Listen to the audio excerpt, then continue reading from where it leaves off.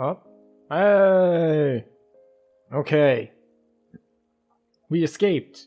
We escaped. The 1 hour meeting did in fact end after two full hours.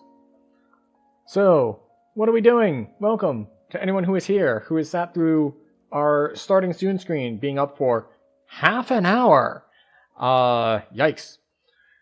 So, we have winter loots. What are we doing with our winter loot? Well, we're going to be doing level 3 since we hit level 5 last week. As for what's changed in our character, we did do one thing with gear. And the one thing that we did with gear... Wait, where did my... Apparently I wasn't wearing any necklace at all. Okay, that's weird.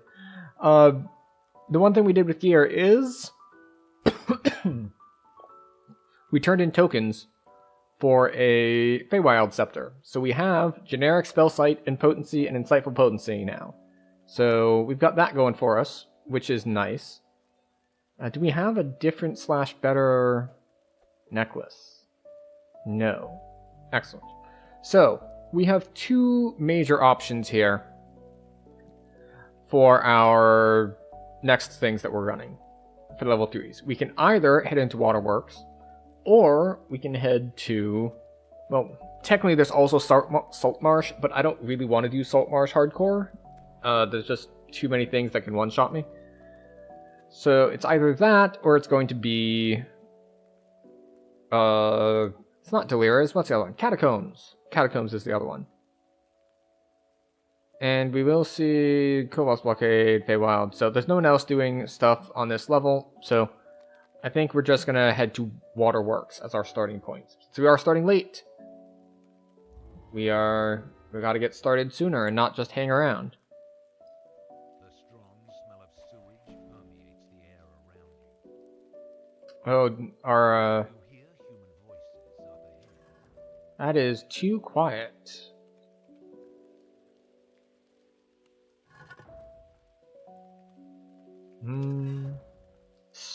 Better for me. Turn that up for you. Yeah, there we go. We'll see if that holds true as correct as far as game audio is concerned.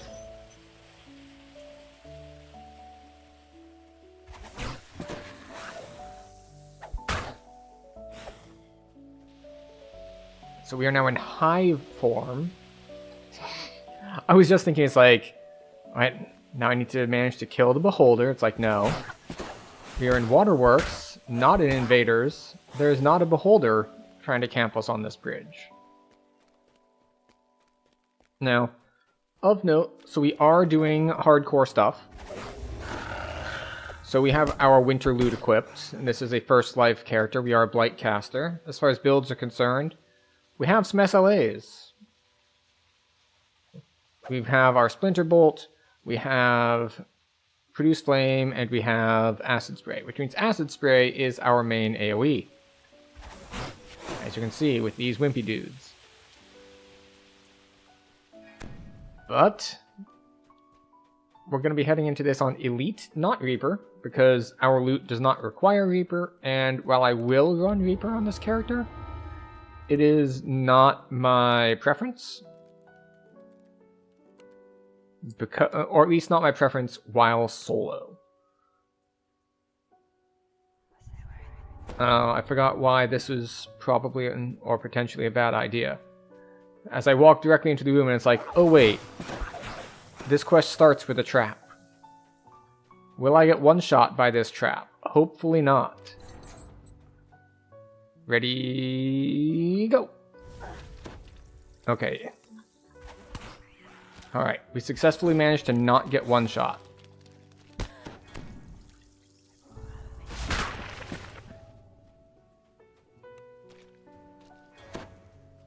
But this one. Oh, once again, not one shot.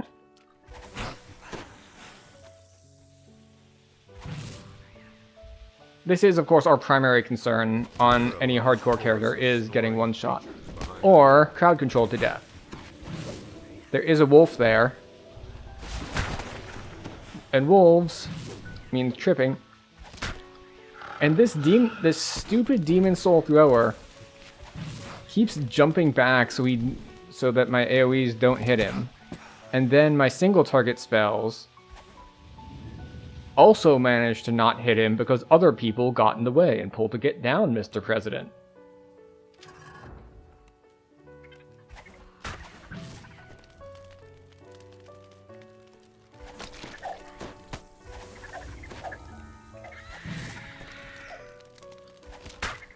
And it's just kind of funny to me how different this playstyle is than my normal playstyle. Because obviously, my main character has a ton of lives and a ton of durability. So I can play a lot more disrespectfully. But in addition to that, not only can I play more disrespectfully because I'm simply more durable and I can get away with more, but, you know, if I die, I die. No big deal. As opposed to this character, where we are on a permadeath challenge. And so it matters just slightly more if we die. We don't have jump, which is always annoying. Like, why is it that the random dudes who we can just easily fight, they're all normal, but when it's a ranged guy or a guy jumping around, then they get to be champions who are concerning. You hear an arrogant and loud hissing voice behind the door. Alright, any champions in here? Champions? Yes. You're a champion. You're a champion.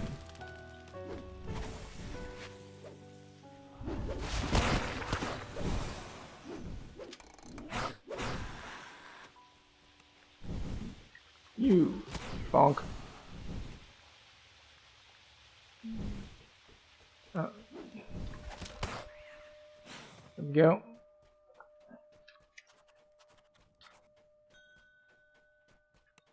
You know, I'm just now thinking that I don't know if I updated my tags on YouTube. I need to go check the YouTube stream here in a moment, because I think it might still have my Where Winds Meet tags on, which is inaccurate. We are not playing that tonight.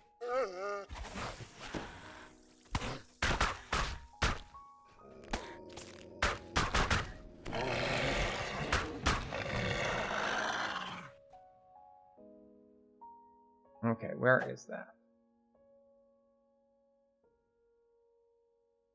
Come here, you.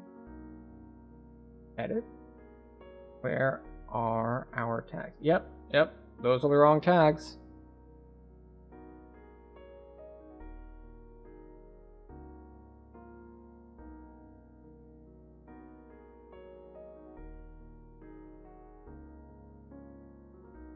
There we go.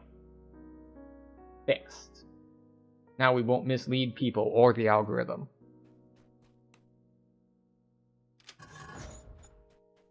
Right, now this room can be a little spicy sometimes, depending on if we have champions up there on the ledges.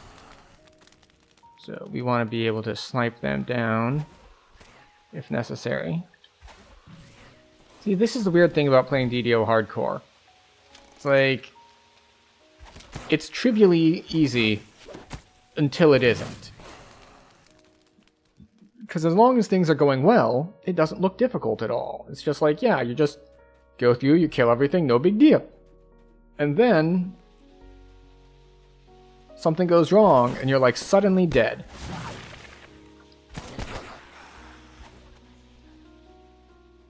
And we don't have any more options on our move speed, or any more charges.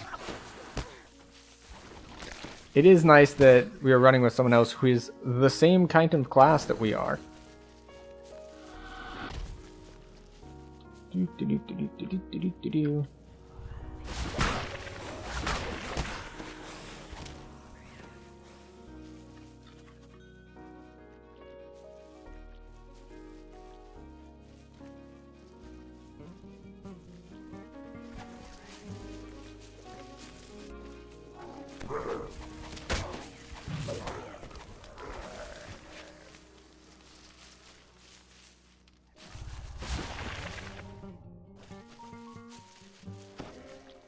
Hooray, moat complete. So, I'm not 100% sure on what the moat spawn rate is. I've seen a couple theories on it. The one that was the most adamant about how it works said that it is 3 minutes after you've killed the 10th enemy. And I have no idea if that's accurate or not. It seems feasible, for sure.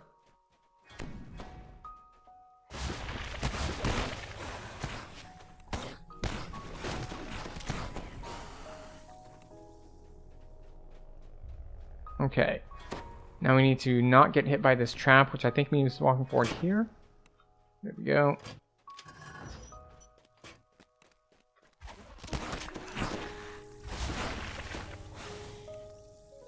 There we go again.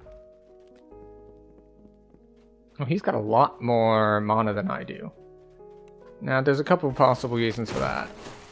One thing is that I have not farmed, because it is entirely possible to farm with a safer character because of how the event is set up this time. What happens is you can't wear any gear that dropped before the event started. But what that does mean is that you can take your established character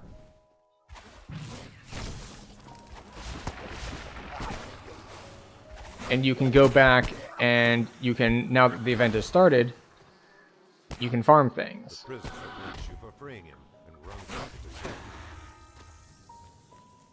So I could take my character who's at level cap, and I could go into Heroic Feywild, and I could simply get gear. Assuming it drops for me, obviously.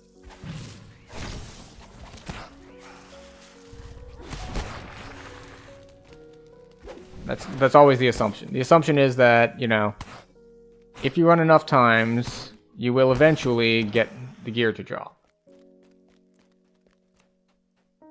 But, you know, sometimes assumptions end up not coming true.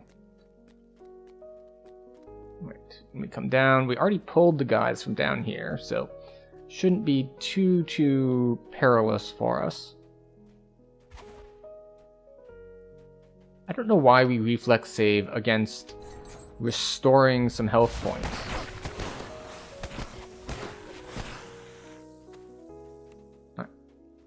What's that? Why did my phone beep at me? I don't see any alerts elsewhere. Alright, out we go.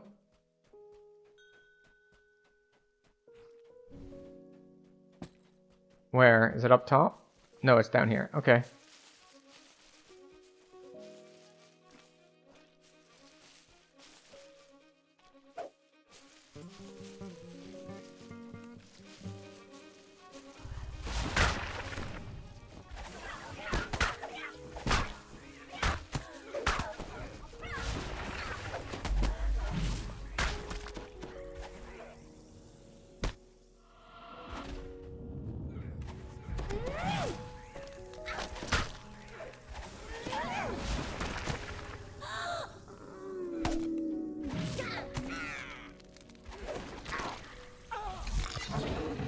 Stupid pixies.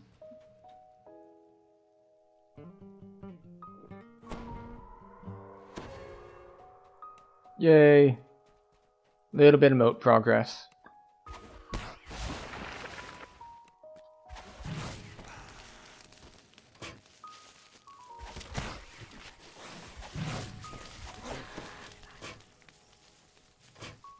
Okay.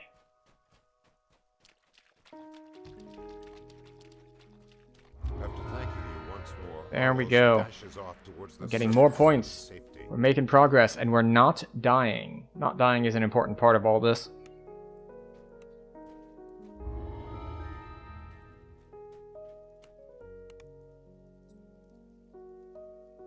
So after we recall out, we can spend our points, which means we can level up Splinter Bolt, which is important to us.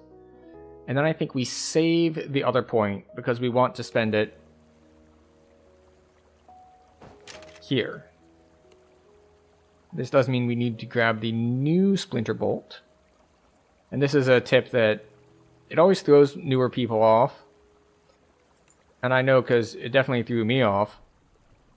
Is that the things that you already have on your bar do not get updated.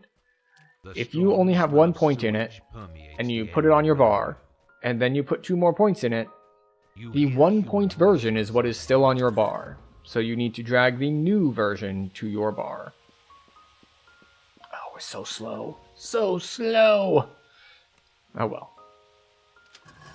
We could use our Expeditious Retreat boots, but I kind of want to save my charges for once we are in quest. Just in case. I don't think it matters, but in case it does.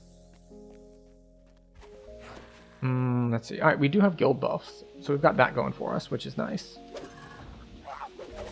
I will note that I have been approaching this event wrong, or at least I did last time. Now, the whole point of the event is to fill up your loot's durability. I was treating it too much like older hardcore events where, oh, well, we need to get all of our favor. It's like, well, no. Favor doesn't matter, in fact. In fact, trying to go for favor would be a bad idea.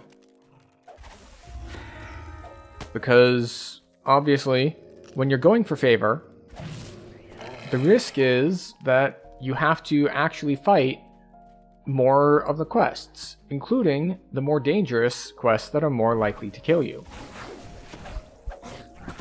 And because we don't need to run those quests for this challenge, that's just an unnecessary risk, which is, from what I understand, I guess I'll call it a meta, even though it isn't really.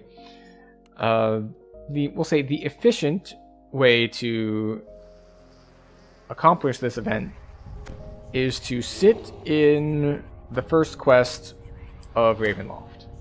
You just keep chain running it. And that's what you do. You go into the mists, you run to the end of the mists, and then you're good to go. And you just keep repeating that, because the moats don't care how many different quests you do. They're just there, they just care how many moats you've gotten to. They don't care about variety either. Now they do care about overall quest level.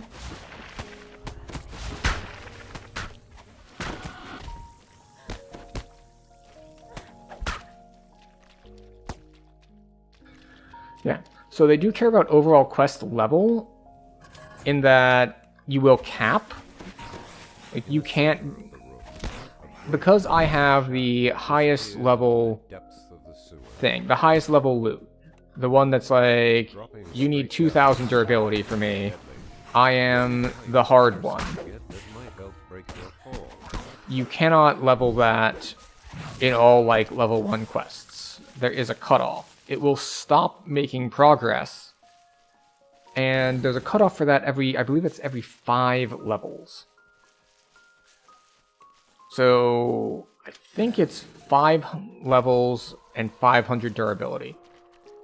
So we can on quests 5 levels and below get up to 500 durability. Obviously, we're nowhere close to that.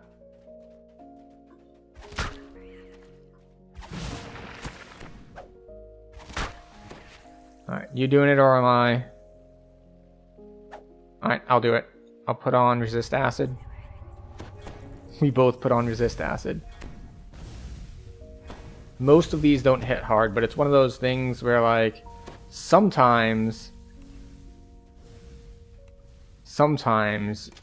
they just do more. Oh, wait a second. Do I have evasion? I didn't think I had it yet. I thought I needed the upgraded shape.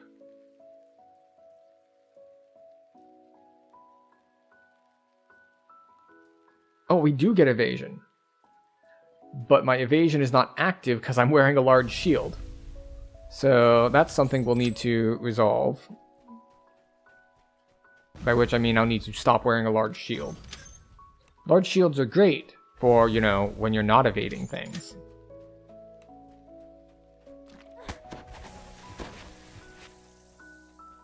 But not when you need to evade things.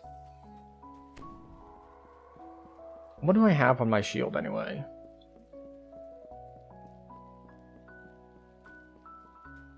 Vitality and death block. So if I take that off and I swap it for Prince's Scepter, I lose 9 health.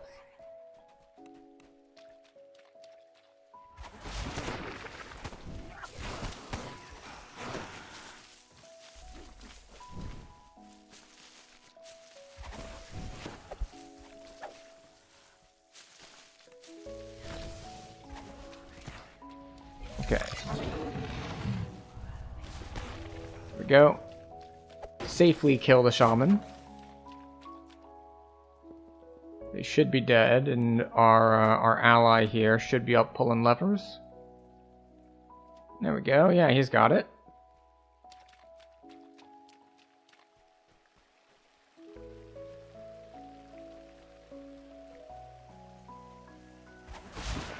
Oh, that was supposed to be further forward.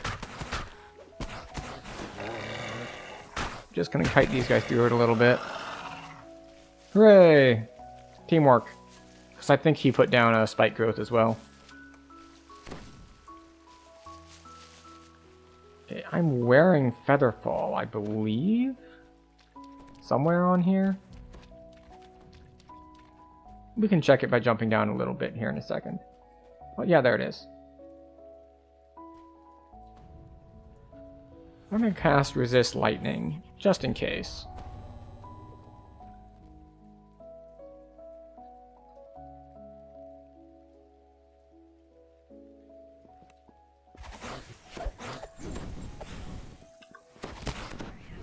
Oh.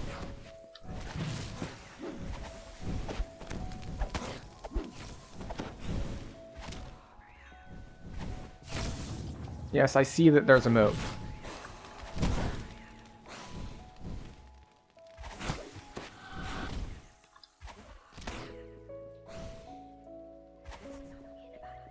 Okay.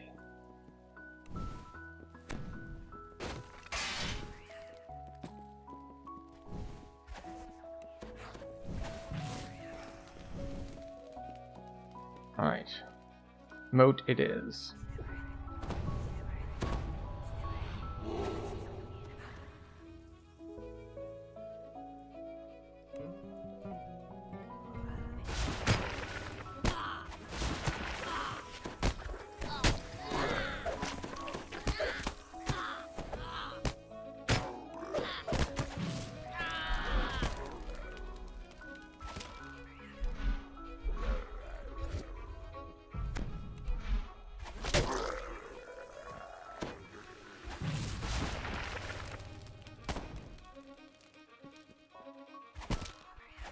Oh, it didn't land.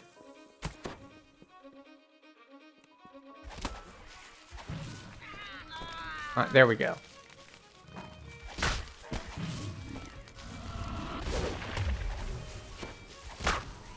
Okay. We burned a lot of extra spell points on that because of the teleporting ones. And now my teammate does not have spell points anymore. Which means I need to try to remember where the heck the rest shrine is in here. I think it's off to the right. That appears to be where our teammate is heading. So we are going to trust their intuition / memory. Excellent. See?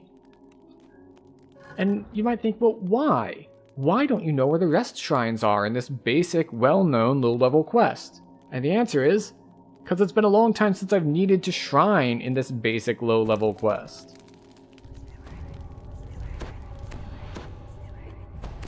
And technically speaking, we didn't need to shrine.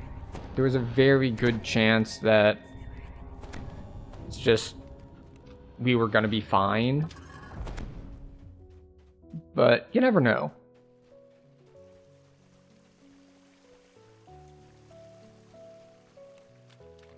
Might as well go into it with full resources. Scratches on the wall. They read Chief Jittick's room.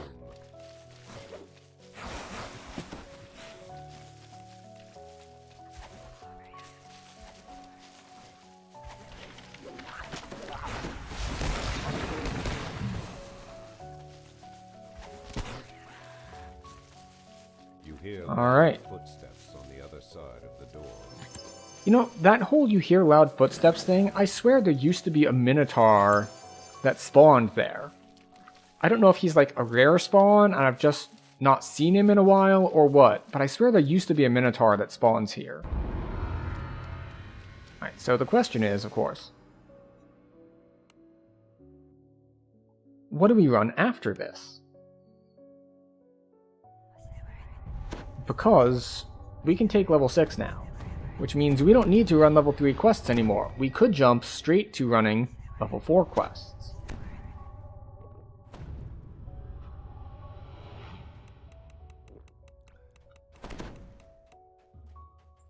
And if so, what would we do about that?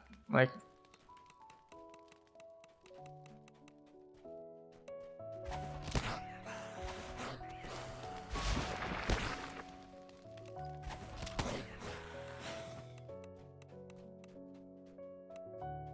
okay, so we're gonna let you out.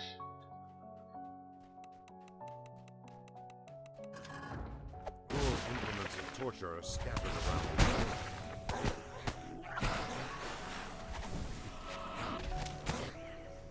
Go.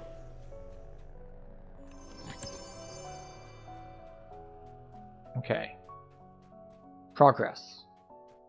Good progress.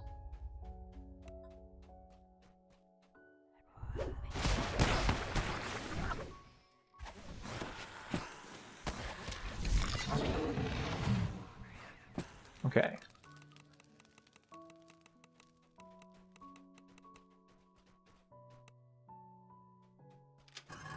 A shamanic-looking kobold shoots nonsense at you from beside a crude altar to his hateful gods. Okay. It's really funny to me seeing how similar me and the other guy are playing. Because we are both playing Blightcaster Druids. But we're also just like how we are like moving and which... Oh, how convenient.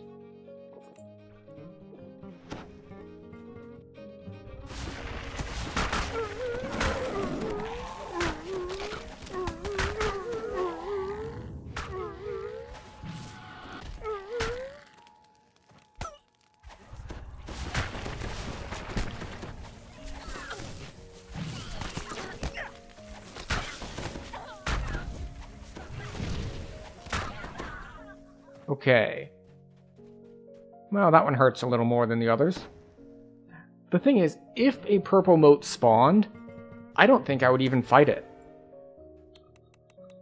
I think I would just say, no, no, Hear the cold that's death. scraping of bones against And we're just gonna not do that.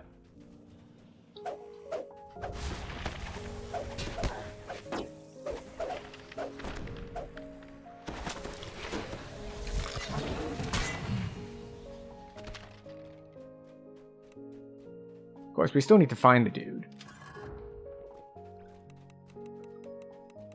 Where is the dude? And yes, we are spamming... Oh, wait. There's the dude.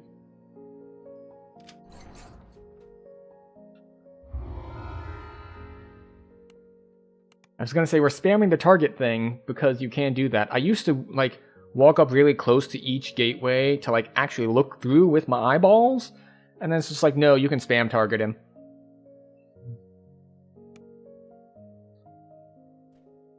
So, yeah, we're going to recall out. We're going to take 6, and then... The thing is, what level 4s would I even want to run? Like, what? Sharn Syndicate, it seems pretty solid.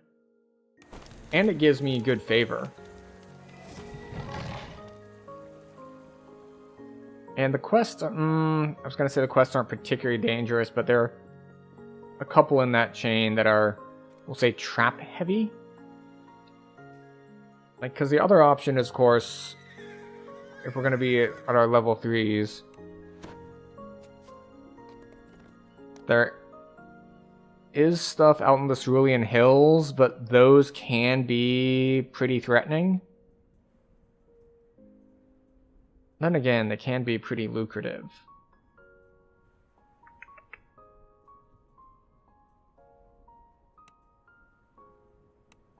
What are our 4s again? There's proof that we definitely don't want to do. I don't want to do the new ones like Rats in the Cage. There's the depths. Depths are doable.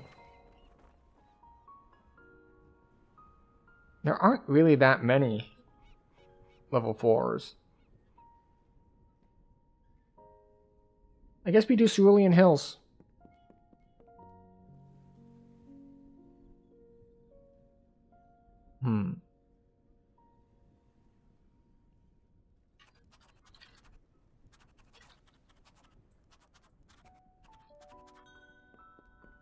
So normally I wouldn't take 6 before doing Cerulean Hills, because it means less XP. But we're not going for max XP. We're going for living while doing quests. And in that respect, it's great. We want Empower.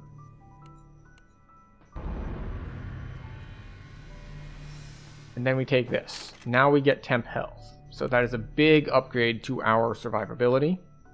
How are we on spells? We get to prepare more spells. 1 level 2 spell, 1 level 3 spell.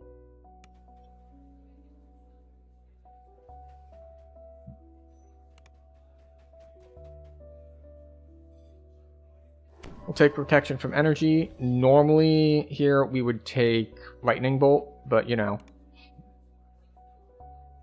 And then here we will take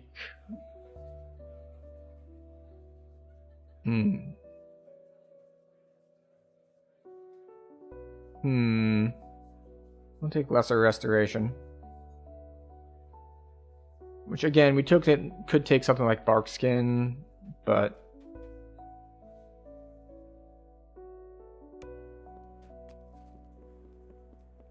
where are we? We're going this way. Because unlike in some other instances, we can actually go in 3 levels over instead of 2 levels over. So we should still be able to advance our loots.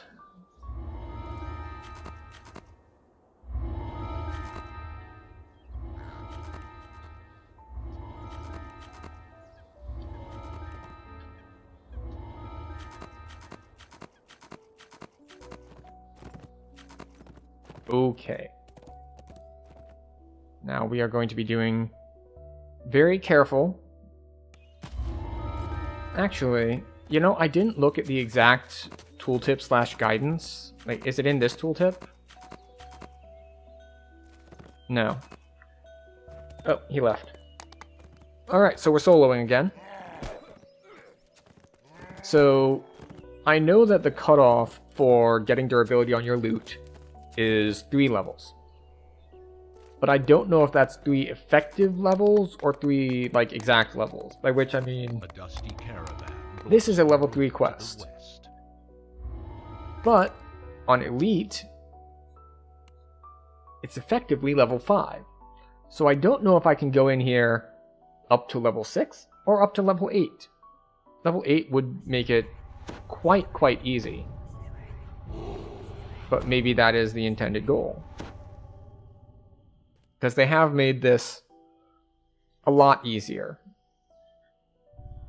I mean, not for the way we are running things. The way we are running things is peaceful on the road to Nash's farm, but the hills echo with distant shouts and the is bark of not dogs. the, we'll say, correct way to do things. Like, if we were trying to be optimal, like, give ourselves the best odds, the best chances of success, like, all that, we wouldn't be doing it this way at all.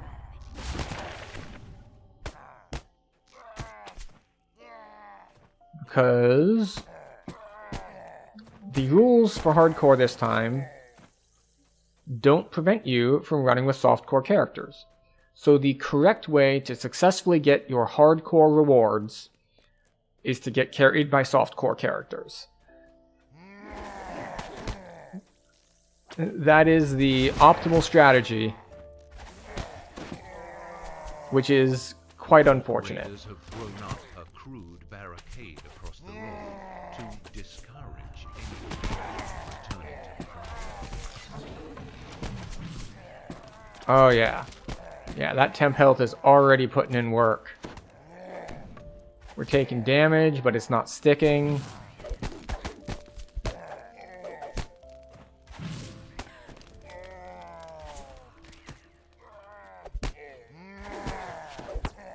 Basically, as long as each guy hits us for less than 21,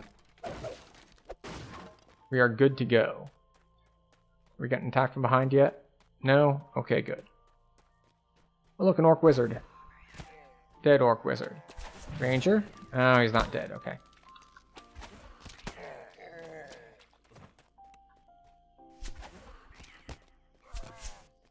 We're just popping people with Splinter Bolt, as you do. Ranger. Dead. Ranger. Dead. Oh.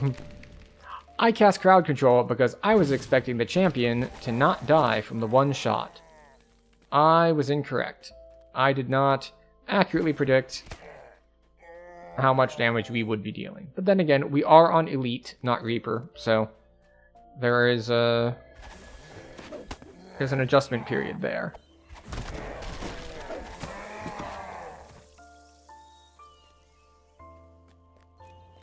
I will see that we haven't gotten a moat yet.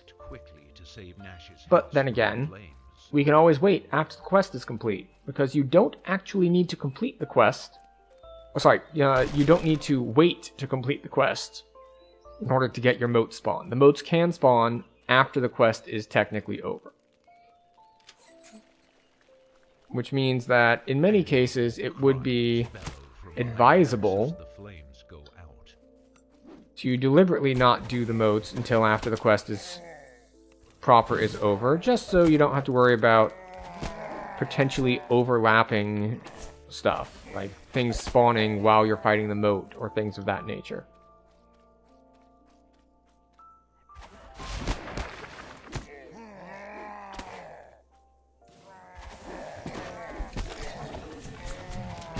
That's a shadow marked guy.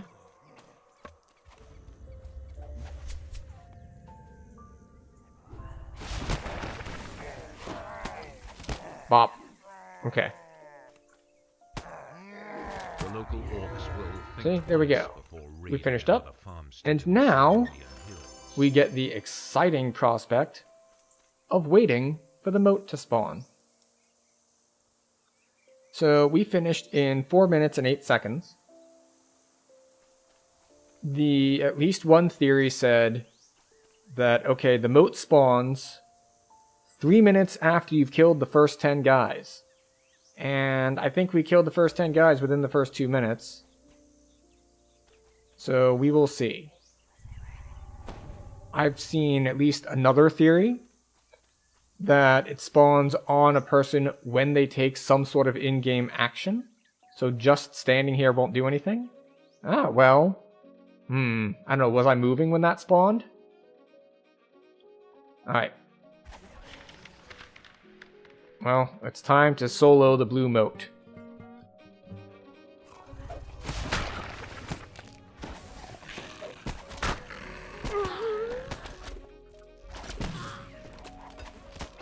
Why all the damage reduction?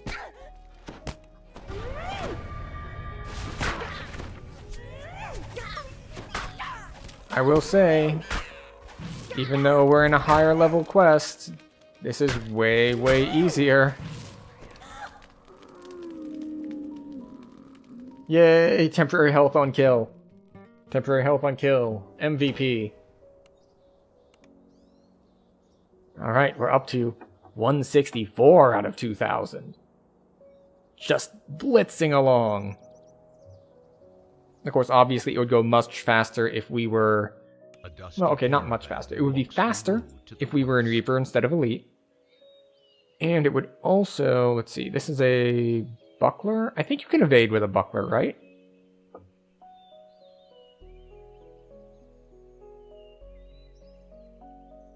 Let's see, what do we have for chests? Chests have fortification on it. I forget the exact rules for evasion. It's... For armor, you can wear light armor, not medium or heavy. And then for shields, obviously no shield works.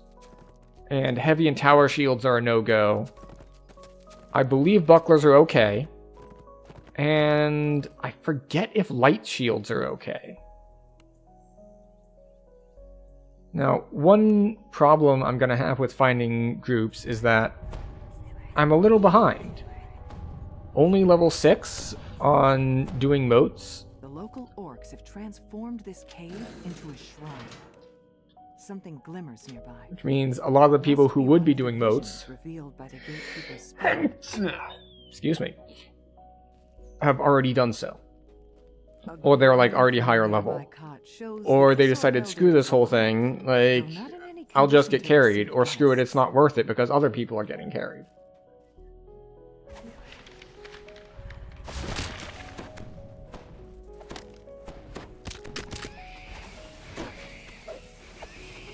There we go. Now, I'm not one to harp on the whole, it's like, other people have it easier, or other people can use loopholes so it doesn't count. But I will say, as far as the enjoyment of the event itself is concerned, I will say it makes it substantially worse. Because part of the whole thing of hardcore was the community and camaraderie aspect of it. And you just don't get that with the way that this event is structured. Because the whole point is like, we're all in this, fighting this challenge together. And if like half the people in party aren't doing the hardcore thing, then obviously you're not all in it working together, overcoming the same challenge together. Like, even if you take out the difficulty part of it, which is another aspect of it. The other part was, we're all at the same disadvantage, so we are the plucky upstarts. We're all on our underpowered characters, trying to do what we can in order to do the hard thing. And then it's just like, well, we're not. There's no need to do the hard thing. Why would anyone do the hard thing when you can either deliberately or just casually do the easy thing? And by deliberately, I mean like, you get a group together to specifically carry you, as opposed to accidentally. It's just like you play your character and you join groups as usual, and groups as usual won't by default all be doing hardcore stuff, so you're just gonna kind of we'll say casually benefit from all of the softcore side of things. Which is something I did with this character. I think about half-ish of the Harbor 2s I was in a party for, and it's just like, oh wait, no, this isn't a hardcore party. This is just me getting carried. So, I did put it in my group posting that, yes, we're doing hardcore loots. And that's probably why fewer people are joining. Because... what it's saying is that, well, you won't get carried, and like if you're just not interested in the event at all, like it's just not your thing, you don't want to wait around at the end of the quests for moats to spawn. Like, why would you want to do that if you don't care about the event? And you're like, it is me telling other people who are on more established characters, this group is weaker and will go slower. And it's just, which is not really going to be very popular. Because, I'm weak and slow isn't really going to endear you to that many people. Now, it might endear you to some people, obviously. Some people are into that sort of thing. It's just like, oh no, I'm so weak and slow and vulnerable, and I need someone to, well, depending on their tastes, take advantage of me, or take care of me. Or both at the same time. Again, depending on tastes. It's just like, huh. Oh, that was maybe a slightly bad idea. So when I shrined, I lost my temp health. It seems that the final resting place of the Orc Elders has a watchful and hungry guardian. Excuse you, I would like the crows to fight me now.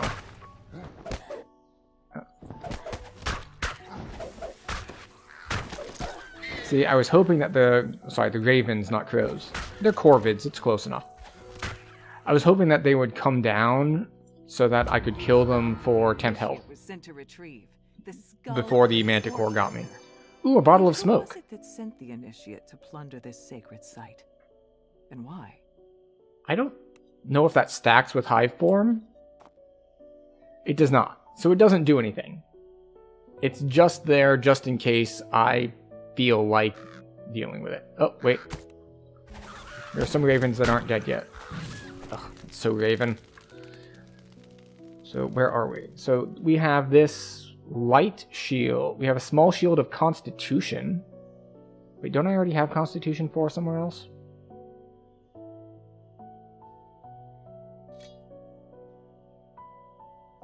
Okay. So I lose DCs, but I don't know which on this stuff has DCs. Like that has DCs, so save 19. Save 22. Yeah, 3 to DCs versus a little health. Fortunately, there is no save on Splinter Bolt, and oh, there is a save on Spike Growth, but not on all the damage on Spike Growth. So we're going to go with the shield. Oh, hey, a moat. How convenient.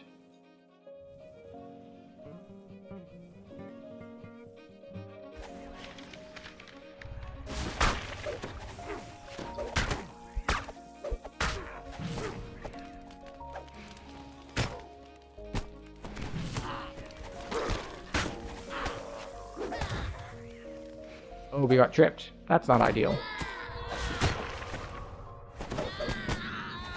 Color spray days. Well, aren't you a bastard? Fortunately, you had ads, and I got temp health off of your ads.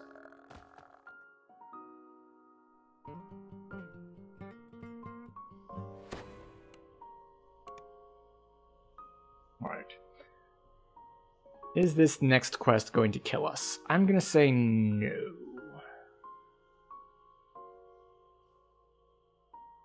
See, this is actually the other bit of calculation you need to do when you're doing hardcore challenge stuff.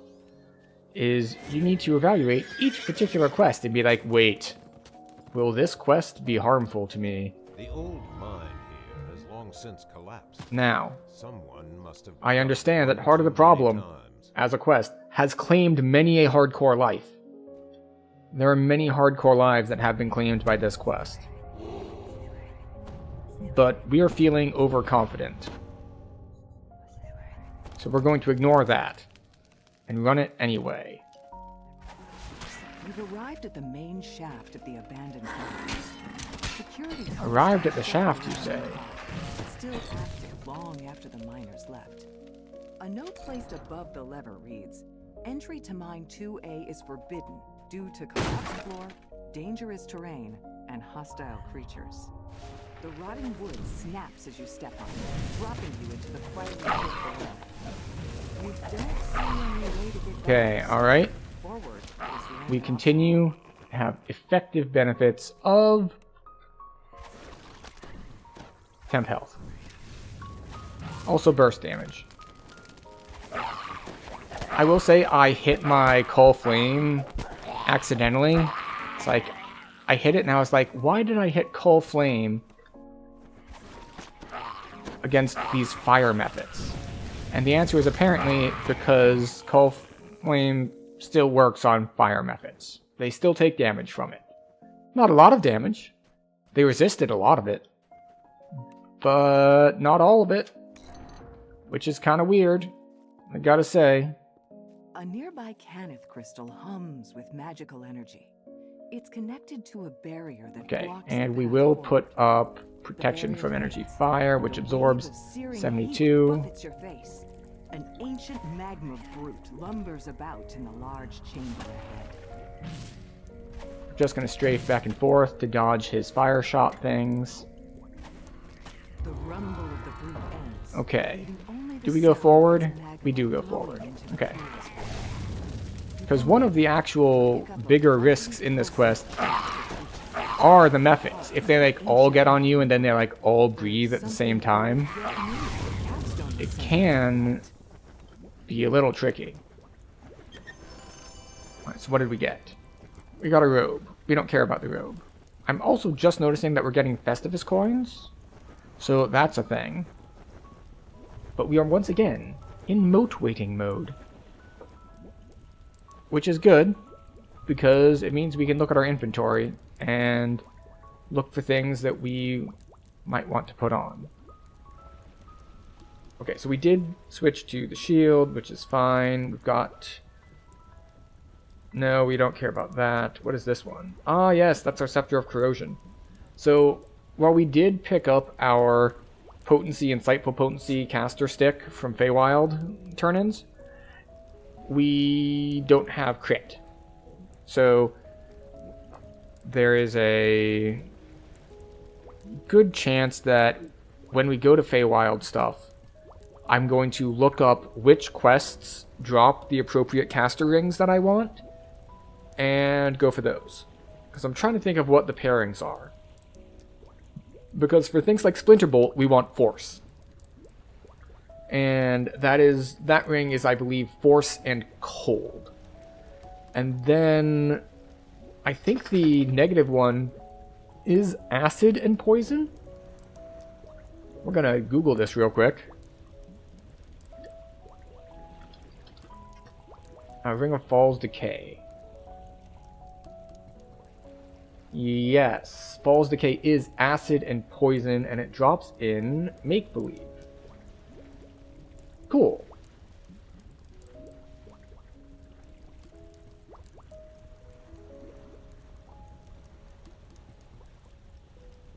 So that's Make Believe. And then...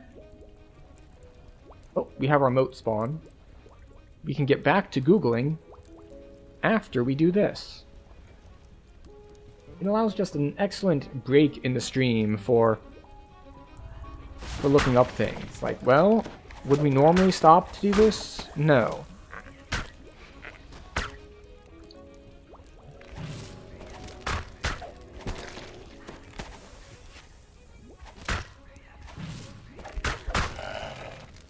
Is that it? Yes, that's it. Good. You know, I'm tempted to go Reaper instead, but I think we're gonna play it safe. If I had a party, definitely Reaper. But as long as we're soloing, I think we're good to just stick with Elite. It means that we'll level slower, but again, it's a first life character. They level pretty quickly regardless. And I'm gonna need to be doing a lot of farming that is not leveling anyway.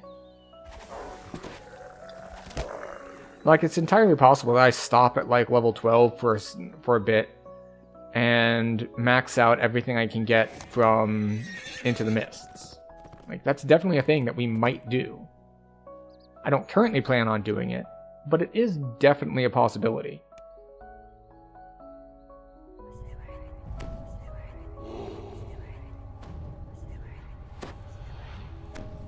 Before she disappeared, Lily Hargrove returned home. Oh, so here is an interesting conundrum. Do I have enough search to find the secret passage, or do I need to do this quest, like, the quote-unquote right way?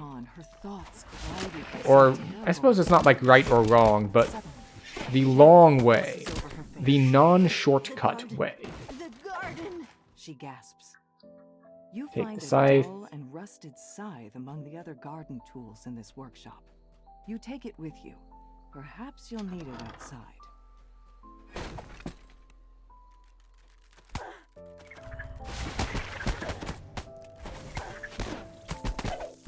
I love that they're dealing 0 damage, because we have damage reduction.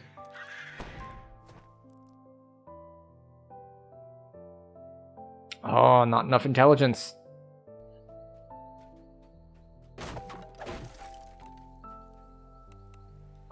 So we're gonna have to go the long way.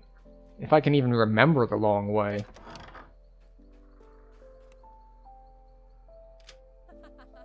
You find a knapsack on the balcony. Its contents suggest its owner has recently returned from a long voyage. Okay.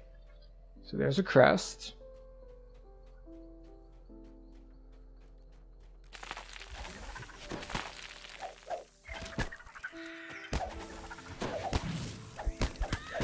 But yeah, I don't have a ton of damage reduction. I think I just have the poison damage reduction from the item from Korthos. But it's still super effective on things like spiders. Like, yeah, I have 4 damage reduction because of just the Korthos bracers that everyone can get very easily from a quest reward. And they're just really, really effective against things like spiders at low levels. Door, but it refuses to budge. You reason that unlocking the mechanisms on the walls will allow the door to open. Only once?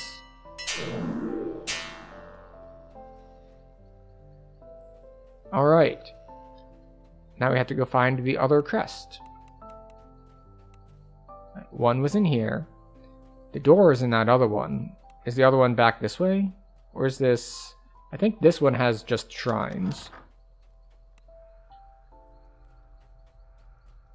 If only we were slightly smarter or more skilled.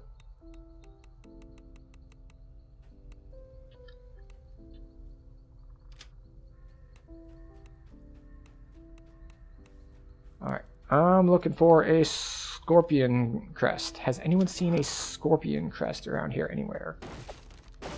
It's been so long since I've done this quest, not the short way. Like, even on things like... Oh, what's this? Oh, okay. Even on, like, hardcore season type things, when I couldn't search it, I was often in parties with people who could search it. Alright, so we got the key.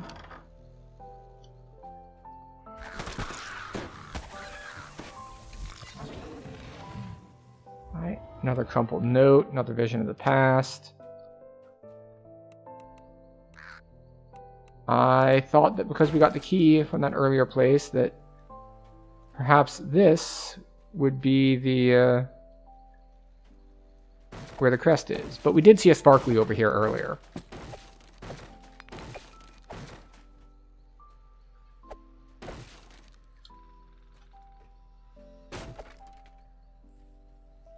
No, I don't know if I've ever done this fully the slow way.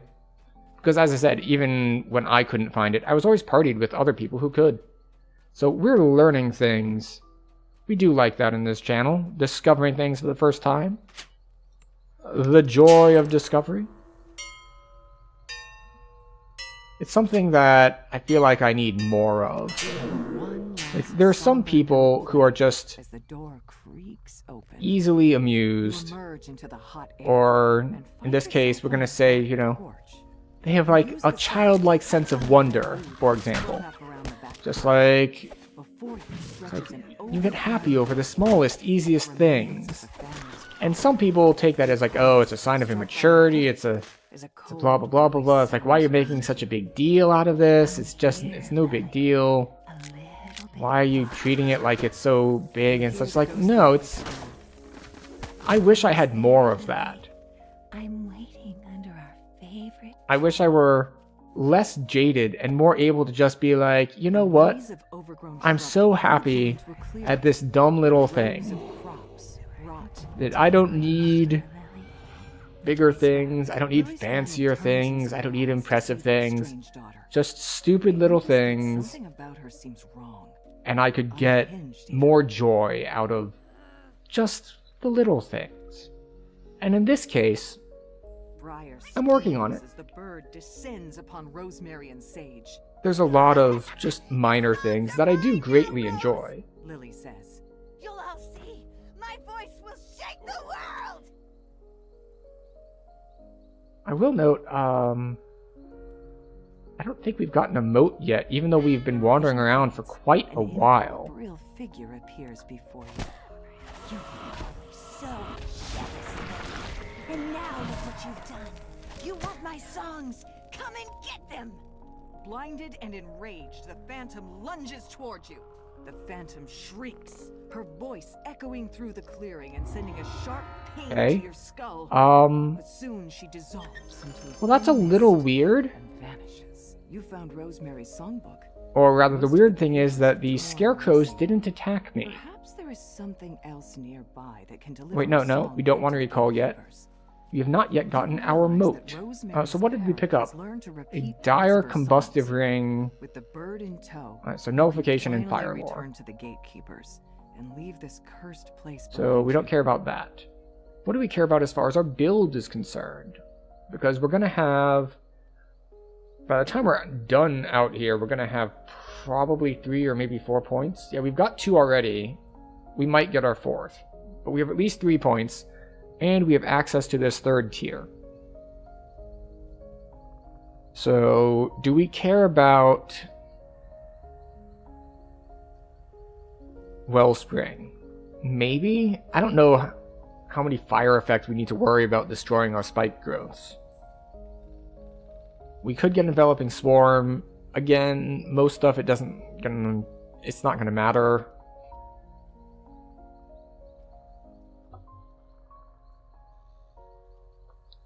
Oh, this is what we want to pick up. When you cast the Spiked Growth spell, it does double damage. So we do want double damage on Spiked Growth. That is a lot of damage. So if we have 4 points, probably 2 there and 1 there and... What is this? No...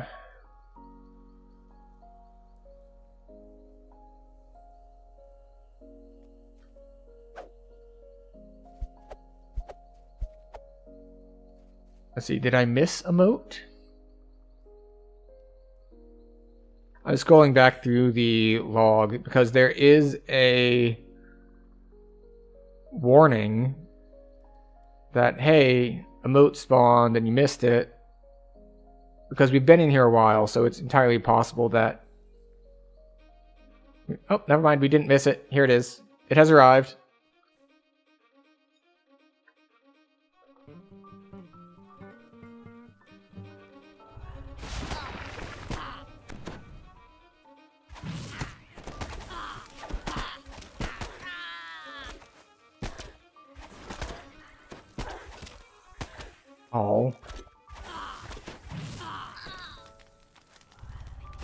Oh, right. Green moats, there's only like the 1 wave. I was still expecting a 2nd wave to come out, just of like weaker guys compared to blue.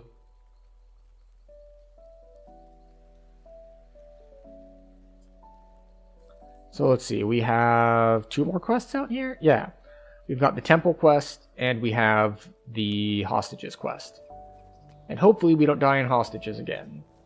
Not that we died this event, but I have died in hostages, or sorry, captives, not hostages. In captives on a previous hardcore event. I got hit with a fireball for over 100 damage. Yeah, it was unexpected. champion casters are just like, hi, you get to die now. But then again, we are over level.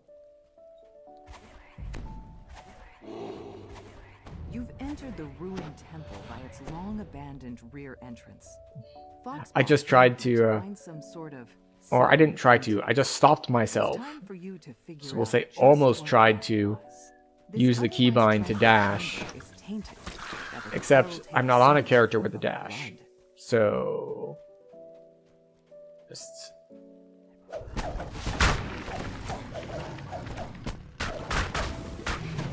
see, they almost got through my temp health.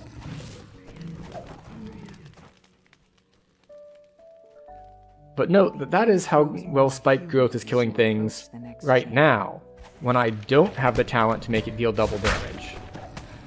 Just think of how effective it'll be once we actually pick up double damage on it. And now for the rest of this quest, we just kind of follow the light. Scorpions? Scorpions. A faint clanking can be heard. The sound of wheels heard inside a temple devoted to the goddess of nature. Should I be aggressively doing things like that on this weaker character? Probably not.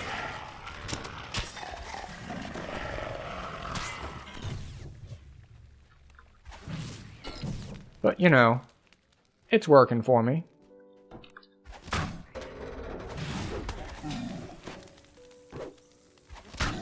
There we go. Cool, damp And do we need to rose up stop from for the more spell caverns deep points? below. I'm gonna say probably not. Yeah. Yeah, I don't think we need to stop. We don't need to shrine here. Unless I do some dumb You hear the things. Scrape of metal claws on stone coming from the air. Spot from the eyes of the mechanical guardian. Focuses in. So we don't have freedom of movement, which is why we're sliding a little on the grease. The guardian collapses But into a heap, and sparks of while he electricity did deal jump some into damage the to us, nearby ruined it was forest. nowhere near enough to get through the temp health. The air grows warm here, where the light streams in from above the stone circle. A single massive apple rests There we on the go. ground beside Another you. 3000 It XP. seems to glow with a faint inner light. You found the sacred Alright, and we are once bounty again Foxpaw was looking in for. moat waiting Now mode, to return to the gatekeepers which means and we tell can them go what back to happened. looking at our build. So it looks like by the time we're done with captives, we're going to have 3 points to spend. So 2 here on double damage on spike growth, and then probably just the 1 here on the crit chance. Because we definitely want this double, but then the question is it worth it to maybe go this way? Because we can get... What are we in? Okay, yeah, we're in winter mode. So, increase cast level and stuff on cold, acid, force, physical, and electric. Which we're mostly doing physical. We also do some acid, but it's mostly physical. So 2 points for more crit. Oh no, summer would be physical. Oh, they're both physical. Oh, okay, cool. All the better. Winter is acid, cold, electric, earth. Fire, light, positive, sonic. Okay, yeah. So it might be worth it to come here. Also because Cold Lightning SLA is pretty solid. The only downside is that we need to put 3 points into Creeping Cold on the way. So if we think about it, like, how could we get this most efficiently? Well, we need 10 points minimum to get to tier 3. And then, so that would be 1, 2, 3. And then we need 1 more, which I guess I could drop 1 more in Beguile, or take the point out of Beguile and put it into crit, which is more likely what I should do. Reset this, go 1 crit, 3, 3, 3. Grab 1 there too. And then more crit. Because the other stuff in Blightcaster is not nearly as strong. Like, okay, Thorn Volley here is probably pretty good.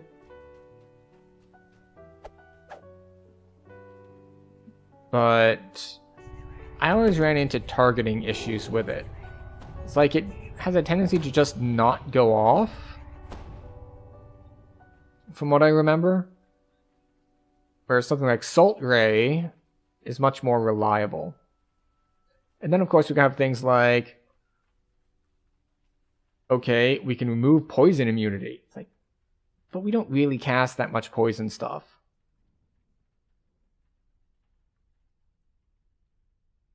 Oh, someone was killed by a Hobgoblin Infiltrator. Or Hobgoblin Infiltrator. That would have been in this quest chain, I think. Let's see, Unkindness of Ravens. Unfortunately, has a 1-minute cooldown. So, for 1d3 damage, to do a Confusion and a Blind.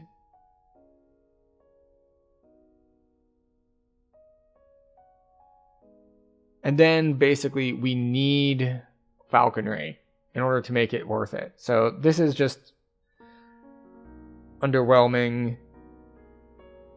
We could go for efficient metamagics, but I don't know if we'll get them efficient enough for me to metamagic anything that's not in SLA anyway.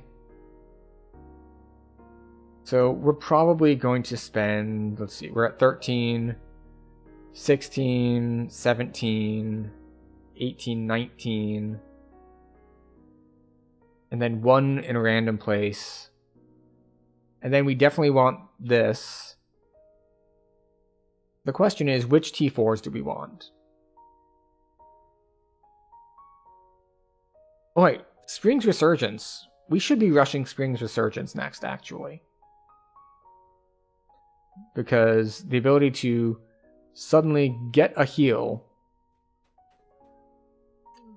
when you get low, and I found this is doubly beneficial in hardcore because it also helps counteract human error.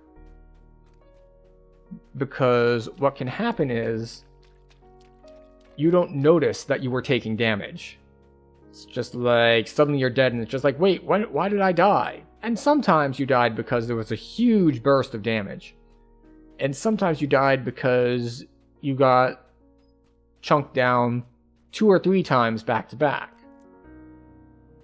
And sometimes in the chaos of battle, it's hard to notice this sort of thing. And Spring's Resurgence gives you a nice visual indicator of, oh, your Spring's Resurgence went off, which means you got to low health and you had to have a heal pop on you. Oh, good. A moat. Let's hope that the place where it spawned, like having the rock here, isn't a problem.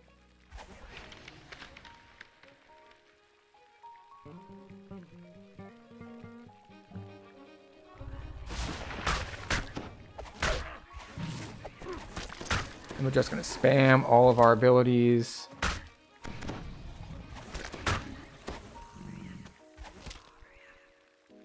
Oh, did it die? I think it died to a tick from the spike growth. Excellent. We are now... Oh, I was going to say we're now officially over 200 durability, but we are not. We're only at 199.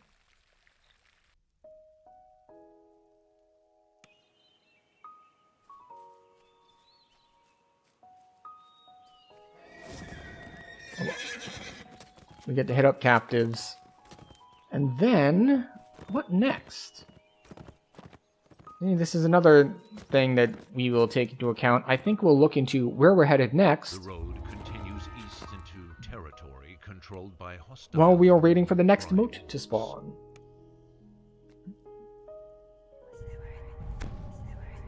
Because it gives us a little bit of that convenient downtime at the end of each quest. Oh, a human necromancer killed someone. I'm trying to think where there are human necromancers. Alright. we are now past one of the most dangerous parts of the quest, which is the start of the quest, and it's not necessarily dangerous because of the the actual things there that are threatening to us. It's the most dangerous because we have not yet built up our temporary health shield. So we're only at like 144 health instead of what we're currently at of the 207.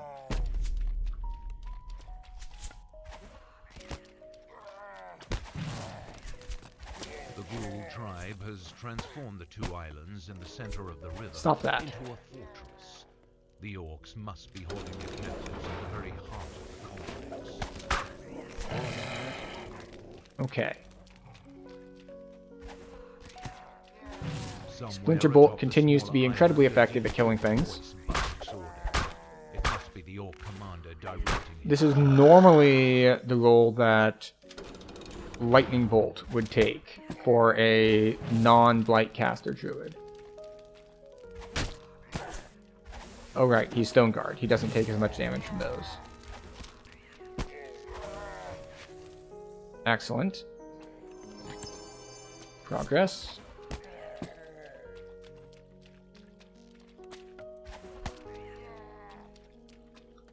Just splinter bolts for each one guy as we run into them.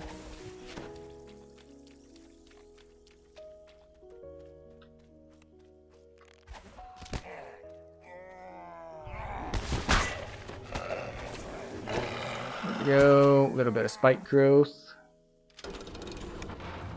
We do, because it's a newer character and we don't have a ton of gear or extra spell points, it must be one of the captives. we do like being efficient with our spells. In this case, efficiency with spells means if I'm going to cast a bunch of mana on this AoE spell, I want there to be a certain number of people inside it, Inside the nearby because it's a waste of mana to use it on just one person. But you know, if it's 5, then it's fine. It's nice and efficient. inside the Oh, nearby I was gonna just move forward with you still alive, but you were a champion. And so, Lady Asdal and her bodyguards. because you're just a normal champion, not a digital champion.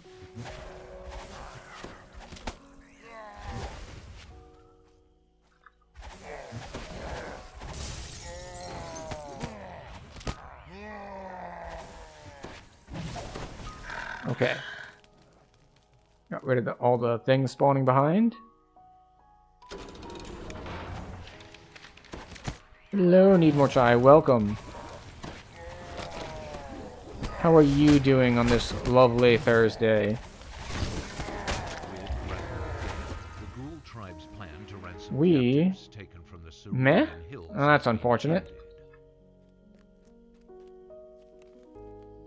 So, a less lovely Thursday then for you, but it's alright. We can make do regardless.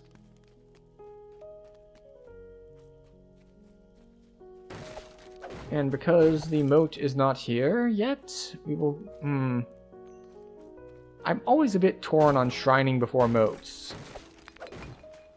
Like, I'm pretty sure it's the correct decision to have full spell points so I can just spam all of my spells.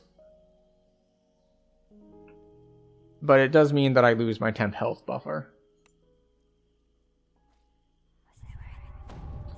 But as promised, we will look at where we should be headed next. Because we can hit level 3s or level 4s. Like, I don't really want to do things like Irestone or Fresh in the Air. Just the risk is there, and I don't think it's worth going for. We could just go ahead to Depths, which is skipping forward a little bit, but I think it'd be fine. There's not a lot in the Depths quests that I'm concerned about killing me, because they're older and a little easier, quite frankly, than a lot of things. And we can get up to level 7 there, which means we might just take 7 and start going to Feywild. But it's unfortunate that you are only feeling meh.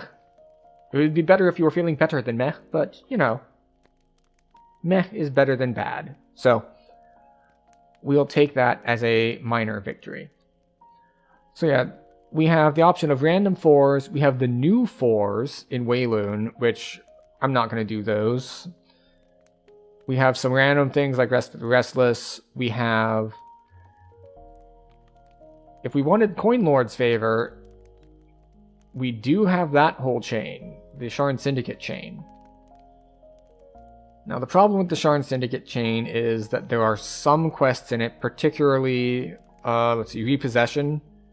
I'm not doing Repossession solo without a Trapper on a permadeath character. That's just not going to be a thing. And also the Rescue one, I'm not doing solo without a Trapper. So I wouldn't get all the way through that chain. I could only do like the first 3 or 4, which still might be worth it for Coin Lord's favor. Got a verbal offer for a dev role after passing the interview. Then they say they can't give it because they don't have the funding. Yeah, that does sound meh, because it's good that they... Let's see. I was going to say respected, but I think it's more accurate to say like that they acknowledged your skills. They're like, yes, we would like to hire you. Unfortunately, we don't have money to. So they're like, you're good. We think you're skilled. We would like you to work for us. Unfortunately, we can't pay you.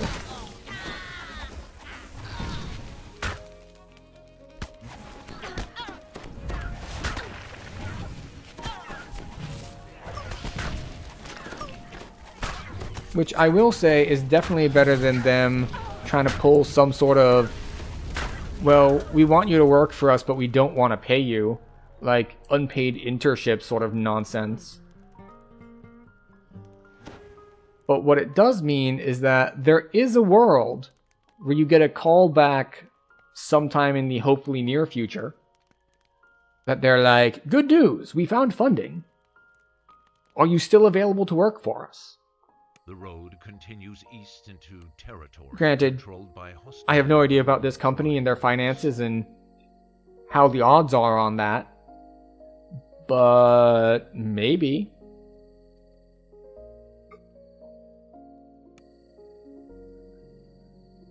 Particularly if it's like an end of year thing.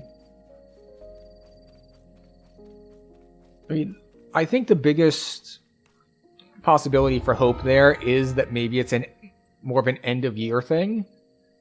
It's just like, well, we don't have funding because like budget's an end of year, but the start of next year,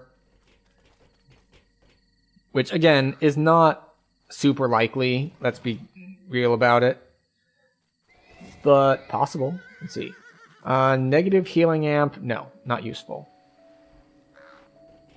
3 constitution, no, we're just gonna, we'll take a dagger, sure, why not. We don't want a large shield because we can't evade with a large shield. Actually, let me check, what kind of shield can I evade with? I know bucklers work.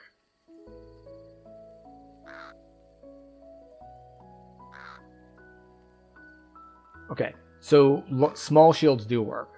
As I was talking about this earlier, like I know that you can evade with a buckler on, and I know you can't with a large or tower shield, but I wasn't sure about small shields.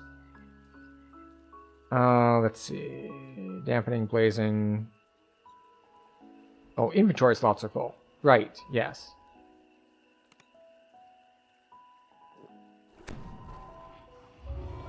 Need to clear inventory space. This is why we... Yeah, it's like, yeah. We're definitely... Wait, where are we on Coin Lord's favor? Okay, we have enough Coin Lord favor to get another inventory tab. Which is, you know, nice to have on established characters. But on a new character who only has 3 bags, a 4th bag is way more impactful than taking my main from like 6 bags up to 7. Then again, my main does have more like random crap they're carrying from past lives. just a lot of things that add up. Slot for the Gibber's Blade, slot for the Harper Pin. Just, it adds up. That said, talk to you, we get more bag space, then we sell stuff to clear bag space. And then we get to do the first part. I think I'm going to take that down, and I'm going to go towards this faster. Yes. We'd like to trade. We would like to sell. What is this? Physical sheltering 6. Impulsive of enchantment. Holy 3, mid-level 6. No. So the trick is that I'm not keeping any sort of weapons that are level 5 plus, because at level 5 you can grab a Fey weapon, so it really doesn't matter. Dodge, reflex, shatter. Death block of natural armor. We're level 6. I think we can get stuff that kills us now.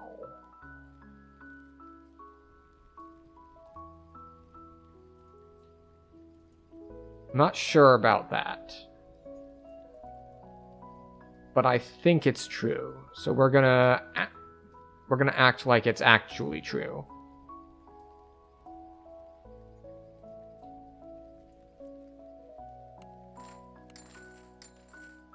So we're going to put on our death block belt, which is here somewhere. Yeah, we lose false life.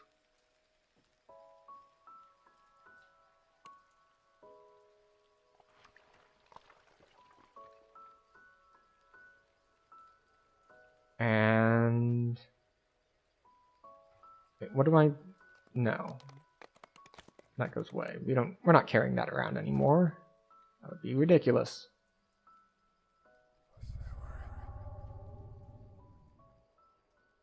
Okay. We have more stuff to sell. Sell. Scroll of Cure Moderate and Summon Monster. Repair all of our stuff.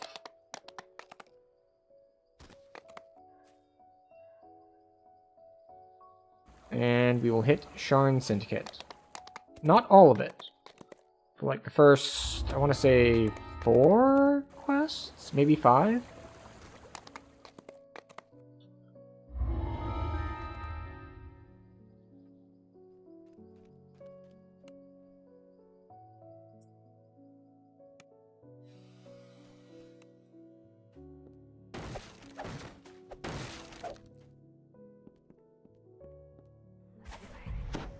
Alright, we put our buffs on.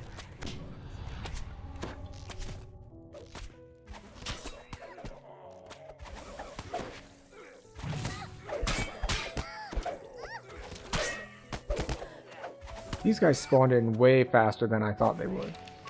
You take a web.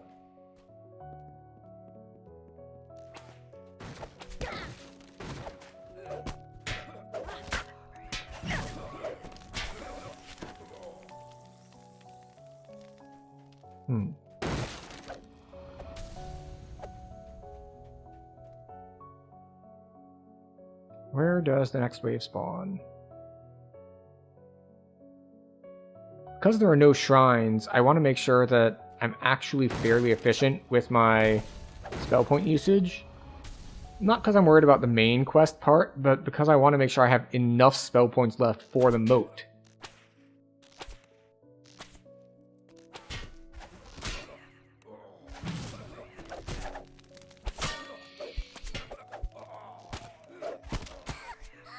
So we're basically just going to be splinter bolting things, because it only costs me 2 spell points.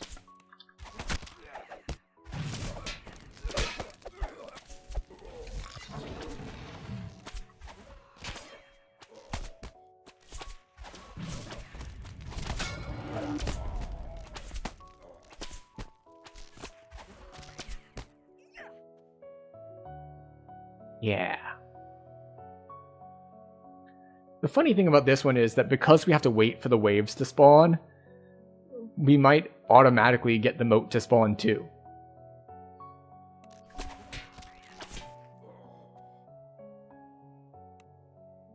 It's just like, well, we were already waiting.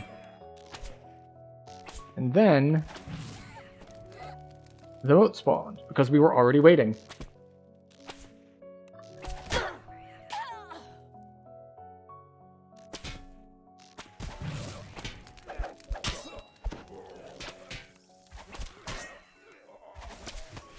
Oh, that was the wrong button.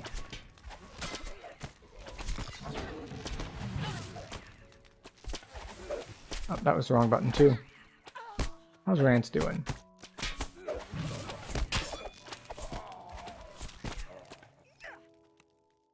You know what? We'll give you a little heal.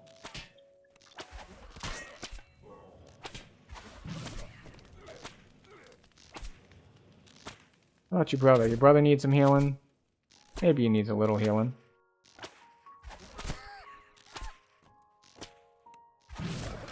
There we go.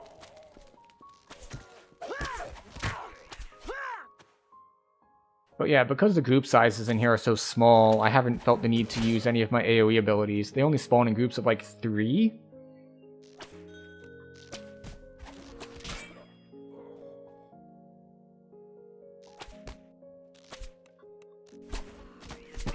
Oh hey, it's the same guy who was with us in Waterworks.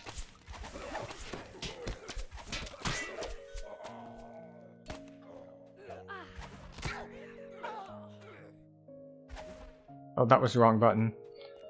That was a waste.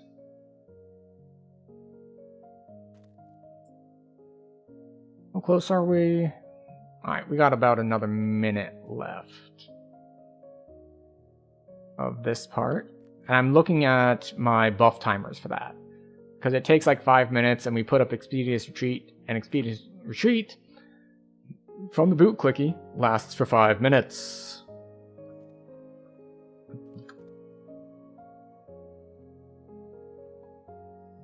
Eventually they'll attack again. I'm sure of it.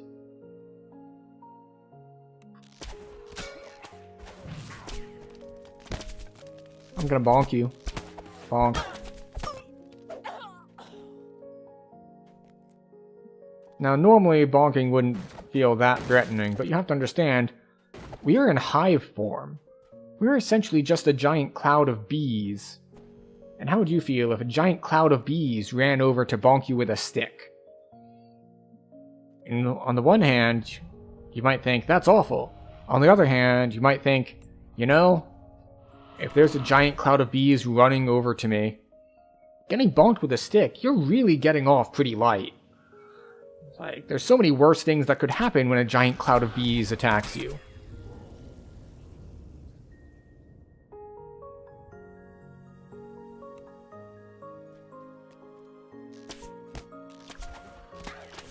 It's the nefarious shard circuit Underlord slapped up. If lust settles into an eerie quiet, the shards and the crackers have fallen. You and the stand There we go. are left standing. Now we move over here. Oh, and there's the moat, right on time.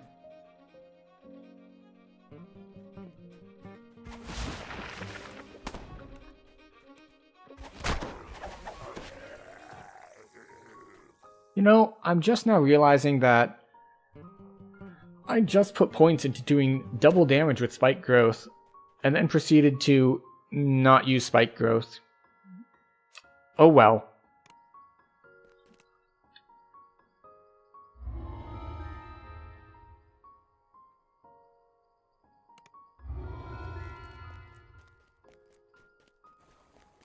Dirty laundry we can do. There's nothing really dangerous in here, as far as like traps or anything is concerned.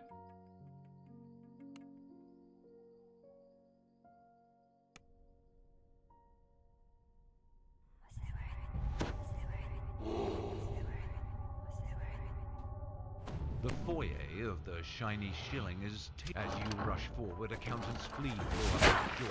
Guards cover their escape. Like, man, he's pretty durable. Across the room, you see a false bookcase swing shut, covering the money launderer's escape. Oh, alright, we're getting lag, which is not ideal.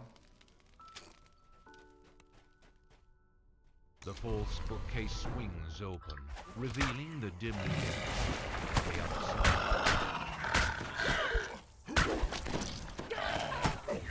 There we go. The door ahead is barricaded from the other side. The money launderers must have prepared well for this day.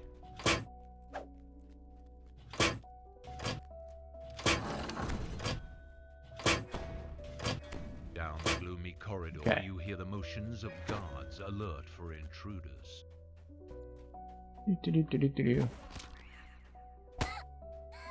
Oh, that was a delay.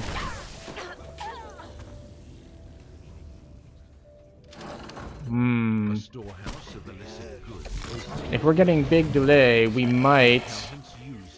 I was gonna say we might switch to another game, but I think before then we would switch to just a softcore character. Because there are amounts of lag that I'm willing to play with on softcore, but not hardcore. The strong room door is locked securely. Wait, where's the keg? Oh, there it is. It's up top. Entrance would make your mission easier.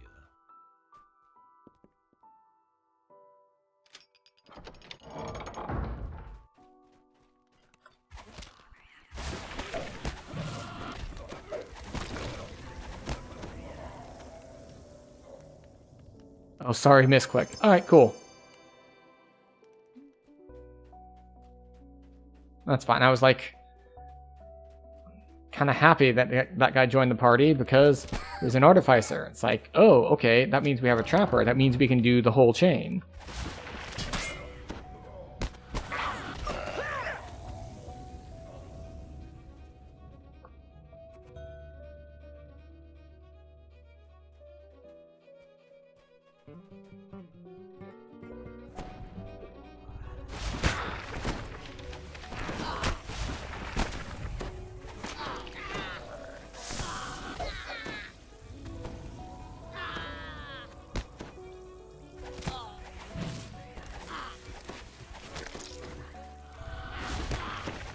As we both cast the spike growth on him. Hooray!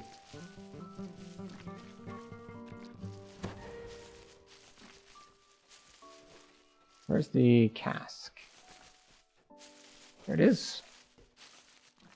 Is it really necessary to do it this way? No.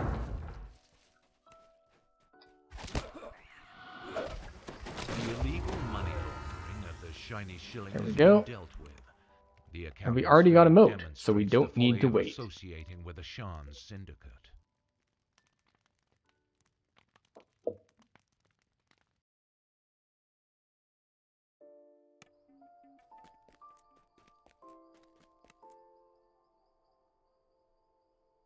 Way shaded, chilled, reinforced.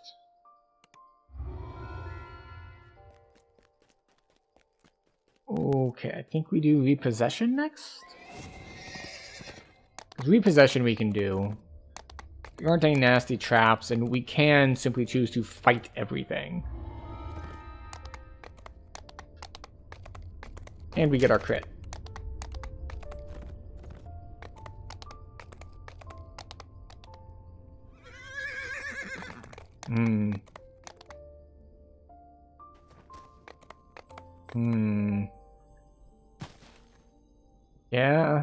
Yeah, the lag is...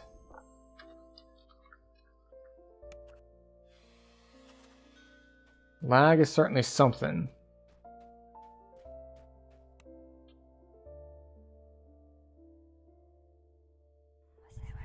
Which again, it's annoying, but not a deal breaker Proceeds through the door to the inner for playing in general.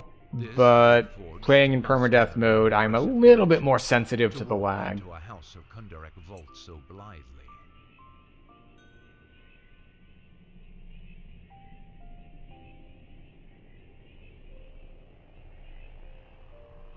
So he's got a ton more spell points than me. Am I just not running a wizardry item? Because I don't think he can get that much more wisdom than me. And still be on a winter loot. It's entirely possible he's not on a winter loot. He's on a summer loot. And that's like a multi-life character. But then he would probably be running higher difficulty stuff and not slumming it with me in Elite. So, who knows?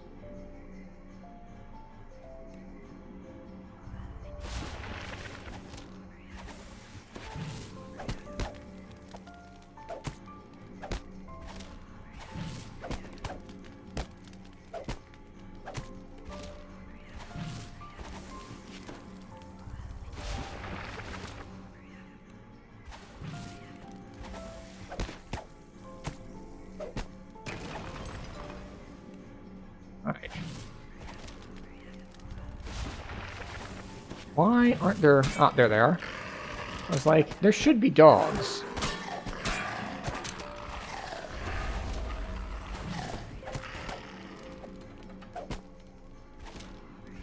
House Kundarak uses only the finest cane of crystals to protect its walls. Normal weapons can chip one down, but such a crystal might be more vulnerable to certain spell effects. Okay. It seems the bank alarm has drawn So, you can be sneaky and choose to not fight the guards. in order to escape. I don't think we're going to take that luxury.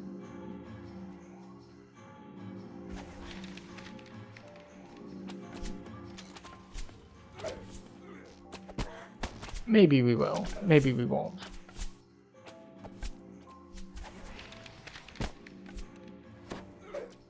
The last set of security bars retracts, leaving the exit clear for you. Wait a second, did I not? Oh, we only killed 5 guys. Actually, will a moat even spawn? Will a moat even spawn if we only killed 5?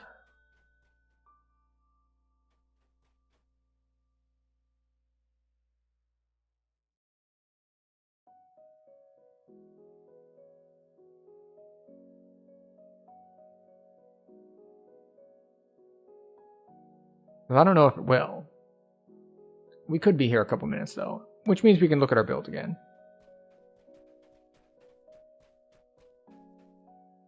Oh well.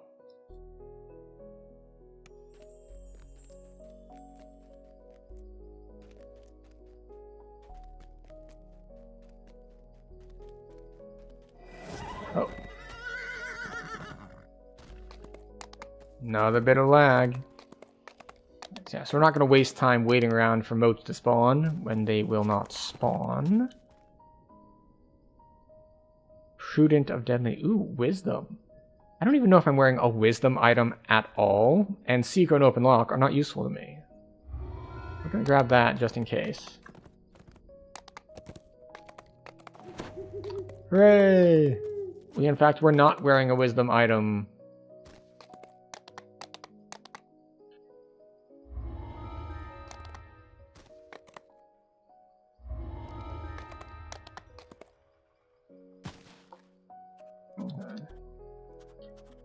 Well, I don't think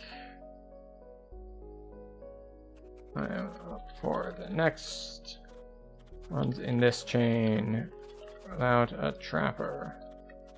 So we're looking to head somewhere else. Question is where? Depths?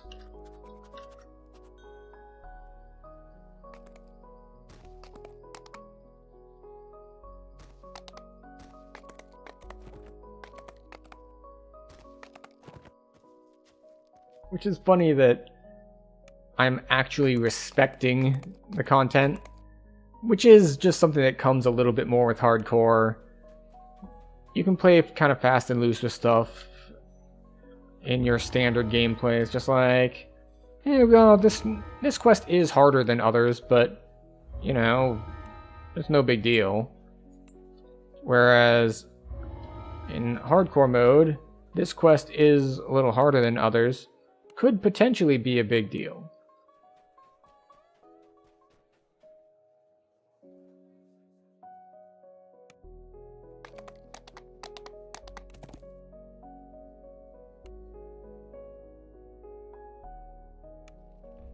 Now we are counteracting the, we'll say, benefit of a first life character where we don't need that much XP to level up. It's very fast. But we are leveling on Elite, not Reaper, so we're getting less XP anyway, so it evens out a little bit.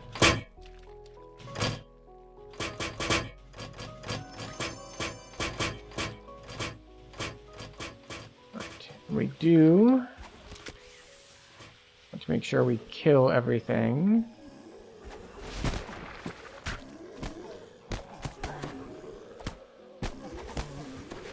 Well, not everything, but we need to kill enough stuff to get 10 kills. We're at 9. You'll do. 10th kill.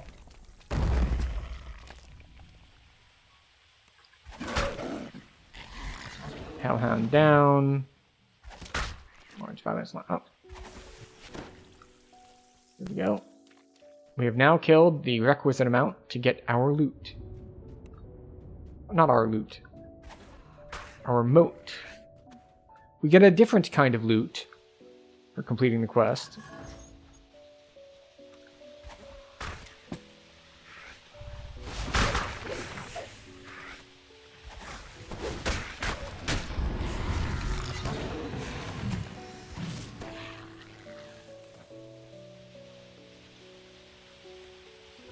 So we are eligible for a moat. And this gives us a chance to look at our build path again. So let's see. We have 8 here. So we go 2 more here and then 1 here. That does delay our lightning bolt, but I think Splinter Bolt is doing a good enough job that we don't need Call Lightning necessarily. At least not very quickly. So the next 4 points we get crit, and then we get, or well, this would be 3 points. So we get crit, we get max caster levels, then we go for SLAs. That's 6 more points. So 1, 2, 3, 4, 5, 6, 7, 8, 9 brings us up to 17, 18, 19. Maybe drop a point in here. Yeah, Autumn Winds is just a very small defensive buff. So we can grab that too. So yeah, our next points are all going into here. We get the SLAs, we get the crit, we get our next core. After completing the mission, play moat. It will appear quite late next time.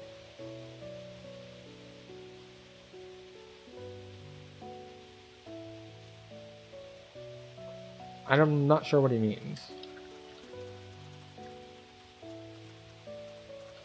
The loot time after claiming the moat. Where was I? Oh, yes.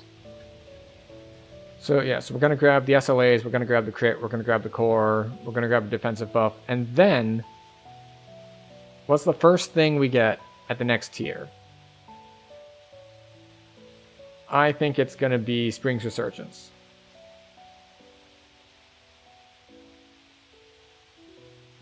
Because we only really need 1 point in it, right? Yeah, the only difference in upgrading it is spell point cost and cooldown. And I don't think either of those matter that much for what I'm using Spring's Resurgence for. How much does it heal again? 20d6? 20d6. And a d6 is roughly 3.5. So it's like 70-ish healing. Which is significant.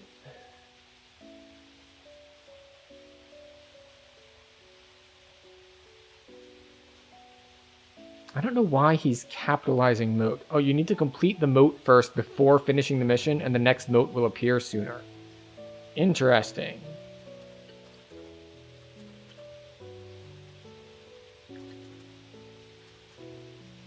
I didn't think it mattered. Before or after mission completion.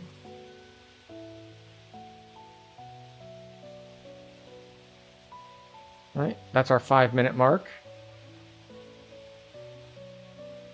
Huh, almost exactly at 5 minutes.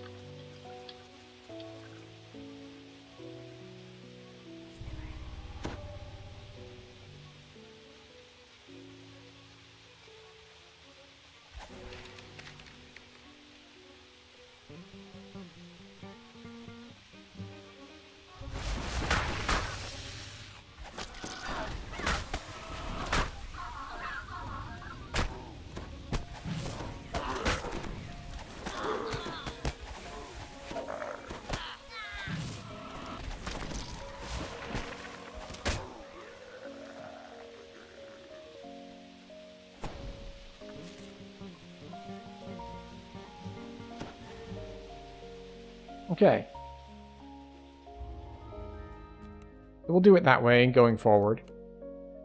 I don't know if that's been empirically tested, because this is one of those things that sometimes stuff just kind of gets into the zeitgeist, which is just like, yeah, this is just something everyone knows, and then eventually someone looks into it, and the thing that everyone knows is actually wrong, and it's just like something some dude said once, and everyone just kind of went with it.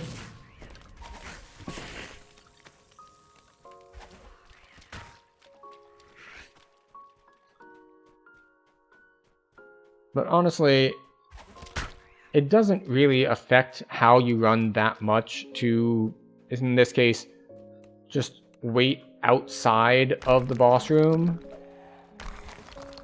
to get the moat instead of killing the boss and then waiting for the moat.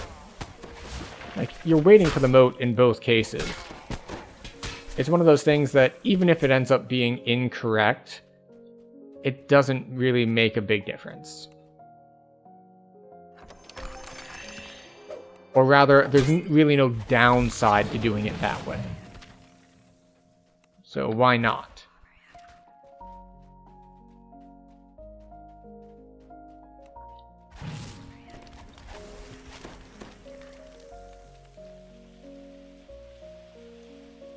I wonder if there's a trap here. I'm gonna jump just in case. Alright, so we have... yeah, we've got 16 kills. Okay.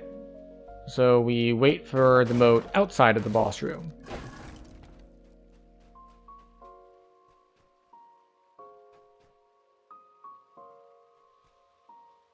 Okay. So we know where we're going with our build. Let's take a look at our inventory and our potential gearing options, because it's entirely possible that we picked something up that is better and we just haven't put it on yet.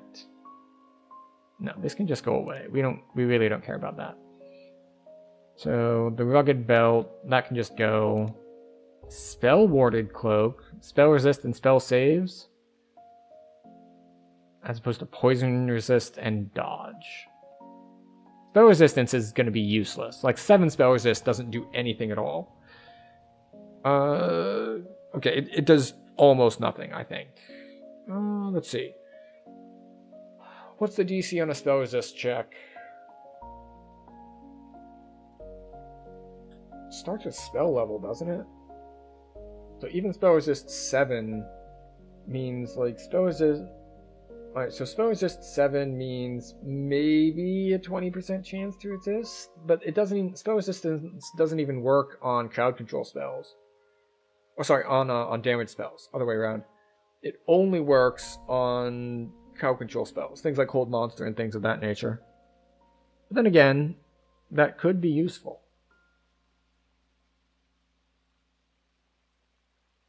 So what do we have as far as shield alternatives? Oh, Torbok. Torbok was slain by misadventure at level 9.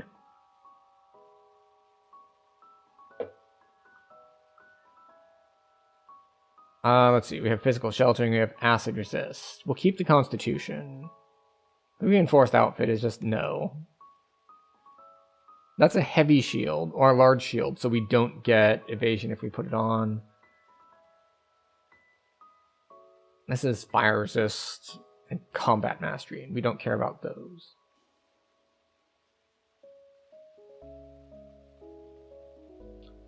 So last time the moat spawned almost exactly at 5 minutes, because it expired right as our expeditious retreat wore off.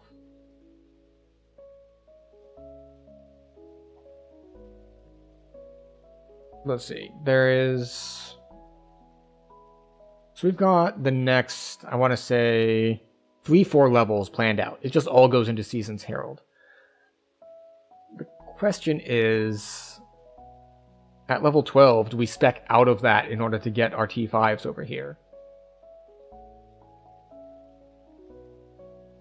Actually, Winter's Heart might be the winning move for a hardcore thing.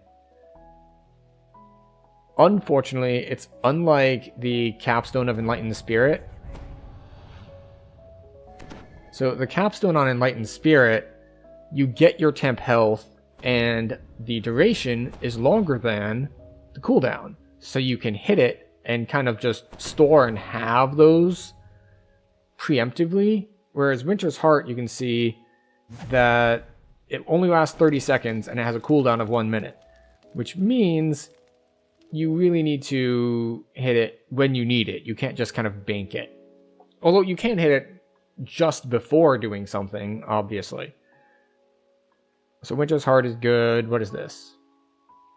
Caster level and max caster level for both seasons. Word of Balance is very, very nice, especially if we go into Reaper mode. It blows up Reapers. Extra spell power for the season. And these don't help us much because, as a Blight caster, we do not get fire and ice elemental or fire and water elemental forms at all. So, and then Crown of Summer, we put it on ourselves, and it's just like, hi, we get Healing Amp. So, because we want to be here for Spring's Resurgence, we might just get these for our level 12s anyway, because this is the tree that we're going to have more in. The problem is that it's like, getting Sunburst as an SLA isn't very good for a core, but getting more temp health all the time is.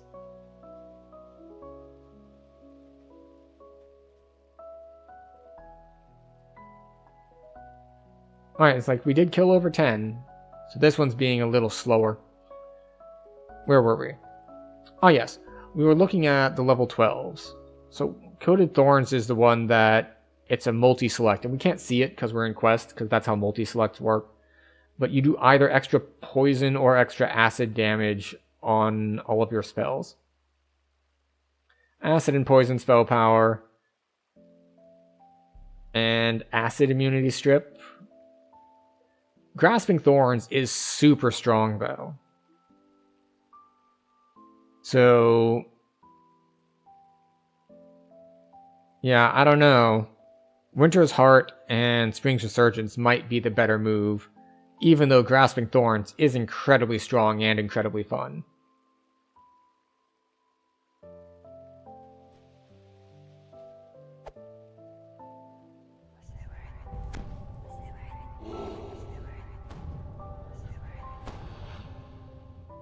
Alright, this moat is being stubborn. Although, based on what he said, it might be because we did the last one after completing the quest. So it's nothing we did this time. We're being punished for what we did last time. After completing mission, play moat.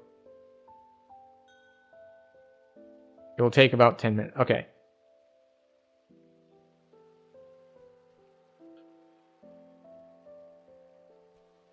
Alright, so there is... So he did actually call it. Start of the mission from when we did the last emote.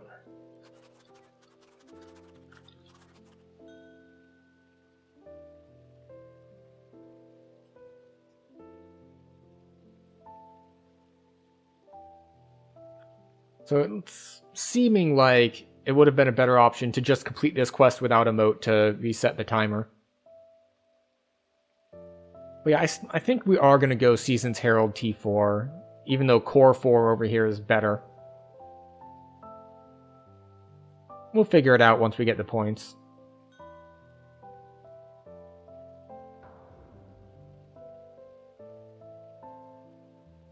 Actually, I haven't looked at the racial tree here. Like, it's not going to be worth going into deeply because there's a lot of good stuff in Seasoned Herald and Blightcaster. So there's a lot of competition. Ooh, slain at level 17. That's rough. I don't know what Bitterhorn is.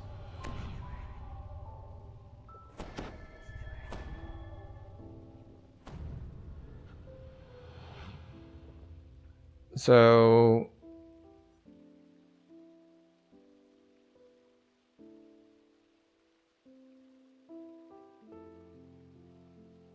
yeah. So that's, let's see, 1, 2, 3, 4, 5, 6, 7.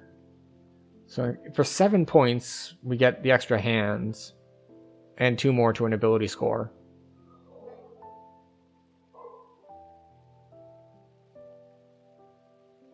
And plus wisdom is super effective for us, because every wisdom we get is another 3 to our max temp health.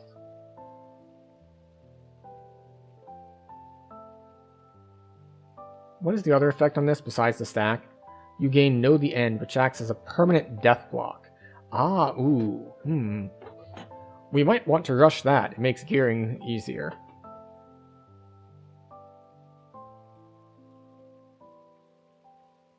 So yeah, we might rush Core 4 here and then go for...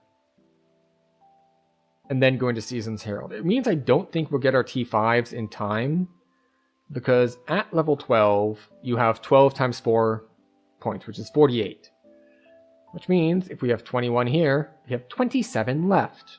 And 27 is less than the 30 required to get up here.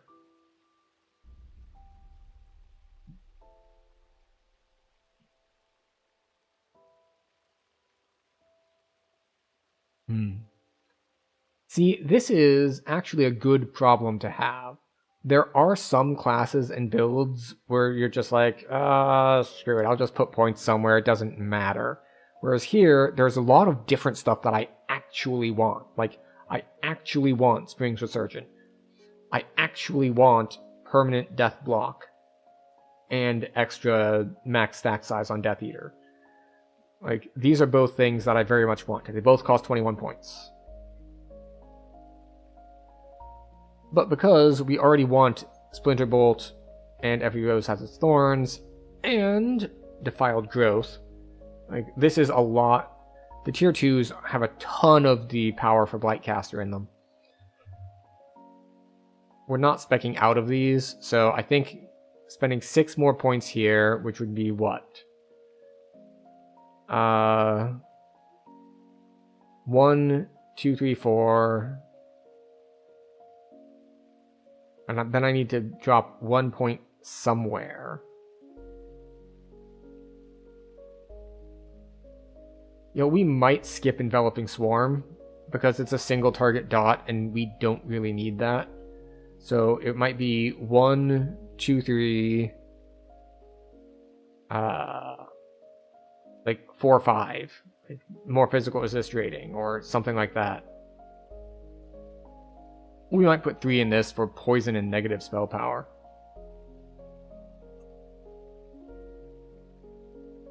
But yeah, so we'd get 1 wisdom and 1 crit, and then 2 points somewhere. And then Blight upon Blight. Then we come in here for more crit, more max caster level, Autumn Winds, all that stuff. This is all, of course, assuming that we don't die. which is a pretty big assumption. You don't always get the luxury of not dying.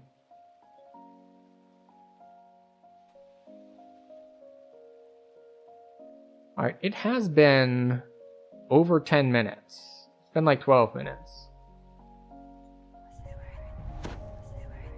So I have learned a valuable lesson here about getting the moat before the quest ends.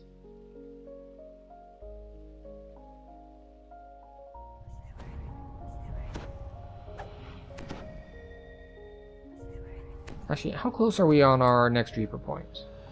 Pretty far away. Well, okay. I say pretty far away, but as far as, like, experienced characters with a lot of Reaper points, this is like one quest for multiple points. Because, at cap, you can get, like, 10,000 Reaper points at once. Obviously, you don't get that many if you're, say, leveling in level 4 quests. But, you know, it happens. So if we did go into Reaper, we would have more hit points, which is nice.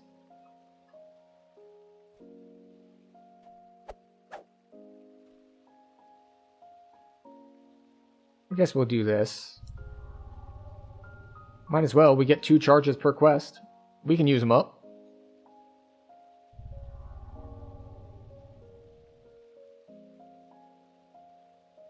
But yeah, I think we're definitely... Wait, no, that requires level 12, so we don't build for that immediately. Of course we don't. I'm forgetting basics. So, yeah. So I think at level 12, we grab Blight upon Blight. Let's see, how many points do we currently have spent? 23. So 48, 23, 25. We have 25 more points to spend. 6 go here, so we'll have 19. Which means 1, 2, 3, 4, 5, 6, 7, 8, 9, 10. Brings us to 9 left. And then 9. From 9 we have 8, 7, 6, 5, 4, 3, 2, 1. So, at level 12, we'll get our 4th Blightcaster core, and we'll get all of our SLAs and crit, Nature's Resurgence, Autumn Winds, Wellspring. I don't think we get Sunburst. Do we get something for each core in this tree? 1 universal spell power per AP spent in this tree. Alright, so this isn't per core. Oh, no. Seasonal Attunement is 5 spell power per core.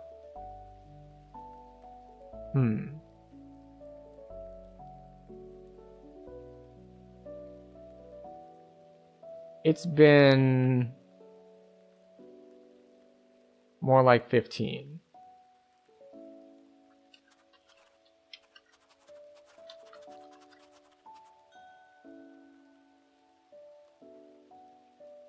Because we are on our 3rd casts of, like, Jump. And Jump has a 6-minute duration. No, 5.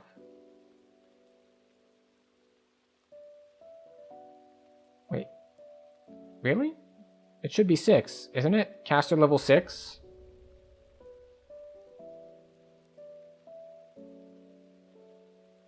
Why are the durations saying 5 minutes? These should be duration 1 minute per caster level.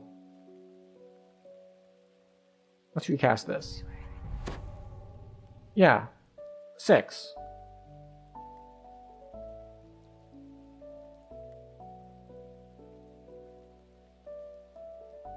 So the... Am I crazy? Didn't these durations just say 5 minutes on them?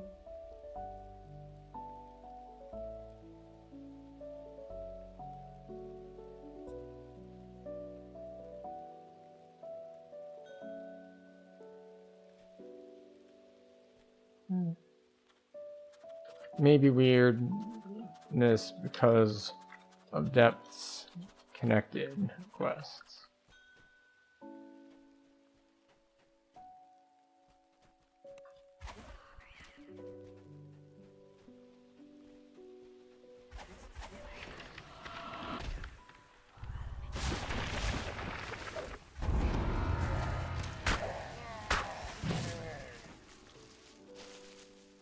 Okay.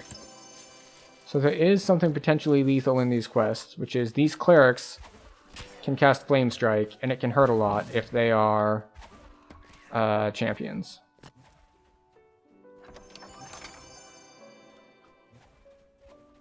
Alright, well, no moat from that one. It's fine. We should know better for this one.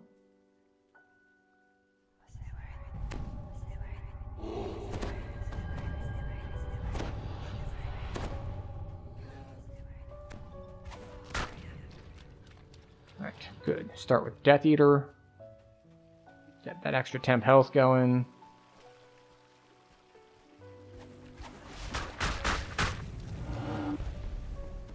It's funny because physical damage splits Violet Slimes, but also it's like, oh, I cast Spike Growth on you, so as the little split ones spawn, they get hit by Spike Growth, which instantly kills them. So it doesn't matter that it split them, because they all die immediately anyway.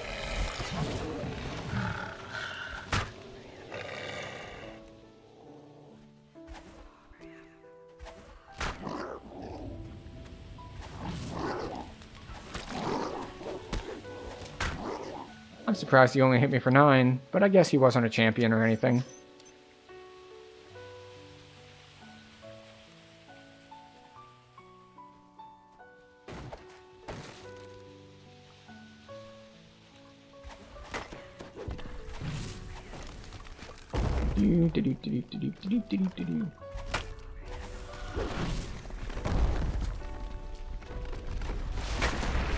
Oh, got earth grabbed.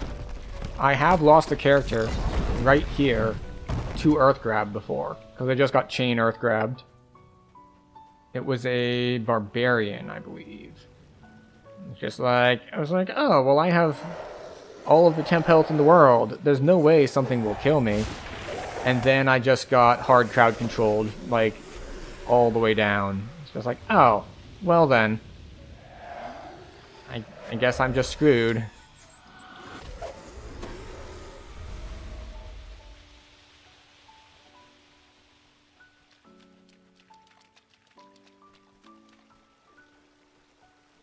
I believe that now we get to wait for a moat to spawn.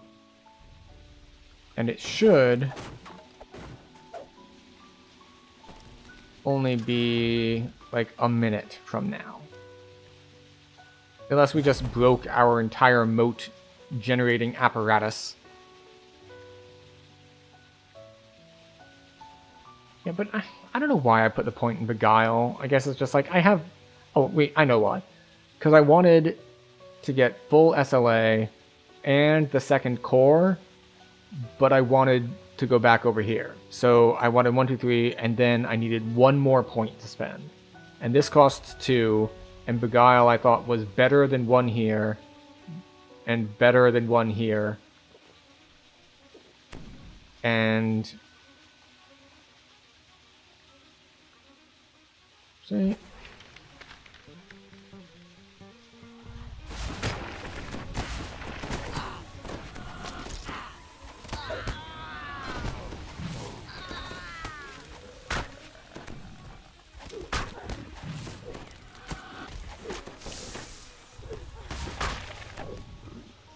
Hooray!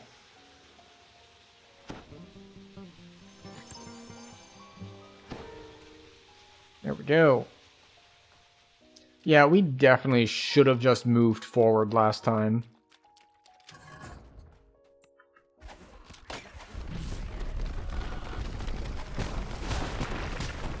Oh, I think I got grabbed before my spell went off.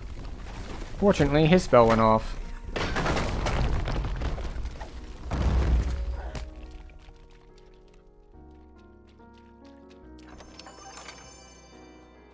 Question is, do we keep going with 4s, or do we go to 5s? Oh, I accidentally picked Reaper.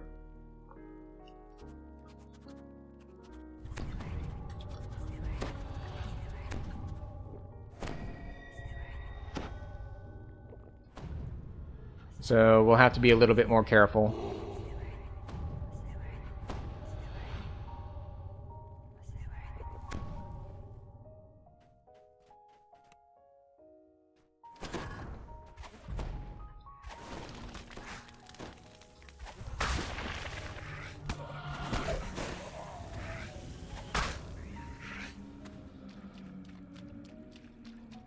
I'll grab the first soul, which means we'll leave him with the second.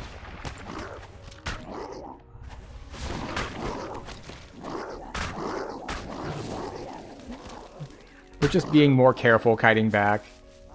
It's no big deal. Like, it's only R1. We'll live, probably.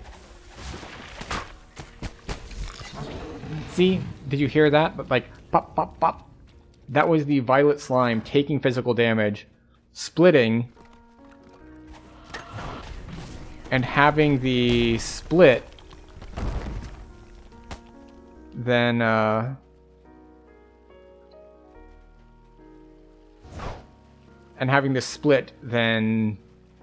die because it got another set of physical damage from getting spawned on.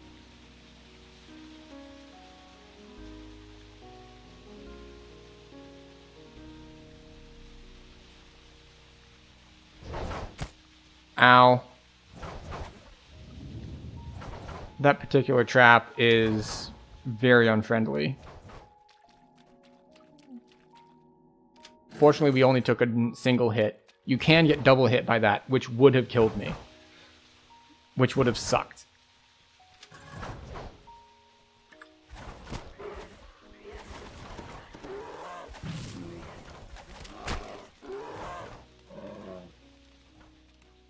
And there's a trap right there, so we're not going to grab that collectible.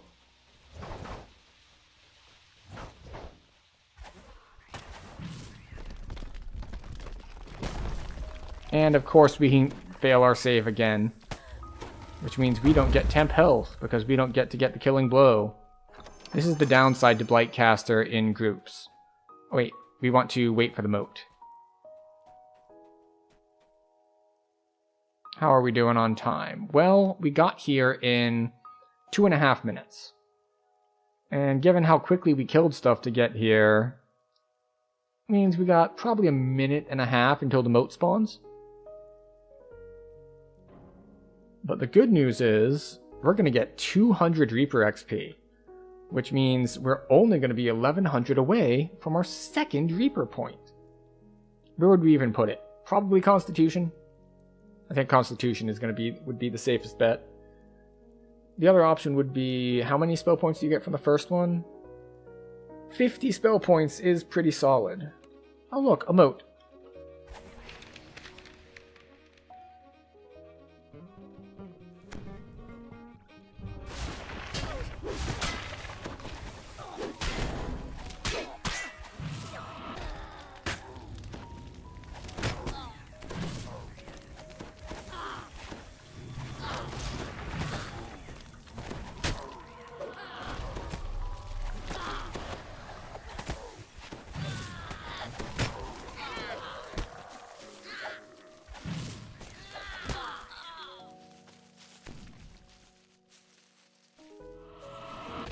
Alright, got a little bit of lesser vigor going on.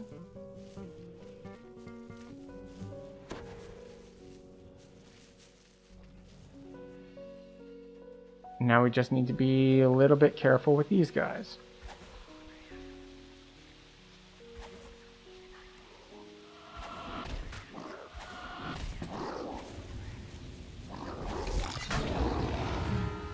Alright. There's still more down here that could be threatening to us.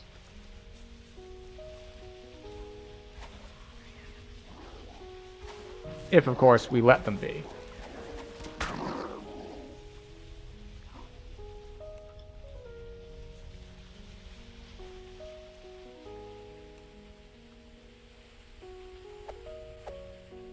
Alright, and that's it for depths. It took us a while because we messed up that moat spawning thing, but now we know better. Now we know moat first, then quest completion. Otherwise it messes up the moat spawn on the next quest. The question is, do we keep running 4s or do we head to Feywild? I think Feywild is the better bet because I want to farm some gear. Which means repeat runs. Which means, well, yeah. Let's see, defensive, so protection, vitality, physical resistance, leather. Yeah, Alright, so I think we're going to deliberately... Let's see, that's a large shield. It is a large shield. That's not... 3 dodge and will saves. Glaciating alkaline. Deflecting of assassinate. No. Yeah, I think we're going to be soloing in Feywild a little bit. For a couple reasons. One is like, if I'm trying to specifically, deliberately farm some things. Ooh, open lock and resistance. And this has generic spell lore and wizardry. Which is actually really good for me. Because I'm missing both of those stats. Ooh, a buckler with fortification on it.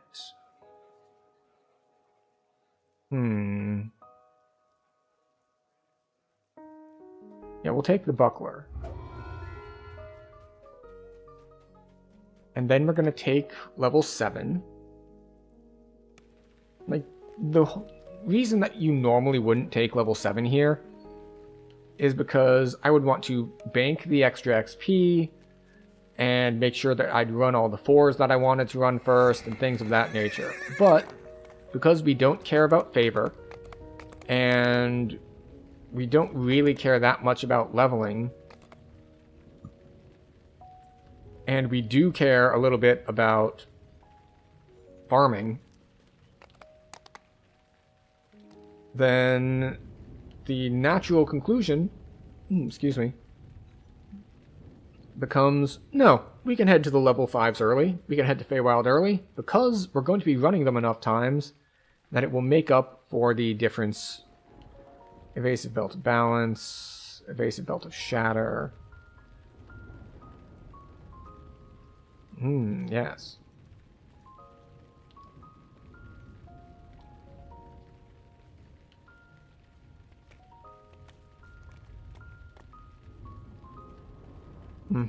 We're going to sell all this stuff. Ooh, Constitution and Spellsight Neck. That could be useful if I didn't have both of those elsewhere. So we're going to keep it in inventory just in case we need it for gear swaps, for gear Tetris. So, Druid Trainer. Hello, Druid Trainer. Advance to next level is Druid. Concentration. Spellcraft. Heal. Diplomacy. Something strange has been sighted off the coast of Stormreach, the mysterious Isle of Dread.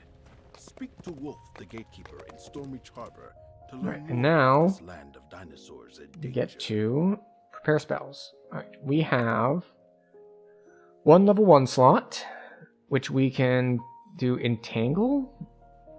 Entangle does damage for me, right? It does. Not a lot, but it does.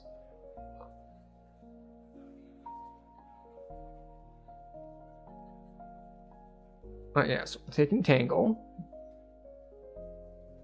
And then for level 4s, ooh, we have Freedom of Movement. That's a really good buff, because we don't have it. And then Acid Rain? Or Vigor? Alright, so Vigor, 1d6 plus 1 per caster level. As opposed to Lesser Vigor is 1d2.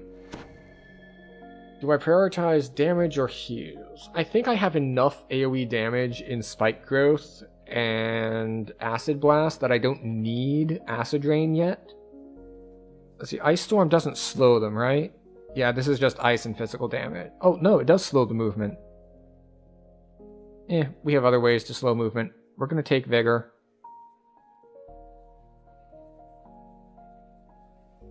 We do, of course, need to grab spell components for these now. But I think I'll do that in the Feywild, because the Feywild is a legendary hub, which means they do have a vendor that sells all 9 levels of spell components. We will need to run through the wilderness, but that's no big deal.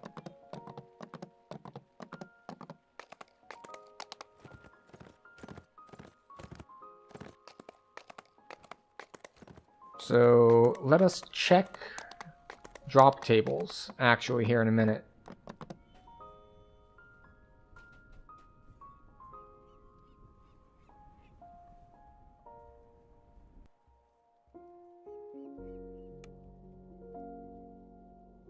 I want...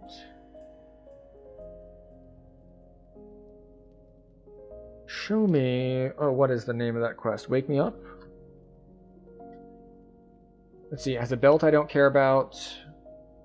Cloak I don't care about. Another belt I don't care about. Wait, is that all? It just has the belt and the cloak?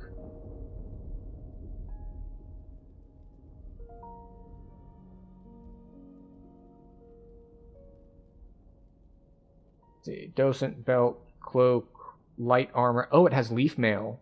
Leaf mail would be nice. Okay, yeah.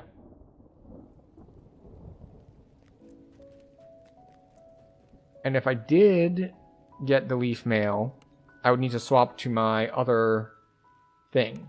My other cloak. Not cloak, shield. Now, why would I need to swap to my other shield? Because my armor is currently my source of fortification. And if I swap to leaf mail, well, I don't have that anymore. And I really would like to not have quite so low fortification. In the distance, the hag gives a surprised laugh, then Now, the other trick there is I could have 100% fortification if I wanted it. If I went into thorn form instead of hive form. But I don't know about that. Like, if we want to... Oh, sorry, I don't have the option for that now.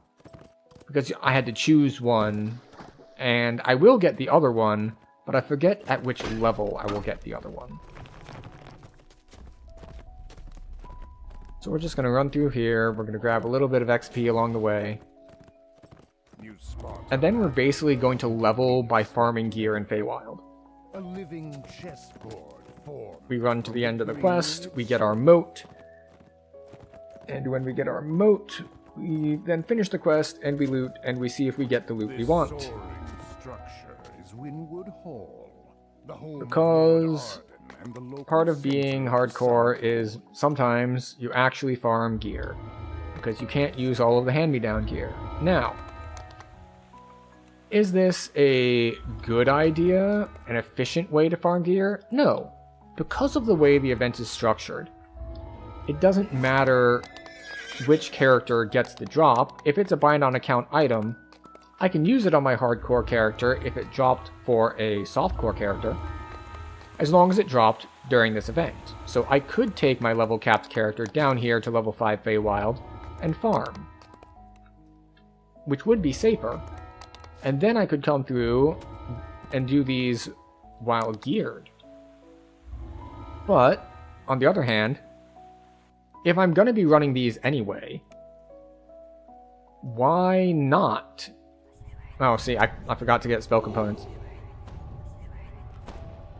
You awake. Assuming I'm not Unexpected slumber. too worried about At first, dying, things seem as before. You're still at Winwood Hall, and Melody is still standing beside the bed. Then you realize that Lord Arden is missing, and so are the flower and the loot you need for the ritual. Melody begins There we go. speaking in a familiar voice. Lord Arden's true name? Of course I know it. so It's for me to know and I don't have freedom of movement. be a good adventurer and die to monsters in the wilderness. But I go make sure Lord Arden never Stop making reflex saves. wakes up.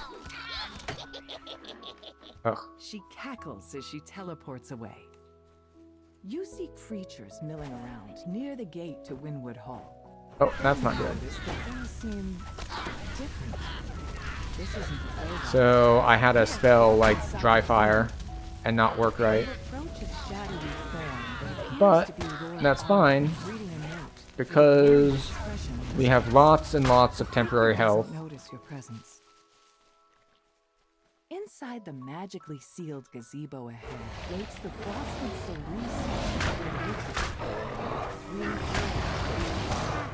magical talking heads. Excellent. You've recovered the frosted cerise for the ritual. I'm surprised I didn't get a big boost of... Oh, there. Never mind. There it is. I was going to say a big boost of XP, because you normally get a big chunk of XP there. Why? Well, because those are 3 separate kinds of bears.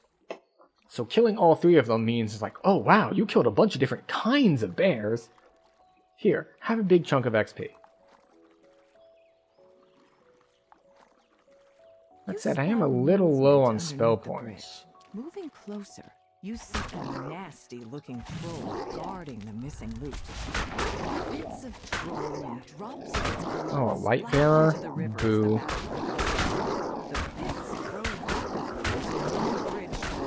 Oh, how convenient. Why is feet tag on your screen? You just noticed?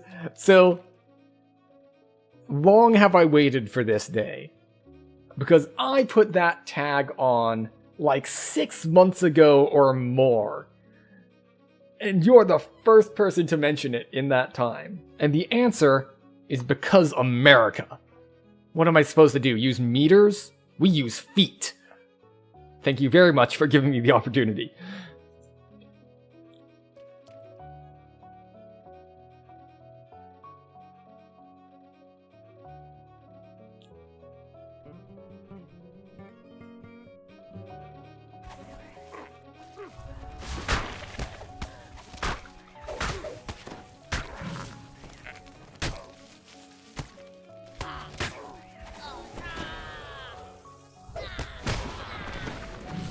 There we go.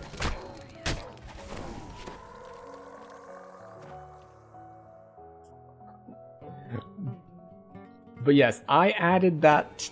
I forget when I first added that tag, but it was a pretty long time ago. You've recovered both the loot and the frosted cerise. Alright, we're now going to go Shrine because we don't have any spell points, or at least not many. You notice a pillar Actually, of magical we should be energy fine. Streaming from a distant portal. Perhaps that contains the secret. Alternatively, I have feet. They're good for walking around on things.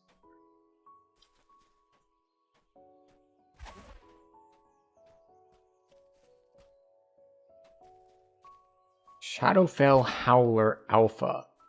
That's from one of the moats.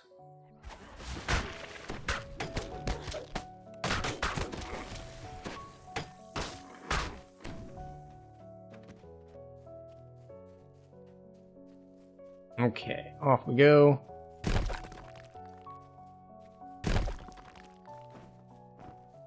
No, now that we're not in party, we're gonna have to go back to our standard breaks. Letters into the She said to make sure you didn't make it to her. I won't let you get near them. I won't let him wake up. The pixie smurfs. You won't pass my friends and me. So long as So this is something we normally do in single-player games or multiplayer games where we are not in parties, Portal opens as the pixie collapses. In his last which is breath, that he says, on a hourly basis, we stop to take breaks. Excuse you, what? I'm sleeping. I rolled a 1 on the fail. I rolled a 1 on the save. empty. That's unfortunate. That appears to be Lord Arden's resting place ahead. Between you and Lord Arden stands Cadence the Hag. You thought I was going to say something like more for exposure since it's popular interest, like how some people put Asmongold, Cadence so this game prepares shows up if people search for it, or how like a bunch of well-known like facecam streamers started putting VTuber in their tags. Slimes emanating a frigid But no. mist suddenly appear nearby. you killed my sister, so I'll have But yeah, we are having an ad on Twitch, which is a good reason for us to take our health and wellness break. So we're just going to finish up this quest, then we're going to take 3 minutes to take better care of ourselves. We're going to stand up, we're going to stretch, we're going to walk around, we're going to refill our drink, grab a snack. And I hope that all of you join me in also taking a short break after these messages. You won't miss anything because we will not be gaming during this time. We will also be taking better care of In ourselves. exchange, And I will see you on the other side in you lay out the 3-ish ingredients for the minutes. ritual.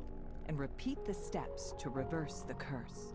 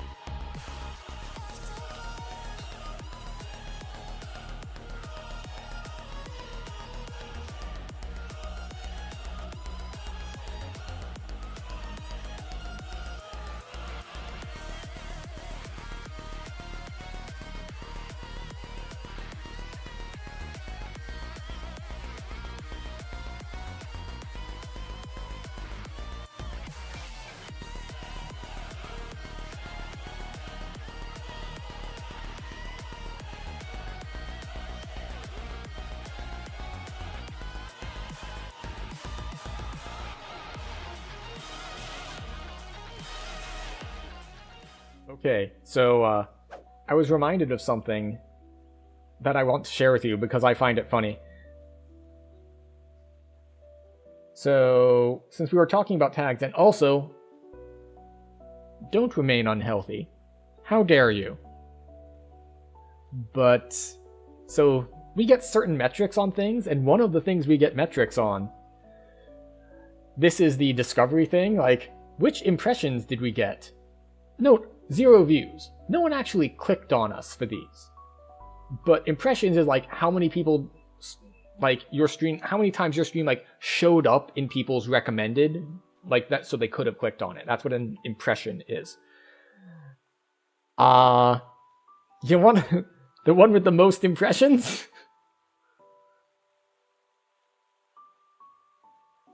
By a lot? It's feet. Because of course it is. So, you reminded me of the fact that I had that, but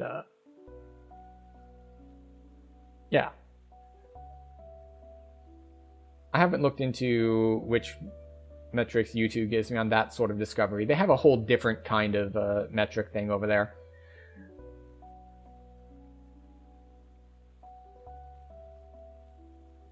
But yeah, it's, I mean, impressions are like a dime a dozen.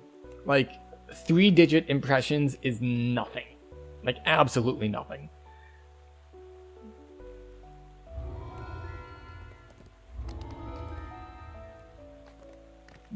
But it's way bigger than the others. Like, so much bigger than the others. Oh wait, I have new gloves I can put on since I took level 7, right? Yes, there we go. Right. You awake from your Let's try this again. slumber. At first, things seem as before. You're still at Winwood Hall, and Melody is still standing beside the bed. Then you realize that Lord Arden is missing, and so are the flower and the loot you need for the ritual. Melody begins speaking in a familiar voice. Lord Arden's fuming.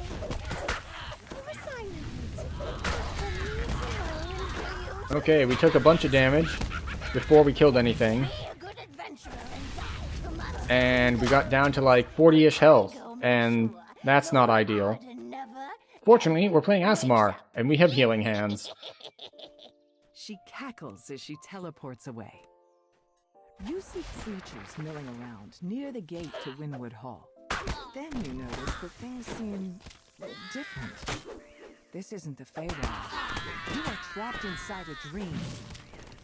I need to get really a lot better at my placement of things. Lord Arden reading a note with a worried expression on his face. The figure doesn't notice your presence. There we go.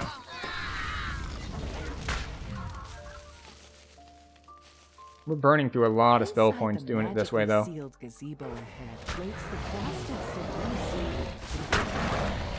Three bears.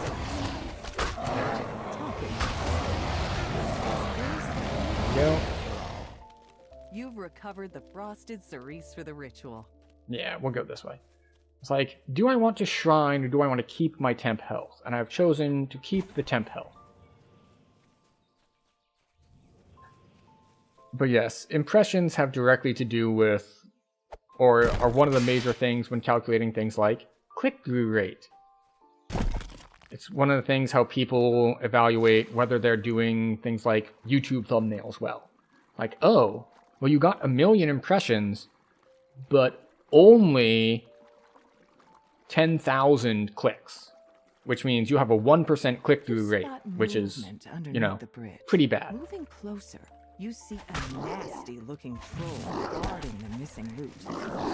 Bits of troll and drops of its blood into the river as the battle progresses. At least this time, the troll That joined the fight. was not a light bearer. You've recovered Hearsom's loot for the ritual.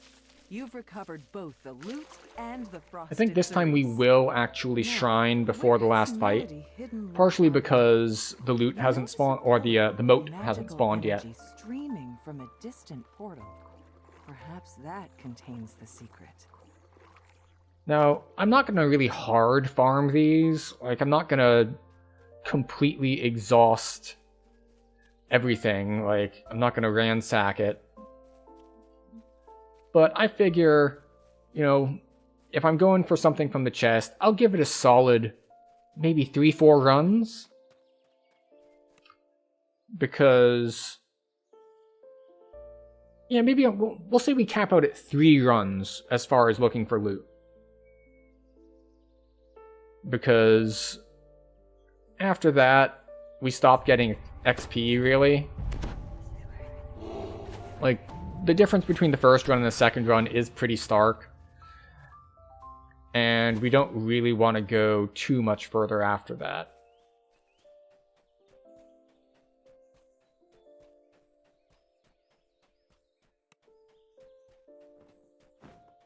Then...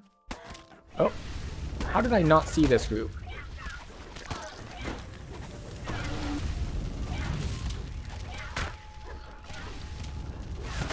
Could you guys... yeah, it's like... getting an elite harpy is just like the worst, especially when I hadn't had temp health yet. It's like suddenly all my health is gone.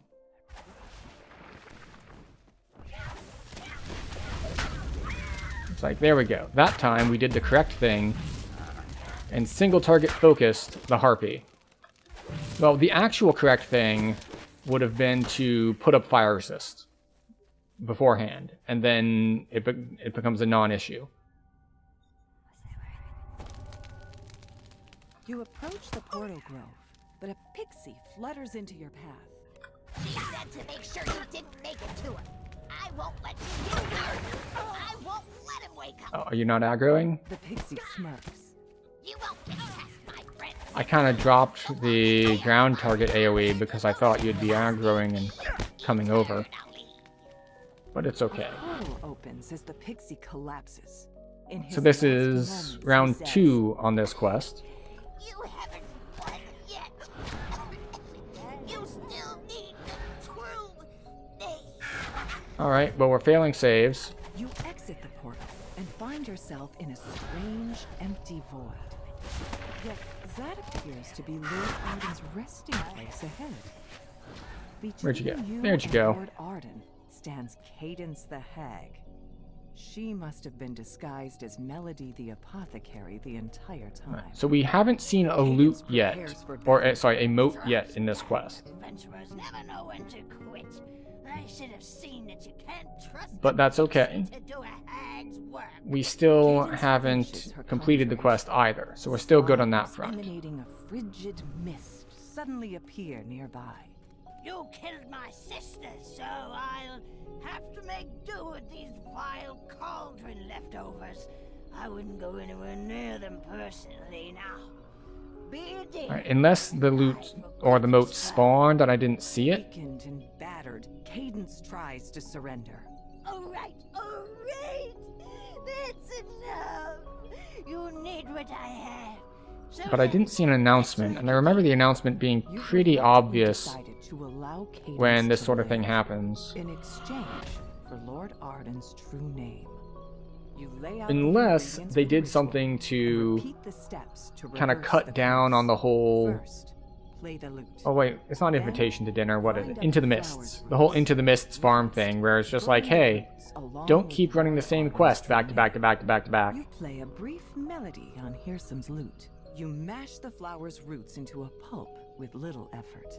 You set a small Alright, so I'm blaze, scrolling through then drop the crushed roots and Lord Arden's true name to see if I into it, see completing the ritual. anything about As the moats. smoke rises, Lord Arden's eyes open. He springs out of the bed. Alright, I don't see anything about moats. So we'll just give it a minute or two. Which is interesting, because last time the moat spawned really early. It spawned like when I was fighting the troll. Whereas this time, we're like 10 minutes in. So we're going to recast this.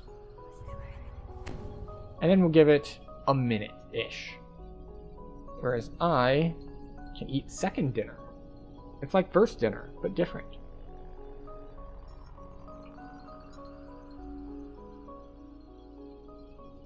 Because one reason that stream started so late today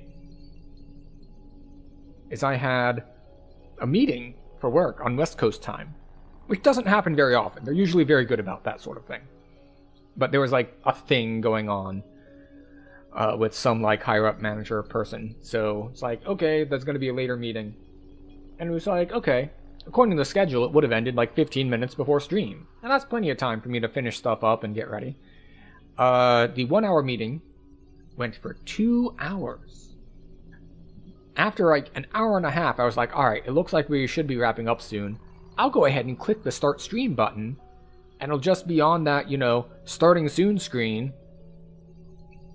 And that should bridge the gap and we'll be good to go.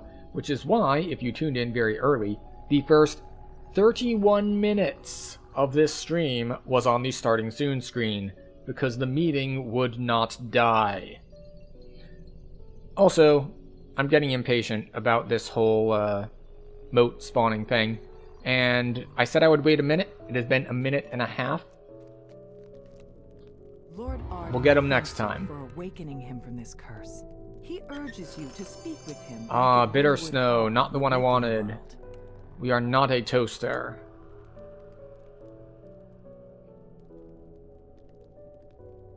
Alright. One more run of this quest. And then if we don't get our chess piece, we don't get our chess piece. It's fine.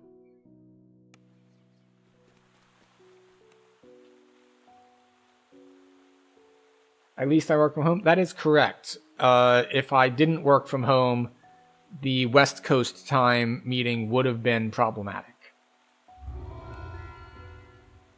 Oh, sorry, the West Coast meeting. I won't call it a West Coast time meeting. Yeah. Having the meeting on the West Coast, if I weren't telecommuting, would be a pretty big haul. I will say that. We don't really care about anything in this tree until we get to here. So, more crit.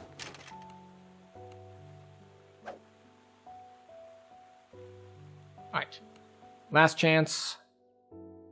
This time we will remember that when we're doing our buffs, we really need a fire resist buff so we don't get burst down by the harpies.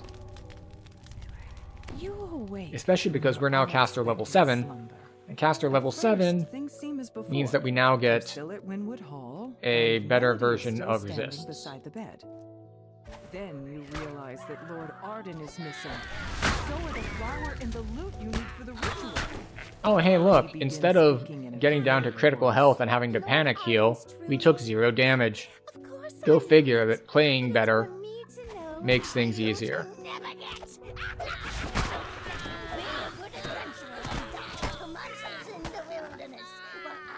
Make sure Lord Arden never, ever wakes up.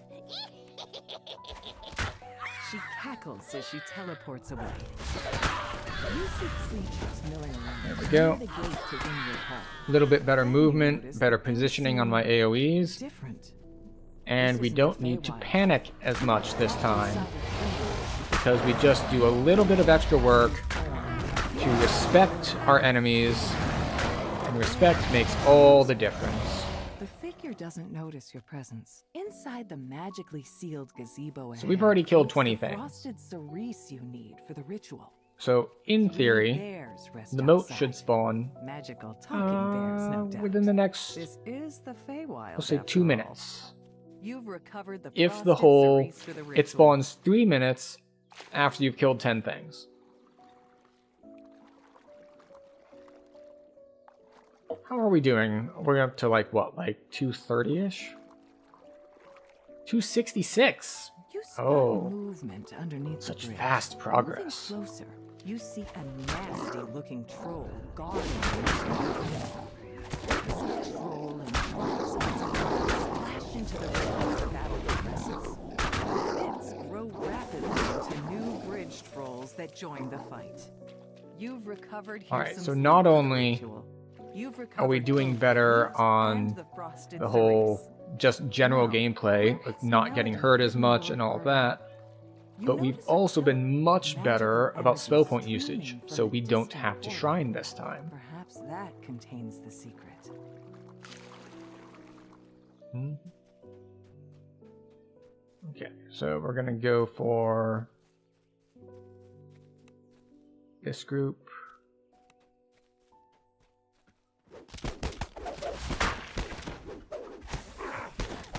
Oh, yeah, I messed this up. These guys are ranged.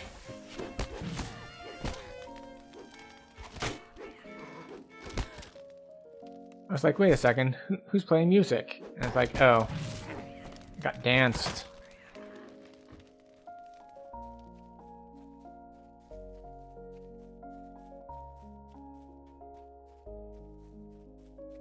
Did they see me? So far, it doesn't look like they saw me. Did a different group see me? No? Good. Excellent. You approach the portal grove, but a pixie flutters into your path. She said to make sure you didn't make it to her. I won't let you get near them. I won't let it wake up. The pixie snaps. You won't get past my friends and me so long as they're alive. Pop. Their devotion will sustain me. So this is where I wish I had spec'd into one of the dot SLAs, because otherwise this fight is his last moments, he says, annoying. Mostly because she keeps landing crowd control spells on me. Fortunately, we got spike growth down this time. exit the portal and find yourself in a strange, empty void. Yet that appears to be Lord Arden's resting place ahead. Between you and Lord Arden stands Cadence the Hag. She must have been disguised as Melody the Apothecary the entire time. Cadence prepares for battle. Thrice damned adventurers never know when to quit. Alright, let me just check outside so I can look at the map and see if moat spawned out there. Finishes her conjuration. Slimes emanating a frigid mist suddenly appear nearby. You killed my sister. Nope, no red dot on the map. Have to make do with these vile cauldron leftovers. I wouldn't go anywhere near them personally now. Be a dear and die. Okay, so once again, Weakened and battered, we're gonna give it Cadence 1 tries to minute. surrender. All right. That's enough. You I swear knew what I had. they must have patched like repeat running of quests so that you can't just You've reluctantly farm one decided quest to allow continuously. Cadence Maybe to put it on live some sort of similar in ransack exchange thing. for Lord Arden's true name. You lay out the ingredients for the ritual and repeat the That said, steps to we're still getting reverse the XP. curse. We are just trying to get some Feywild loot because Feywild loot should carry us for most of heroics. Burn the roots along with Lord Arden's true So name. it's not too big a loss that we don't get loot progress on these, because it helps keeps us alive to get loot progress later. You set a small blaze, then drop the crushed roots and Lord Arden's true name into it, completing the ritual. As the smoke rises, Lord Arden's eyes open. He springs out of the bed. Alright, 1 minute, no moat. Lord Arden thanks you for awakening him from this curse. He urges you to speak with him. back at And Winwood we Hall got in the what we Waking. wanted. The leaf mail. So we lose fortification and electrical resistance. And we get exceptional spell power and exceptional spell lore. And parrying.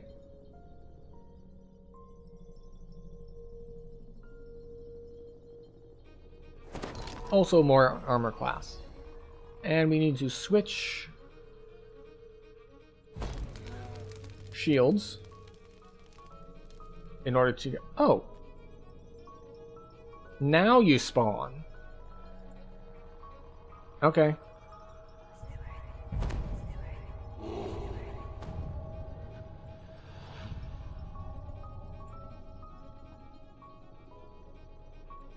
Well, I guess we're doing this then.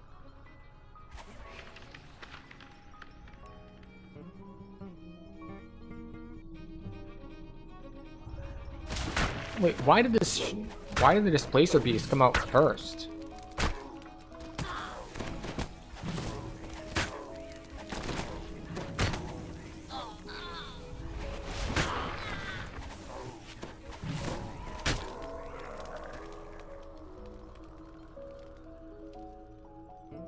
Alright. Well, if this behaves like the earlier quests did, doing that after the quest is complete has meant that we have put a delay on our next quest. Now, is it explicitly, oh, like you're guaranteed for it to take forever next time, or is there, I guess we'll call it a cooldown time? Like, is the fact that I'm going to have to run through the wilderness to get there a mitigating factor? It's like, before, it took forever because, you know, we just went from one quest to the next quest. It's like right there. But this time, we're going to stop by a vendor because we need our stuff, our components. We need druid components, not divine, druid. Nice. So we don't need that many of these because we're just using them for buffs mostly.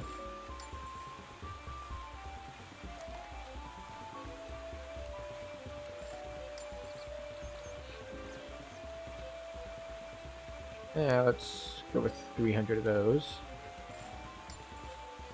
And then we will sell Deft of Open Lock, Insulated. Yes. Yeah, those go away. That's the 4 Constitution one.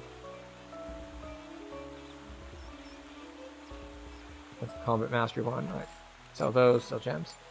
Oh, that reminds me. I just saw, what was it? Hardy Necklace, a spell site? Is this actually useful to me now?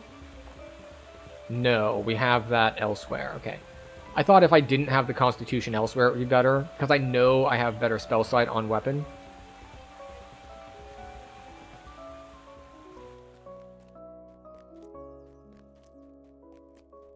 But our health didn't change, so it's not worth it. Do we have more points? We do have a point.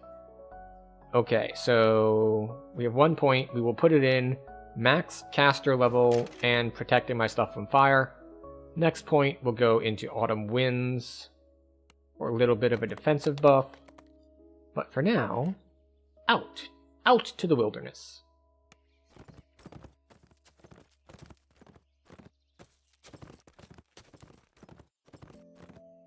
I wonder if being in the wilderness counts as like, oh, this is a moat-enabled zone. Therefore, this will take the slowdown. Like, if it's actually a, you did the moat after the quest, that means your next zone is going to be slow. And maybe, hopefully, the next zone was the wilderness. And then we don't have to worry about this zone because, well, the one that took the slow was the wilderness. A motley group Alright, we have points in of diplomacy. guards the gate ahead. It's strange that a noble of the summer court would retain those violent, unpredictable creatures as servants. A little bit of Death Eaters. Got our good stacks. A curious tree stands here by itself. A single, brilliantly red apple hangs from one of its branches. Jump. You knock the apple from the tree, and it falls at your feet. The tree is not pleased by this.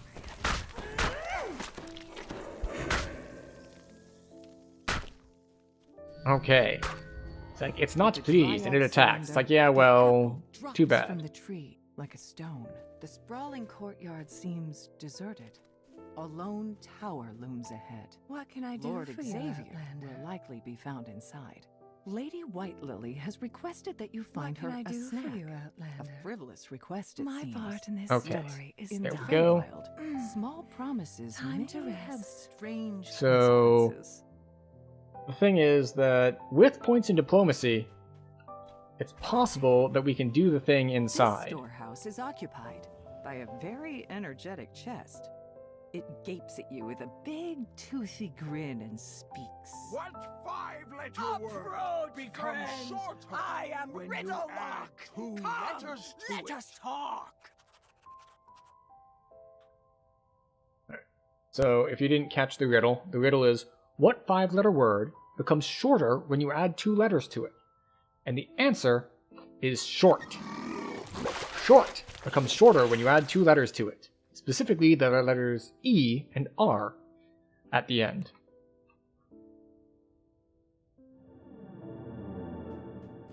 Alright, 2 tokens. And we just need 1 more. And I'm so used to, with an established character, being like, oh, all these zoning transitions mean I'm getting healed, mean I'm getting mana back. No. No, that's only in Reaper mode, which we are not in. And only if you have Reaper points, which we do not. Well, okay, we have 1. We have 1 Reaper point. A gnome cowers at the back of this smithy, surrounded by menacing redcaps. Your instincts tell you he won't have long to live unless you intervene. Oh, improved trip. That's not ideal. Fortunately, I got my ground AoEs out in time.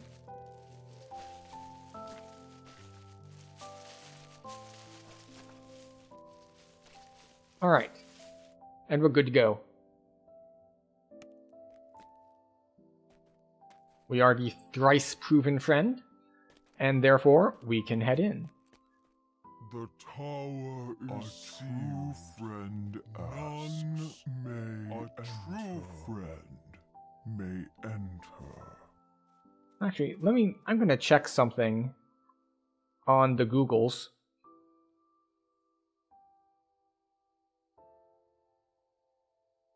Let's see, what is this quest? Make-believe? So what I'm checking is if the optional quest has named loot in it. End chest, end chest, end chest, end chest. No, it appears that it does not. Which is kind of what I expected.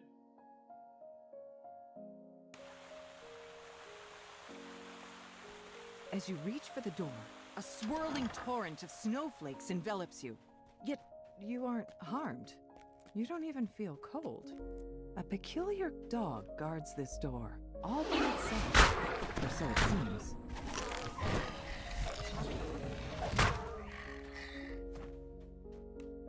There we go. Eladrin guards wearing the garb of the summer court await you in this room. One of them holds up a hand to hail you. Strangers, I would parley before we come to blows. You may step forward and liberty to speak. You are faced with an unavoidable battle with the Eladrin. You have chosen to stay So and spare their lives. sparing them is really, really bad for me because you don't get death procs on them because they don't die. They just go down to like 1 health, which means I don't get temporary health for killing them.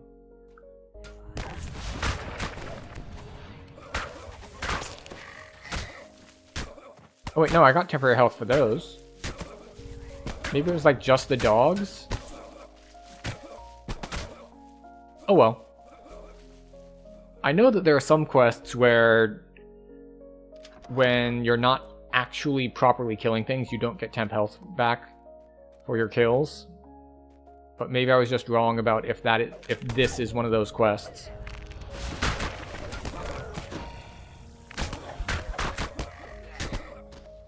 Yeah, I see it. Ow, ow, son of a bitch. Well, I was just stung by something. I thought I felt something on me, and I thought it was just like a fly. But it turns out it is not a fly.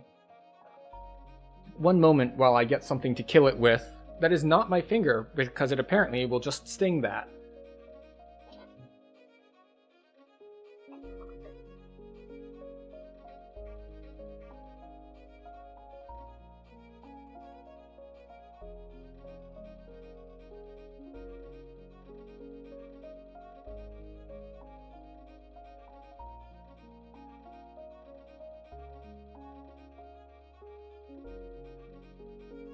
Well, the good news is, while it kind of hurt, it was more of a surprising sort of hurt, and I don't see any, like, broken skin or redness, so it's not like a bee sting or anything. It might just be like something bit me. Oh, look! And in the time it took me to fight back against the vicious insect, we got a moat. So really, I'm winning all over the place here.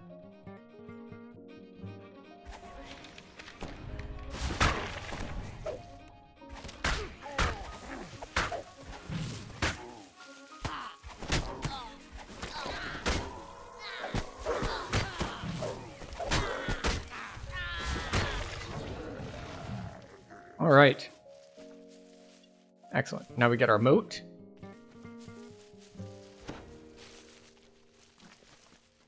Unfortunately, we're running low on spell points, which is a persistent issue we've been having.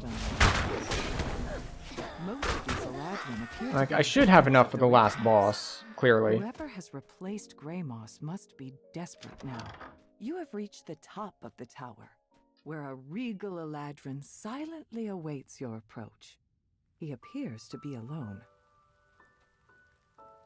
Right, and now that they get to do their RP thing, we'll use our clicky to get, like, 40-ish spell points back. But your precious Grey Moss is dead. Trusting idiot. Who told you the Prince of Frost wanted you dead, Me? So I'm trying to think. These outlanders The, for his tools. Yeah, me. But it was you who was supposed to die willingly The what? on their blades. As a distraction while Like, I what she do casts at me. Bessie Like, I know she does magic missiles and stuff, so there's force damage. Guess I just have to tell you all myself now. And she's immune to fire.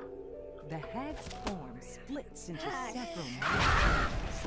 You'll need to watch. That's the wrong one. Decide which one is the Think again. Fortunately, once you have one targeted, even when she teleports around, the targeting circle stays on her. Screeching to the last. After a moment, the Viscount So you rises can keep to his track. feet and blurts. And we don't need to wait at all at the end of the quest, because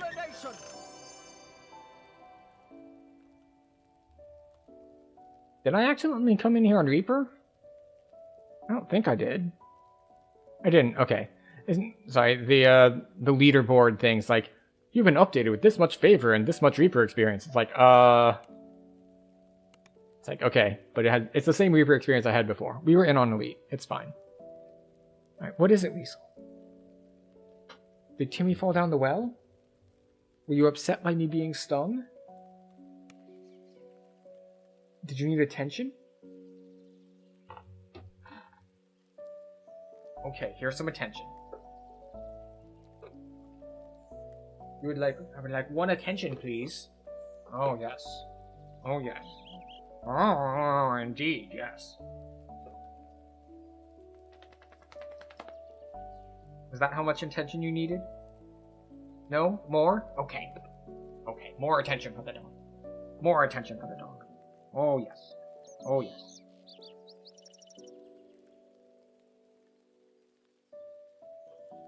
Oh, yes. Oh, ha, ha, ha, ha. Oh, ha, ha, ha, ha.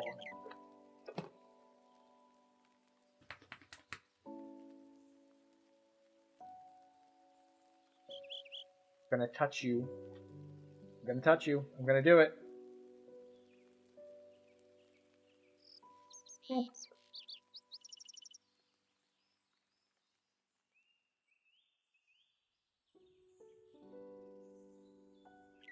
I'm just saying that's not a flattering camera angle. You know what? I can see how that might be a problem. Just like, my hands are doing something vigorously, just out of frame. Isn't that right, Liesel?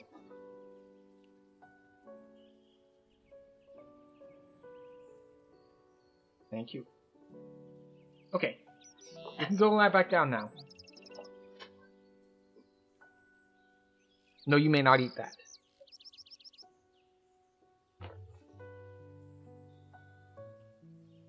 Right, where were we? Oh, yes. We were venturing off through the wilderness. Oh, wait, I can't re-enter this, can I? Alright.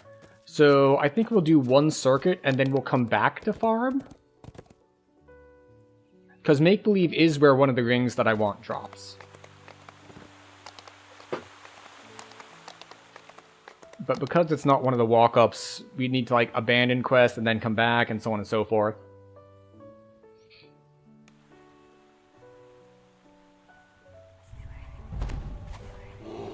The party here is in full swing, and Cascading Springs Cottage is clearly the worse for wear for it.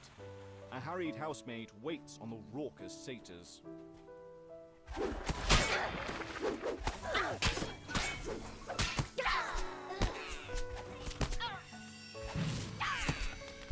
I'm gonna bop you. Bop, bop, bop, bop. There we go.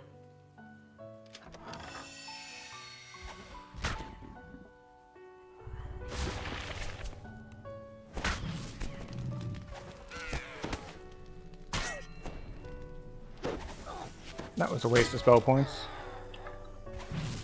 I thought there were more things here that were gonna charge at me. A satyr calls to you But as it you looks enter like the no. courtyard. Hello there. Welcome to our revels. There's food in the kitchen and drink, well, everywhere, including the floor, I see. Make yourself at home, and don't forget to pour one out for Okay, our it looks like dear she might host, actually need to go to out. Lord Arden. May his slumbers be peaceful. The lush collection of potted plants suggests that this room is the conservatory.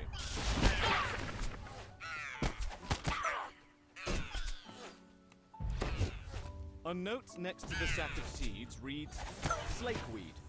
Keep away from sunlight and damp soil.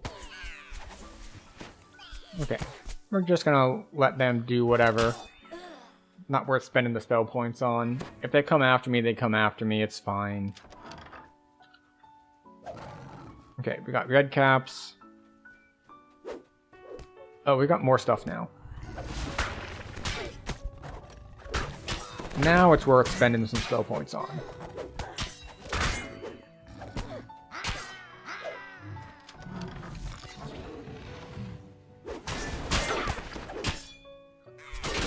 Oh, they almost got through my temporary health. This large key is labeled Spring House. It seems someone was trying to hide it. Cool, so we got the spring house key in the most convenient position.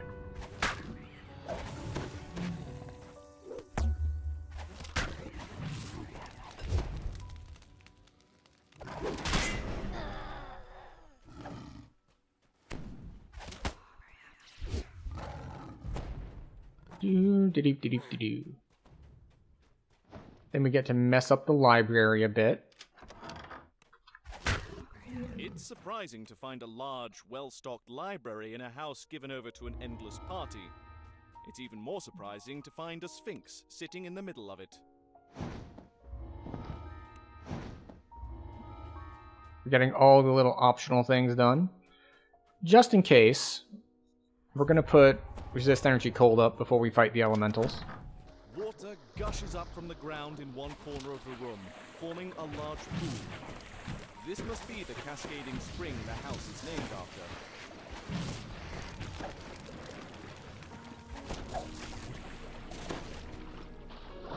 So Slakeweed goes there. The instant you cast the magic seeds on the ground. Powder The keg comes twisting with brambles me. Suck up every drop of water nearby, leaving And there we cascading go. We're good to go for the springs last dry as a fight. bone. This Except that we large have barrel not is seen the marked moat flash yet. powder in Never mind, large there's the letters. moat. In even larger Guess letters we below almost are the missed it. words, Keep away from open flames.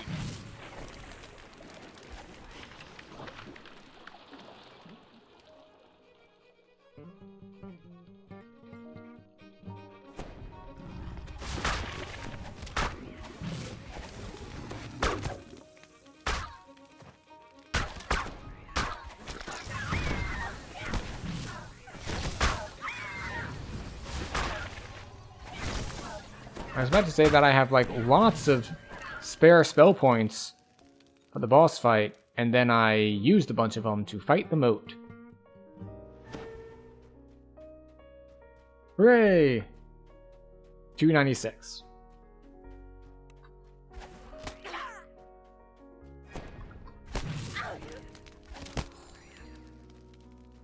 Pixie dust is will save and speed are down. Okay, cool.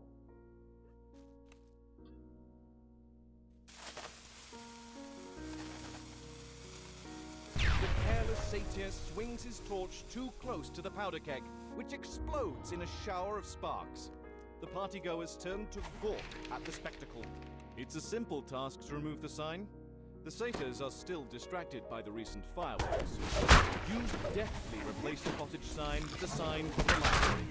Seething with anger, the master of the revels reluctantly agrees to leave. There we go. And we didn't even have to wait. But nothing in the deal says we can't rip you to shreds on our way out. The revels have finally ended, and not in the way the satyrs expected.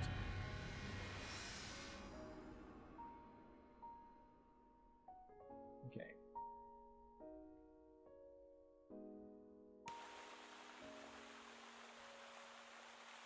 I want update 48 named items.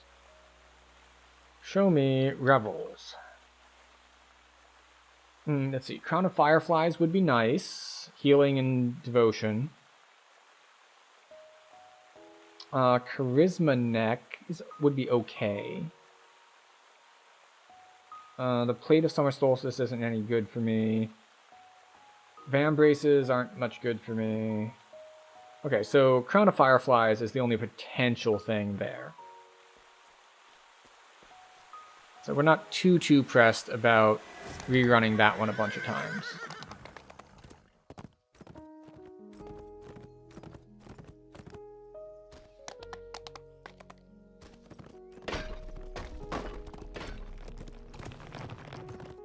That said, it would be kinda nice. Alright, elite.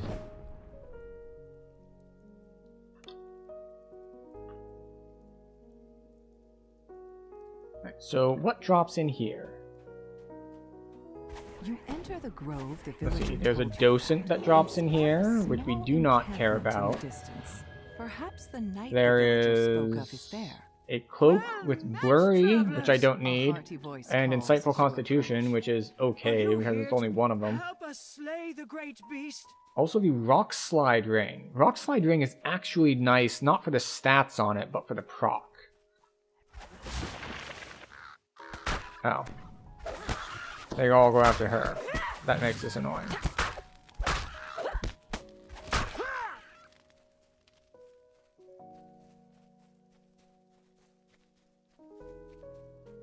Here we go.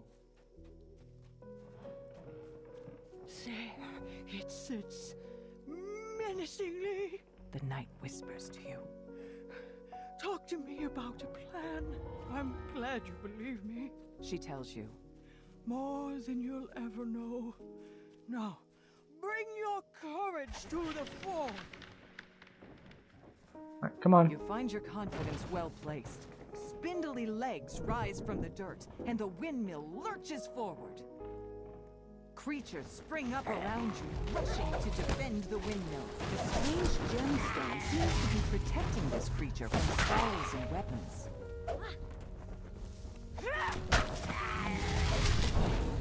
Gemstone cracks, and the There we wind go. One shatters. down. Second one should be over here. Where exactly over here? There it is. First things first. We kill... Wait, where's the... How have I lost the windmill? Where did it go? It's a giant windmill. Why is it not on my screen?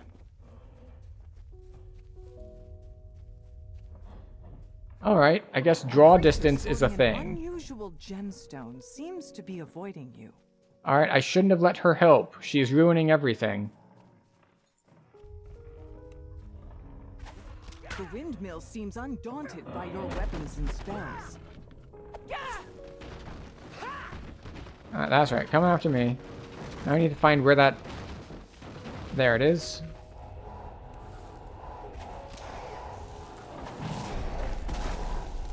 A creature sporting an unusual gemstone seems to be avoiding you.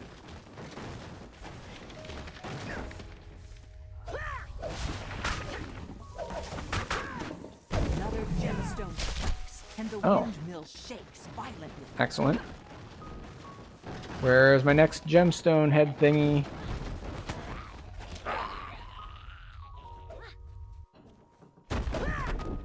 Oh, there it is. I see it.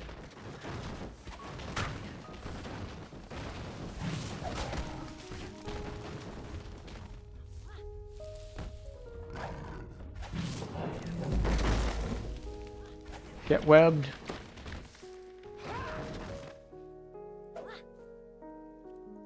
So, a lot of crowd control doesn't work on the gemstone lions. Seems to be avoiding you. A gemstone cracks But- once more. Oh, right, I should have not done that until we got the moat, hey? Falls still. It's okay, we'll just leave. We won't do a mode on this one. Seems to have left it. And we didn't really care about the loot in here either. Your trust in me So, brought us we're not gonna rerun victory it. this day. You've earned a reward. She continues. But speak with me if you'd like to help a little further. Somehow, I fear the culprit is still nearby.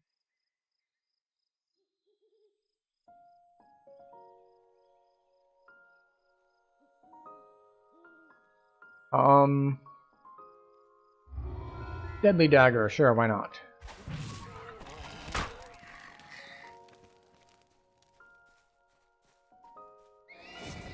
Okay, do we go north first? I think we do for we go for corruption first. Although corruption does have something that is reasonably dangerous. The groups of fire beetles can actually pump out some damage.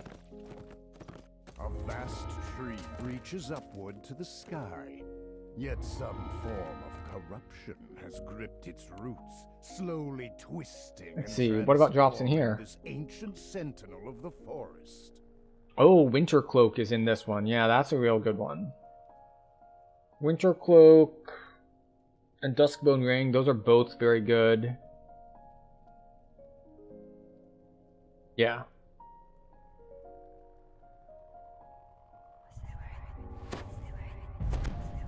Oh wait, did the last one have the last one had Rock Slide Ring, didn't it? Full of life, yet something seems off. A sense of unease hangs in the air. Time to find the source of the corruption you've been asked to stop. An ugly red magic barrier blocks the way down to the tree's heart. A strange red light fills these root tunnels, draining away the life in them. The barrier flickers out as the first orb is destroyed. We have successfully... That sense of unease you felt fades. The barrier collapses when the third orb is destroyed. I was gonna say, we have successfully gotten temp health. But we do need to remember to put on resisting fire. You expect there are more orbs powering it. Blind spores step through from the roof walls and attack. You, please walk towards me into the stuff. Thank you.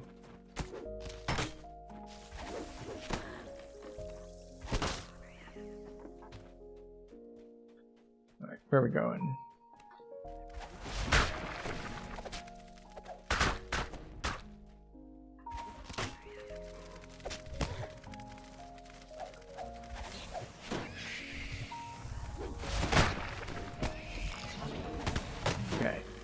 Getting some AoE done, and we're good. Now, one thing we do need to worry about are these guys, especially champions of these guys, because they can cast Splinter Bolt, and it hurts a lot.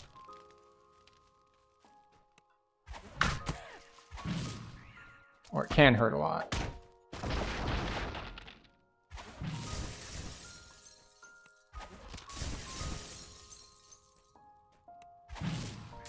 A shudder of relief passes through the tree's roots as the last orb in the northwest One section down, one more to go.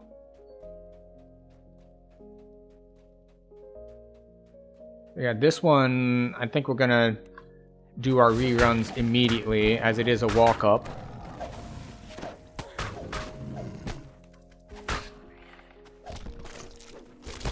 Your sense of dread and loss mounts to explore this portion of the tunnel.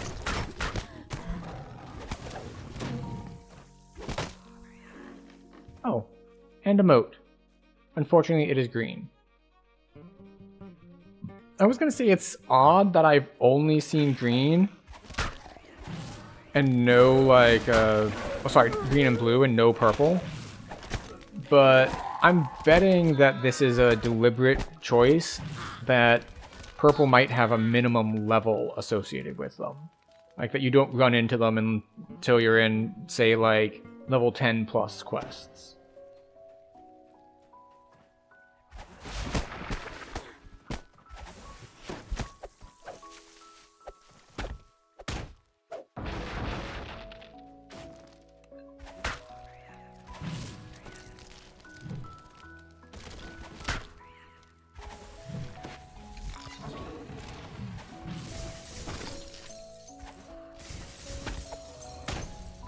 You might be wondering, well, why don't you just walk up and hit them? Because then I would be in melee range of the ads that spawn when you break them, and I'd have to fight them. And why fight them if I don't have to? In some cases, it's detrimental just because it's like, well, that's going to cost me spell points, and I'm really short on those. Fortunately, this quest is generous enough with its rest shrines that I'm not actually worried about that. But in some other quests, it might become an issue, or potentially be an issue.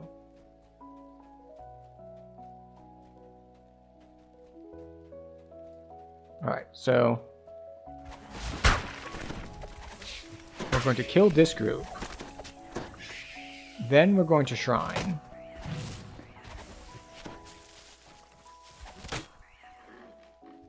And then we'll move forward. Because this means that we will have the opportunity to kill some dudes to get temporary health before the boss. Which is why we only cleared one of those groups. So we were looking to strike a balance between don't use up spell points and still have some guys available to kill for our durability.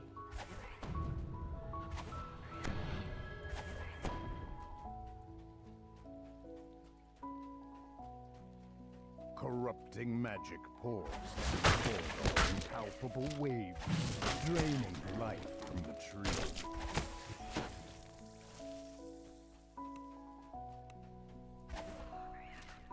The Fomorian bellows. Stop them, Voidfang! There we go. The Dire's tree ritual must not be interrupted.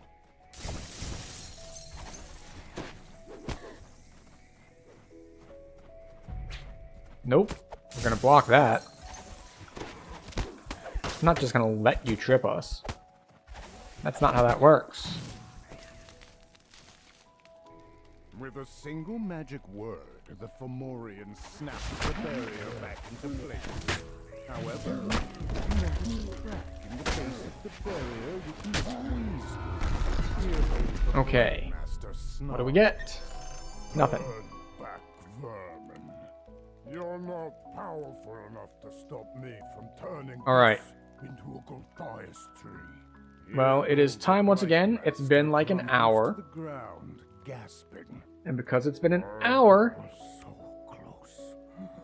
it is time for us to take care of ourselves again. And yes, I know that you treated yourself to Twitch Turbo, so you feel like you don't need to take care of yourself. And I will say that you are incorrect. You need to take care of yourself regardless. Because once again, it's not like you're going to be missing anything. You can go do all sorts of stuff while we're AFK. You're not missing any sort of game things. Or you could hang out and heal your soul and make that healthier by simply watching the dog. So once again, we do this every hour where we try to encourage ourselves to do something healthy besides sitting and staring at screens. So we're going to go AFK for about 3 minutes. I encourage you to do the same. A whole after these messages, we'll be right back thing. So everyone gets a chance to give their eyes a rest, stand up, stretch, use the bathroom, all that good stuff. I will see you in 3-ish minutes.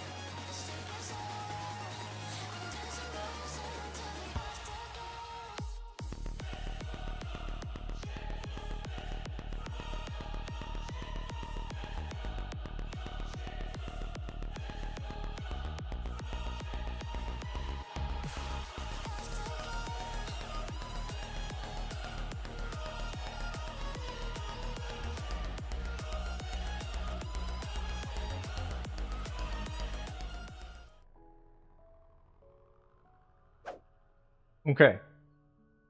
We're back. I still haven't figured out a way to convince it to not go to the red star background. Because what that does is it's just not seeing the game until I have tabbed into the game. So it's like I tabbed out and then I Time to find the source of the corruption you've been and then I asked to what? stop. An ugly red magic barrier blocks the way down to the tree's heart. And then when I come back, just like, oh, I don't see a game. It's like, what do you mean you don't see a game? A strange red light fills these root tunnels, draining away the life in them. Okay. As the second We'll just put this here. that sense of unease you felt fades a little.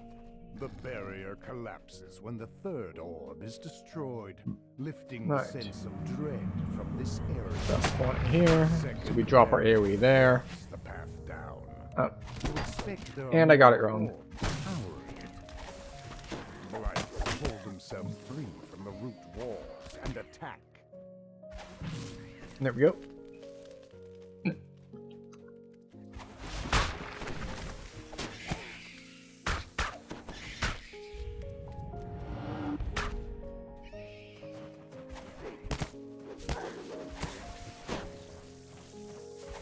Just cast that instead. No?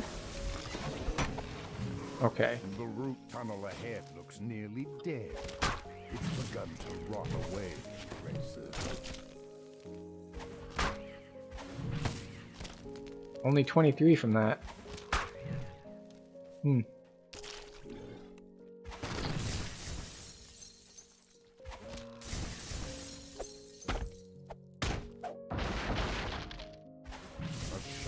There we go. One trio down, one trio to go. Orb in the northwest tunnel shatters. So, what are we hoping for?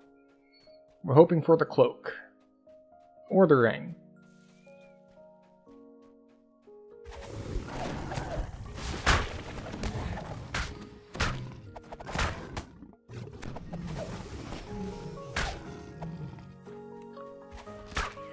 Either one works.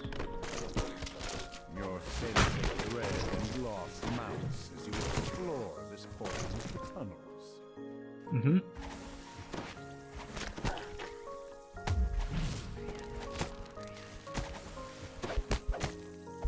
Are we just gonna melee these things? Yeah. Oh, look, a moat. This is about where I fought the last moat. Unfortunately, we once again have a green moat. The most disappointing of moats.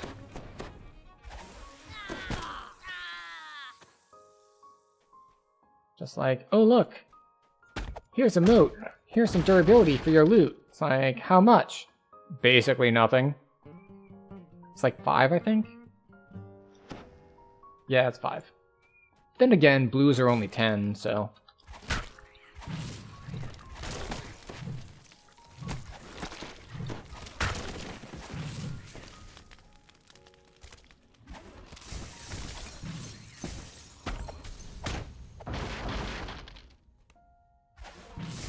Alright, and we are good to go to move forward. I think we're once again going to do the same thing where we kill one group and then shrine, since we still do need to kill one set of blights on the way back.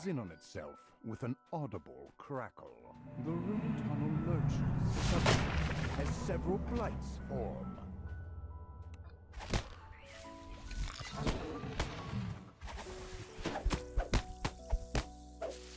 There we go. Then we grab one more group before shrining.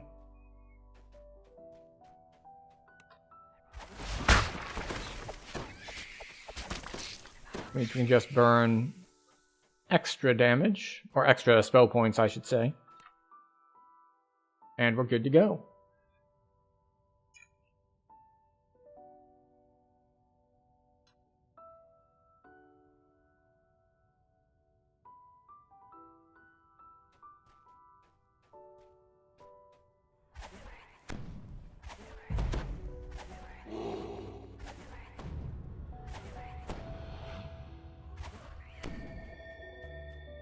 Alright.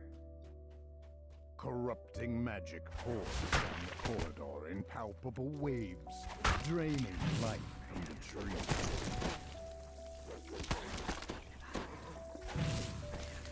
Okay. Got that. Mark of Law. The Fomorian peril. Stop them, Voidcrag! The Goliath You and your stupid force damage. interrupted.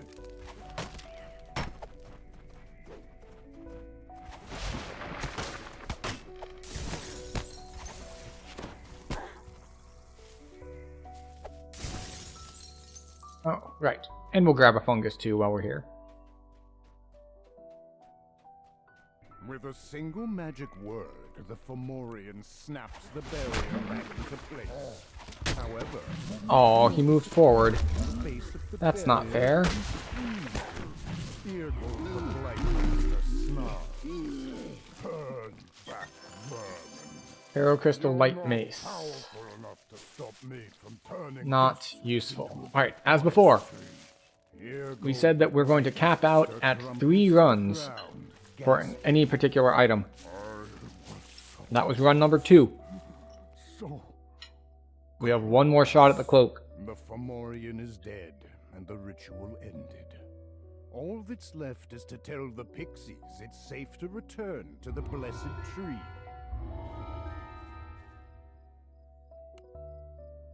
Let's see if we can't go a little bit faster this time. Now, we're not going to go too crazy on that, of course, because Seems off. we are still on a permadeath character. Hangs in the air. So Time to find the source of the corruption you've been asked. we're not going to do anything An ugly too red spicy. magic barrier blocks the way down to the tree's heart. The barrier flickers out as the first orb is destroyed. A strange red light. It does help that we fills killed root a guy there. nodes, draining away the life in them. As the second orb shatters, that sense of unease you felt fades a little. The barrier Drop some collapses AoE when the behind third us. orb is destroyed, lifting the sense of dread from this area. A second barrier blocks the path down. You expect there are more orbs powering it. Alright, so faster in this case Free from the root wall. appears to overlap with spending more mana. So let's do a little something about that. There we go. And the little something about that we were doing there was Nearly dead. It's putting 2 groups together for AoE. Instead of casting a spell to kill 1 group, we cast a spell to kill 2 groups. It's much more efficient that way. It is, however, more dangerous, because it means you're fighting more people at the same time. A shudder of relief passes through the tree's roots as the last orb in the northwest tunnel Right. shatters. And that should... it looks like it's not killing anything, but it will hurt them for if they do try to chase me down. Wait, really? Did I not? Oh, I haven't gone this way yet. Off we go. Your sense of dread and loss mounts. Explore this portion of the tunnels.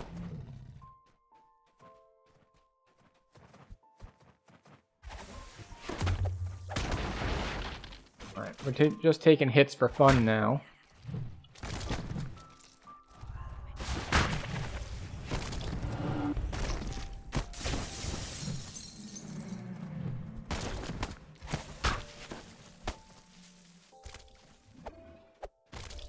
I was like, wait, why is it not breaking?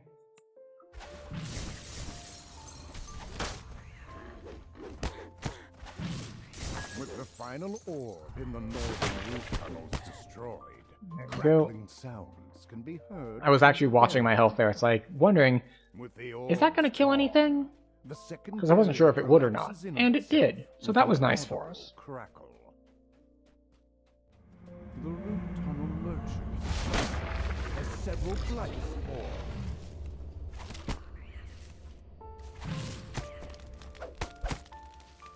There we go.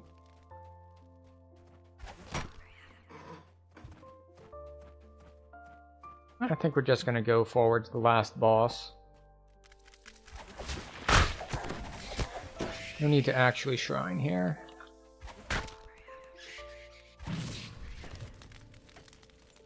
I say until one of these fire beetles just like nails me for like 100 damage out of the blue. Just like, oh, I don't need to kill these, it's fine. We'll kill the Mark of Law deliberately. Just like single that one out and be like, no. The Fomorian bellows. Stop them, void fags! The Godias tree ritual must not be interrupted.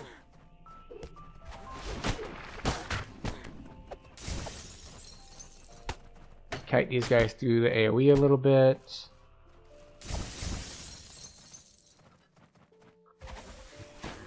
Go. Maxed out on our hit points. With a single magic word, A little bit more spell points. Snaps the barrier back into place. However, you notice a crack in the base of the barrier you can squeeze through. Here goes the brightness. Alright. How are we on loot? No luck. No luck at all. To stop me from turning this Oh well. into a Godias tree. Oh look, a moat. Here go the A moat. Master Although doing this after the quest, I think there's that thing where we set ourselves up for suffering later. The Fomorian is dead. The ritual ended. All that's left I was like, it's a little rough that it was behind the moat, so when we were trying to splinter bolt it, it wasn't taking damage because the bolts were hitting the moat in front of it, body blocking for it. So now it is time to do the Thorn Rite.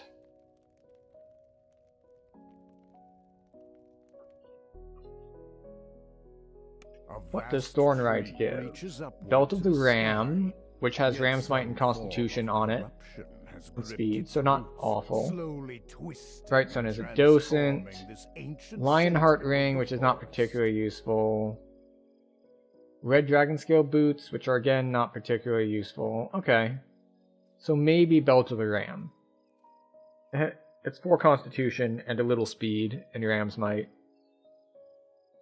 The 4 Constitution might be enough. Obviously, Belt of the Dire Bear would be preferable. Let's see. Not that. But, you know, we haven't done the quest that drops that one yet. So I don't think this one is going to be worth multiple runs on to farm. But, you know, we'll see. The big ones that I'm looking for are the caster rings, and it would be like... And the Cloak of Snow would have been a great pickup.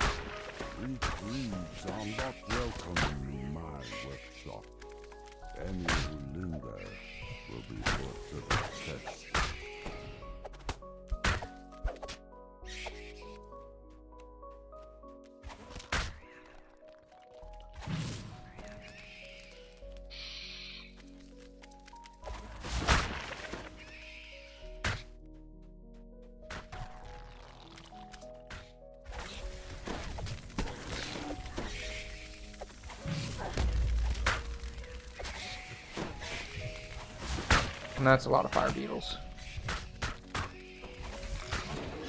I didn't want to be in line of sight of that many fire beetles at the same time, because that's just a good way to get yourself killed. Sensing your surprise, she motions for you to speak. Why did that one attack?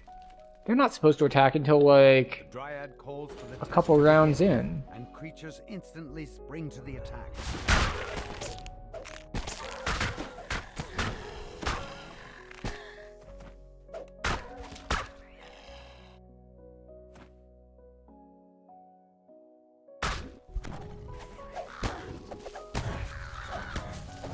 Oh, we got knocked down mid-cast. So it not only did it not go off, but it went on to cooldown. Which is not too big a deal. We had a backup plan.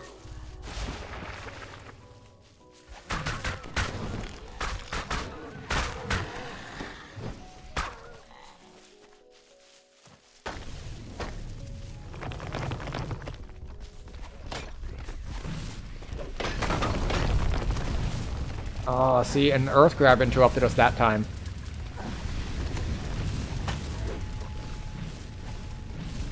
Okay.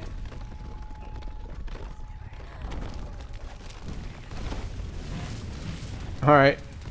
We, that was close. That was close, and I did not like it.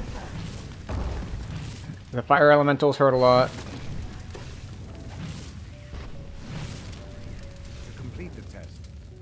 Joins the fray herself. Okay.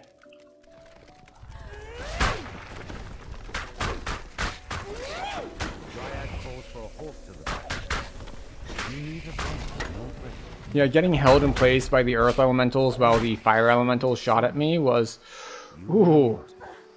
Oh, that was a little more stressful than I had hoped. We now have a... We don't have a heart rate monitor on, but it would be higher than average after that little escapade.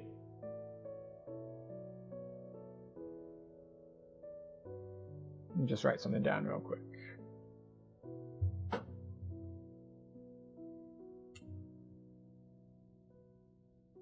There we go. I want to revisit that for clipping purposes later. But we must remember that we are on a quest. Not a normal quest, but an overall quest. A grand quest. To get our moats done. So, what we need to be doing here... Oh, there it is. I was going to say is wait for the moat.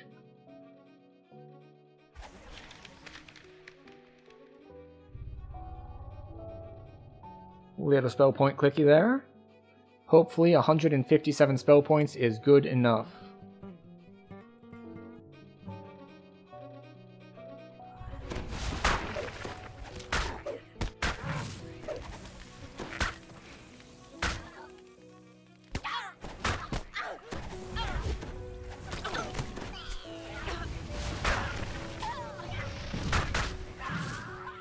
And there we go.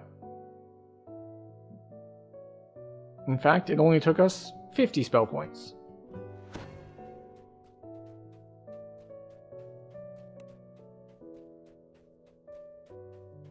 A gnarled woodwort carefully picks through a pile of brambles, plucking out the largest and sharpest thorns. Surely this Belt of the Ram. Well, my current belt has my death block on it, so I don't think I can swap to it yet. Now contains Hirsam's immortality. The Prince of Satyrs then took that needle to some... I mean, at level 12 we definitely can, because then we get permanent death block. But, that's... It's not ideal.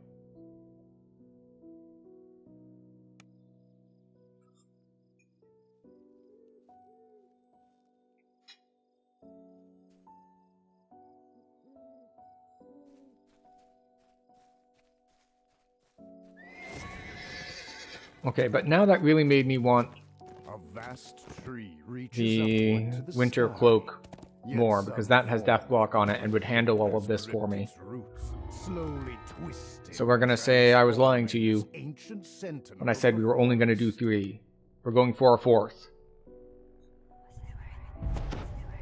We got another piece that makes this now more valuable. From the context of being able to Tetris gear together. It's like, oh, now I want this more. An ugly red magic barrier blocks the way down to the tree's heart. A strange red light fills these root tunnels, draining away the life in them. The barrier Death Eater. flickers out as the first orb is destroyed. Now we can AoE these down with the rest over here, or we can just eat a knockdown. That works too.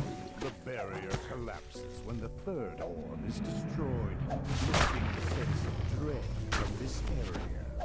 A second barrier blocks the path down. You expect there are more orbs powering it. Blights pull themselves free from the root walls and attack. There we go. Now once again, we are going to go for a double pull here. Your sense of dread as we are taking damage, but we are killing things faster than we're taking damage, so it doesn't matter.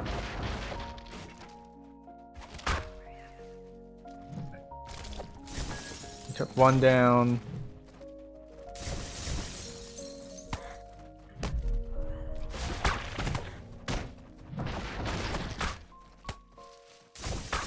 Final orb in the northern root tunnels destroyed. Crackling sounds can be heard from the barrier. I'm just going to put this here. Help clean up the stragglers a little bit so we don't end up with anything weird. Like, let's say Dungeon Alert. We don't really want Dungeon Alert. Oh, I see a red dot on the map.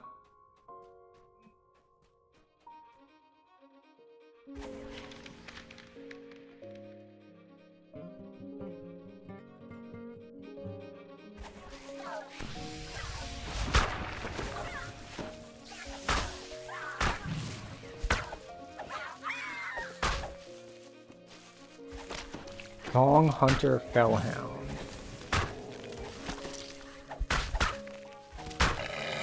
Got him.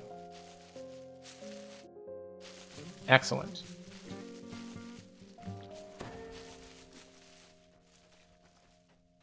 I will say they do a good job of making the moats super visible on the mini-map. Whoever had the idea to have the moats show up as a bright red dot on the minimap, that was an excellent idea, and I thank them for it.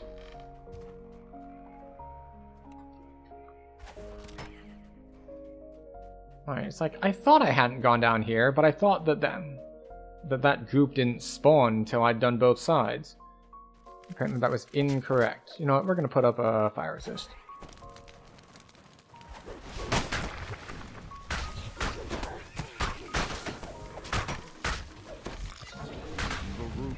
Go. Looks nearly dead. It's begun to rot away in places.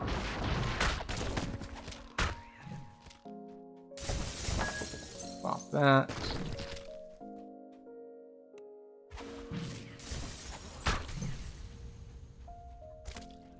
A shudder of Pop that. Through the tree's roots as the last orb Alright, and we are good to go for the boss, although we have been more aggressive with our spell point usage, so we might need to actually shrine this time.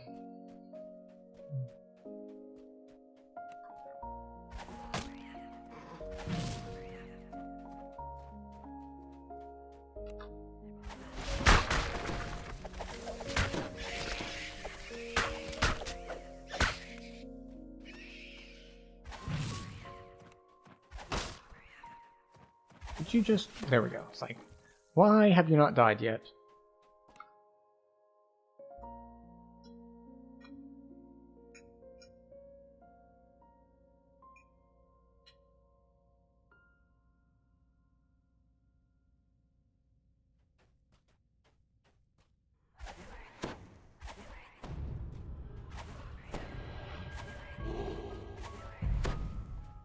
Alright, and we do still want this. Longstrider gives 15, but Expeditious Retreat gives 25 as far as move speed is concerned. Which for a long time meant Longstrider was just completely worthless. It's like, why is this spell even in the game? And then they updated it and gave it a secondary effect, which made it still not like the most useful, but gave it a use, which is now, sure, it gives you a little bit of move speed still, which is great if you don't have access to a Expeditious Retreat. But it also makes it so the like ankle-deep water that slows you down to like half speed no longer does that. You're no longer slowed down by it. Alright, give me the cloak. No, that's not a cloak. It's so far away from a cloak. That is in fact heavy armor that I cannot wear without breaking my druidic oath. So, it's useless. Okay. Well, we're gonna need to find our death block elsewhere.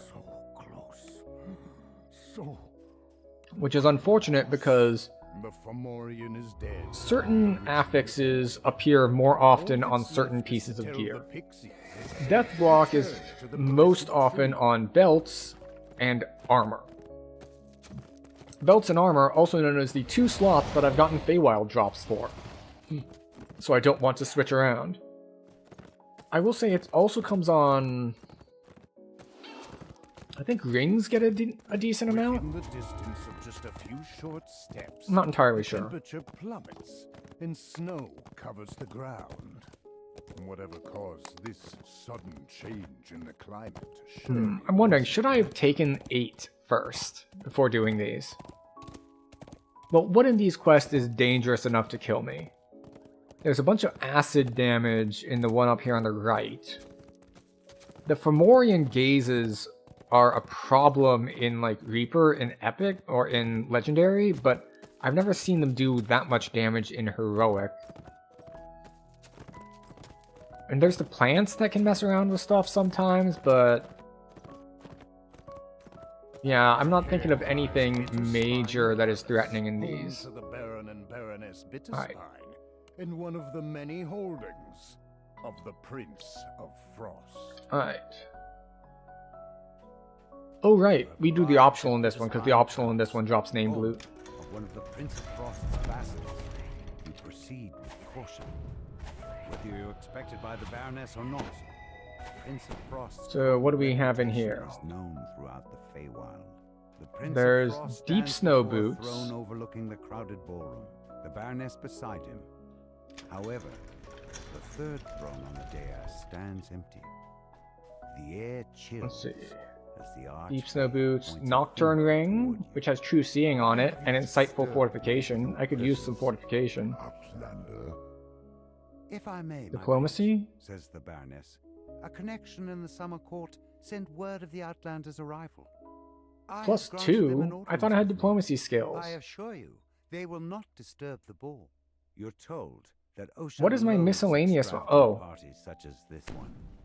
He's likely to be avoiding the crowd somewhere, perhaps out on the windward balcony.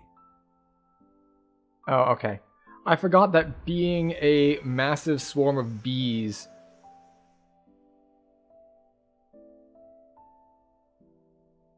makes you, Wait, how do you do this if you can't do the skill check?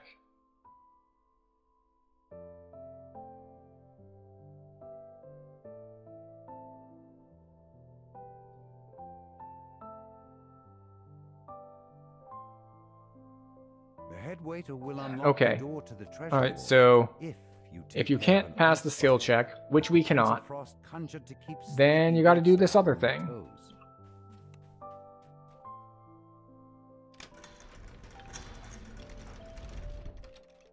Wait, why do I have less health?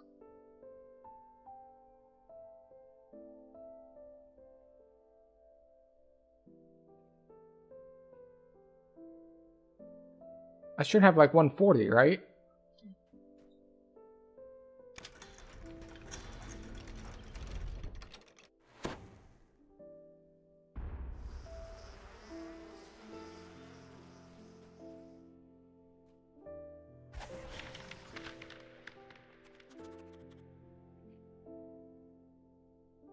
As soon as you shut your eyes, you hear a cold chittering. You open them. And of course it's a stone guard. Fortunately, it's also an ice spider. The ice spider shatters and dissolves into a snowy mist. Now that the creature has been destroyed, the head waiter will unlock the treasure vault for you. Okay. So a bit of a delay there. And next time we might make the diplomacy check if we remember to stop being a swarm of bees first.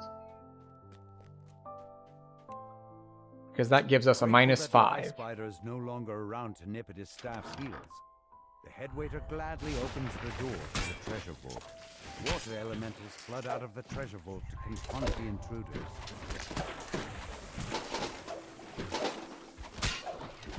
Alright. Boop. Okay, one lever. You hear a bell chime in the ballroom as you pull this lever.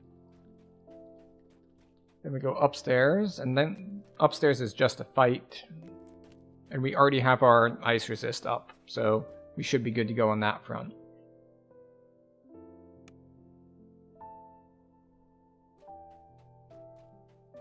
Oh, the Winter Court necklace would be good too.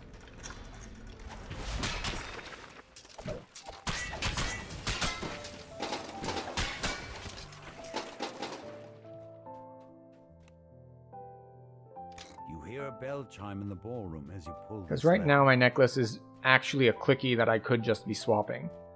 So the Winter Court neck gives Profane Spell Mastery, which is great. It gives 12 Profane Life Force, which is great. And the other stuff doesn't matter. This door leads out to the windward balcony. From the dim gems on either side, you can see that it has been sealed to prevent guests from following Osha outside. The court advisor stares off into the distance. So now we need to gather the party. The sound of your footsteps, he jolts, turns around, and lets out a dejected sigh. Osha hands you a key.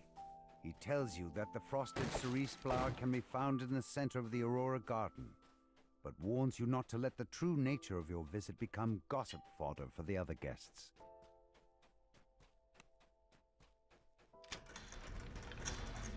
You step out into the snowy garden. A peculiar patch of grass grows in its center. We pick the along flower. with a flower that emanates a magic. Then we come back this way. The flower crumples away into nothing in the palm of your hand. And we're doing it this way. Grows in the soil. Actually, we're doing it this way because it's the way we can do it. For a moment, So you can, not on this character of course for me, but you can Dimension Door to get back to the entrance there instead. to your surprise, But if you do, then you haven't broken that ice, which means you can't get back through the top route. Those flowers a millennia ago. Now they're everywhere. Snarls the Prince of Frost. Outlander, you will fix this. I'll turn you into a block of ice. Lady Lazuli informs you that there were only 2 Eladrin nobles she didn't recognize in attendance tonight. She knows who can tell you more. There's Snowdrift. Snowdrift, the resident social butterfly of the Prince of Frost's court. And Lord Beryl. Snowdrift tells you that Lord Beryl was last seen slinking off to the kitchen in search of a fresh bottle of wine. Then he shoos you out of his crowd of adoring nobles.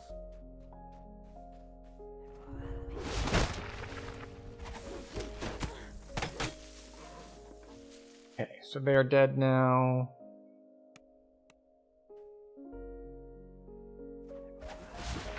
Oh, I didn't have them hard targeted. That's the weird thing about the spike spells, is if you have something soft targeted, it casts at your feet. You need to hard target to actually cast it on something. Lord Beryl says that Dame Allegra has gone to explore the Prince of Frost's quarters. Speaking with her is the next step in solving this plant puzzle. So, at least in this quest, we get 2 chances at named loot. Because as we said, we do like the neck would be very good for us. And what was the other one? Not the plate. The plate's useless to us. Nocturne Ring is decent because it could get us more fortification, which is nice, and true seeing, which is a convenience. And Deep Snow Boots are...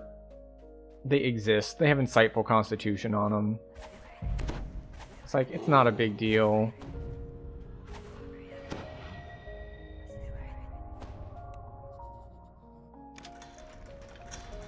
A group of palace guards stand at attention against the Prince of Frost's table.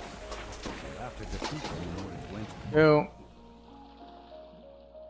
Now you see how everything's just kind of falling over? Stands at the base of the stairs that lead to And this is a first life character with, you know, let's call it subpar gear, since at least 2 slots of my gear don't give me anything. Like in this case, my necklace gives me nothing, because it's just a spell point clicky, it has no base stats on it. And then, on the other hand, there's my trinket. Trinket gives me blur.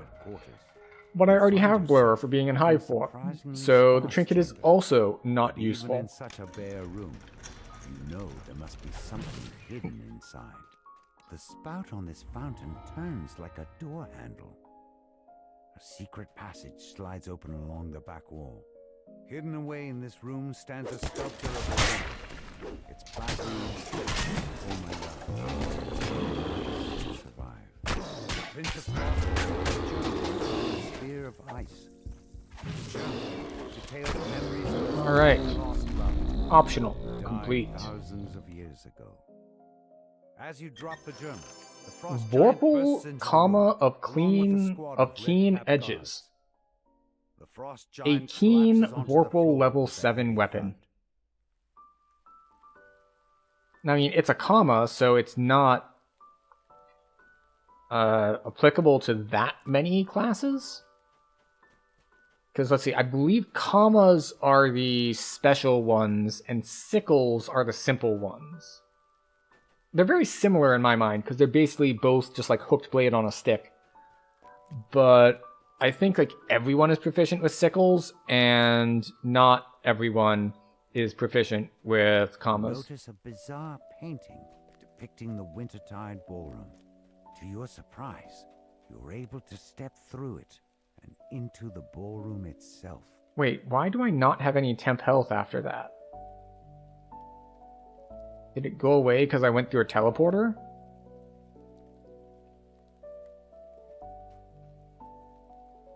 Oh well. It was gonna go away because we rested anyway. What, if any, resists do I want?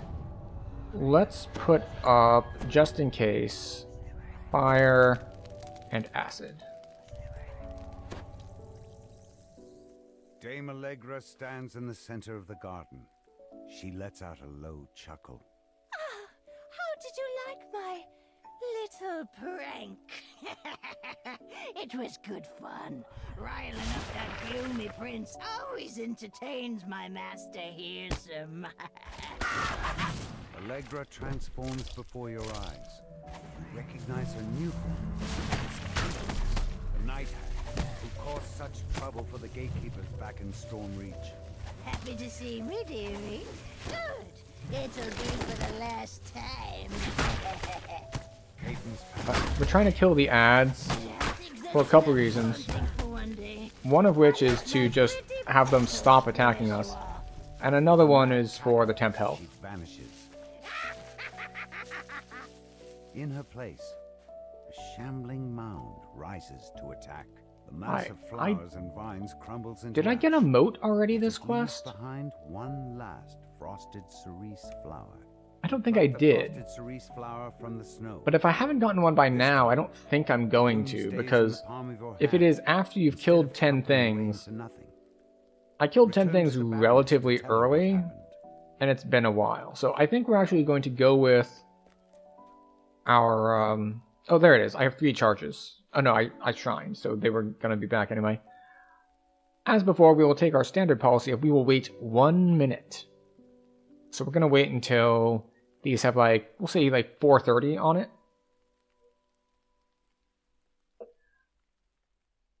And yeah, so deep snow boots. Well, what are my current boots? My current boots are just a clicky. So deep snow boots would be better because I'll take 1 insightful constitution, sure. And the necklace would be better. Necklace is just a clicky. And the nocturne ring, let's see. There's our 2 constitution, and this is... Oh, this is kinetic lore, which is really only 3 kinetic lore, because we have generic lore on our stuff. So we'd probably replace this with nocturne ring if we got it. between the insightful fortification and... Oh, look, a moat. The insightful fortification and the true seeing convenience.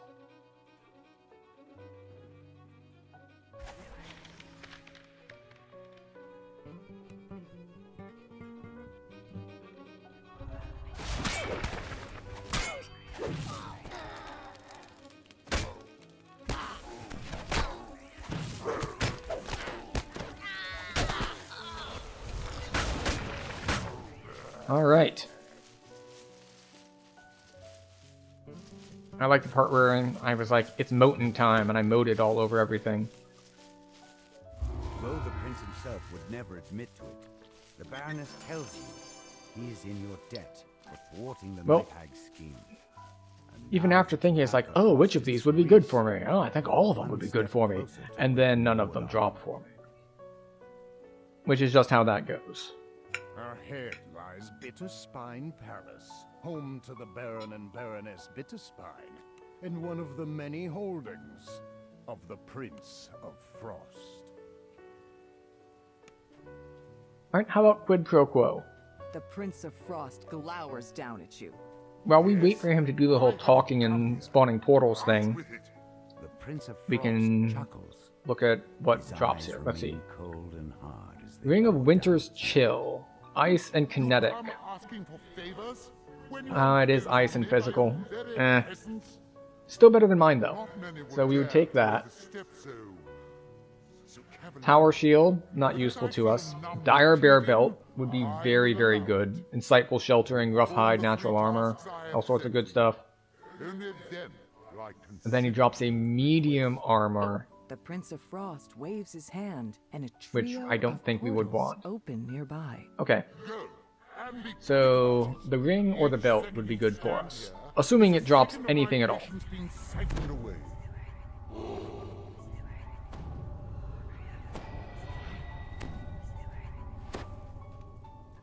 Okay, I think we can do this with the skill check for You've arrived at Rhyme's Refrain, not spell one sight. of the Spell sight Prince is the of thing that Frost's gives it. favorite venues. He demands that you Spell sight remove is the griffins that item seem to have affix, made their home inside which the then amphitheater. gives A you number of spellcraft, griffins are I think it's perched called. throughout the amphitheater. They look at you Spellcraft. apprehensively, but make no move to attack. You There we go. skillfully tend to the griffins. Also, we're getting close to level cap. In time, the griffins will be able to return to their usual lairs. The So amphitheater that's can something to now keep in return mind to as regular well. use. That takes care of one But we favorite should be able to of the get done Prince with of quid Frost. pro quo The tramp of approaching and boots the echoes through the other amphitheater. one Then nearby. a vicious voice calls out. The ones who bring me the And if we overcap, it's fine. It's not going to be by The much. hunters have caught up to the injured matriarch, but she is in no condition to fly. An injured So, guard and then we'll calls out take to you. 8. And then we can still farm these when we're level 8, because some of these are level 6 anyway. The villagers have been captured and dragged off by those brutish Fomorians. I'm in no shape to do anything about it. Rescue them, please. I beg of you. You Yeah, overhear I an can't rescue argument these between people the at all. Fomorians. Perhaps there's some way to take advantage of this strife?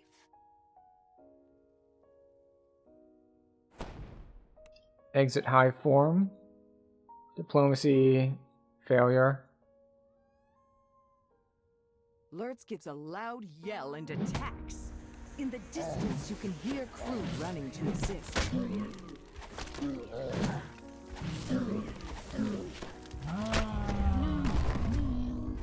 Alright, we'll put up some vigor.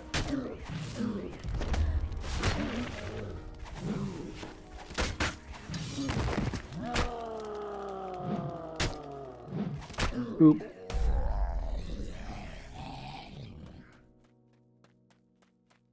Okay, so even though we put ranks in diplomacy, we have terrible charisma, and we're made of bees. And people are, I guess, cause fear. I hate you. The Fomorians have been defeated, and the village is now safe.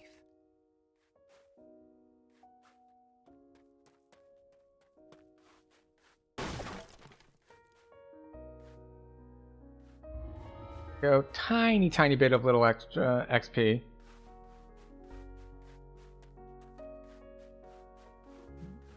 as I said, we're probably going to overcap between this one and the next one. But we'll find out. You guys, I can't help you guys. I don't have the skills.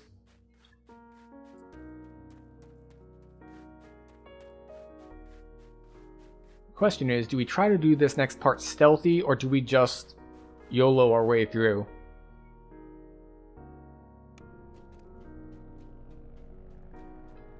I think we can go for somewhere in between. Find yourself inside the base held by the rebel bandits. The Prince of Frost wants you to retrieve a wine chalice that they stole. The bandits said something about needing to get the patrol. Wherein we'll be stealthy-ish, but we're not gonna wait long periods of time. And through the sleeping bandits without needing to fight. So the key thing for this part is these guys. We got very unlucky having them be right here, right as we walked in.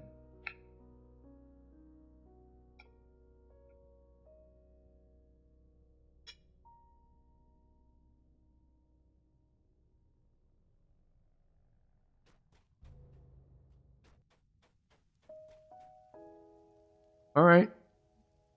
Come on, get a move on.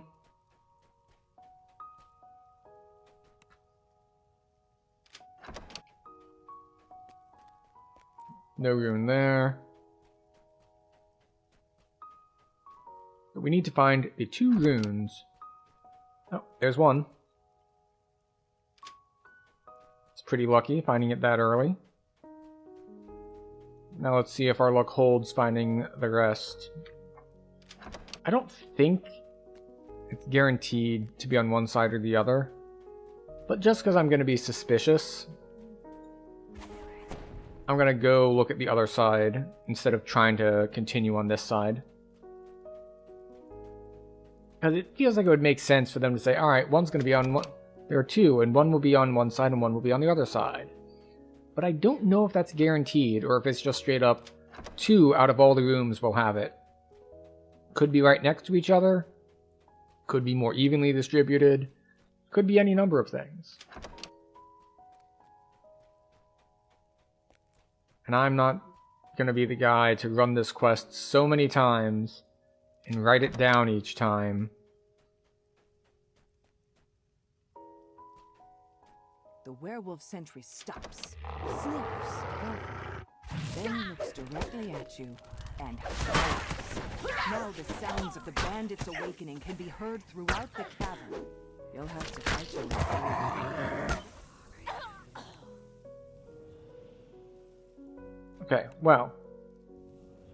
So, as I said, we got halfway there. We tried to quickly squeeze by.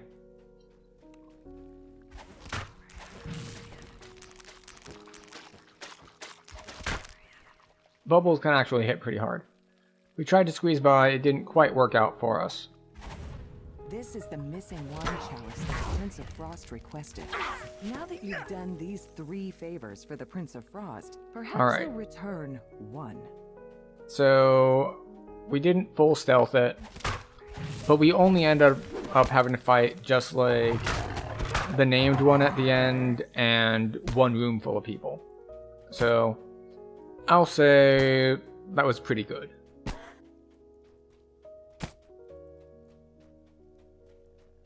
That said, oh, I was about to say, it's like, wait, did I get I haven't gotten a moat yet. Let me check the map, see if I just missed it spawning. The answer is yes, I did miss it spawning. Fortunately, it is a blue one again.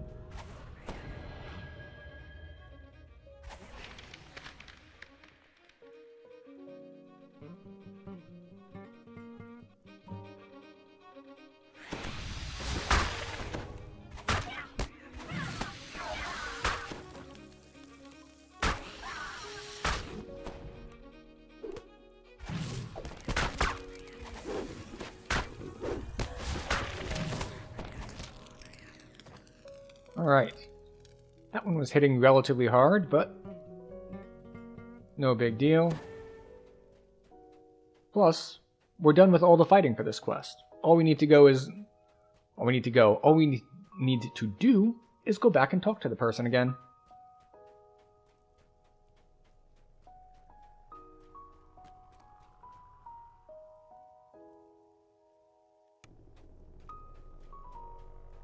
All right. To once again even the scales, the Prince of Frost agrees to lend you his powers in reaching Hirsum's No fortress. named loot. You can now proceed Unfortunate. with the final part of your plan, trading Hirsum's needle for the Codex pages. So yeah, we're definitely going to overcap on this next quest, but I don't... Actually, I take it back. I was going to say I don't want to ride all the way back up here, except that there are named drops that I want from these two quests that we just did. So, so normally it's like, I don't want to run back up there for just one quest. It's like, well, what if instead of I ran back up there for just one quest, I ran back up there for multiple quests because I wanted to try to get the drops from the other ones. Hardy Necklace of Spot. We'll grab that one just in case. Oh, and re-grab the quest. Thank you very much. So this is Endless Revels. We'll grab that. It's Make Believe.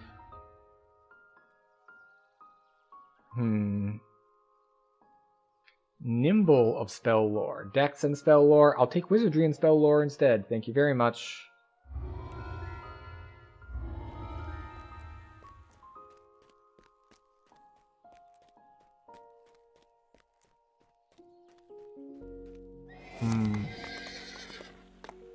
Someone just died at 21.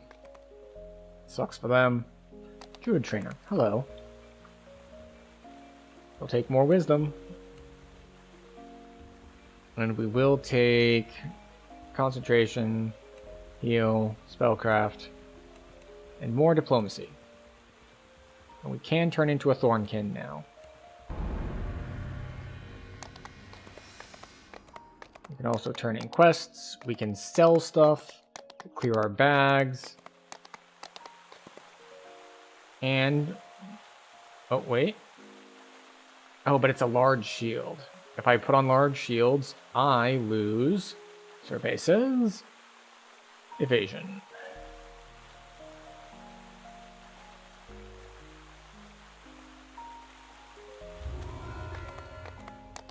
Wait, we want to retake that quest. It's Thornright. No.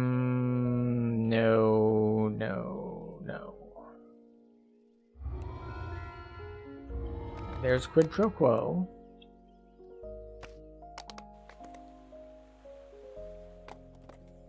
Let's look at our quest log. Frosty Reception. Okay, good. Unprepared spell slots. Where is the... oh, that's right. The tavern's down here.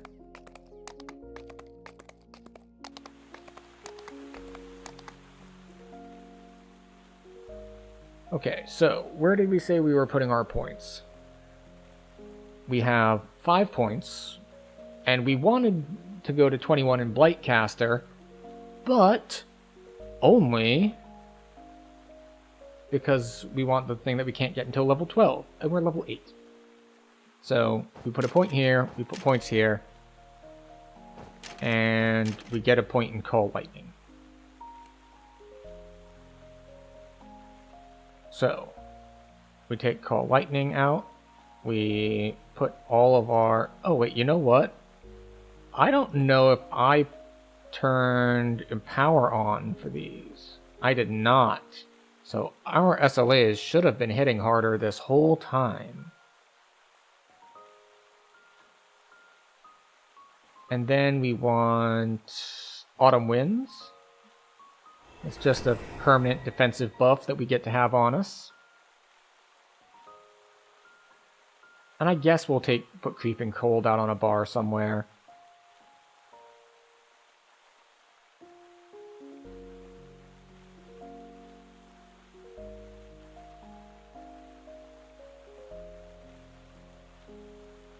Right. How are we on spells? Enveloping Swarm, Acid Rain, Ice Storm. How long does this last again?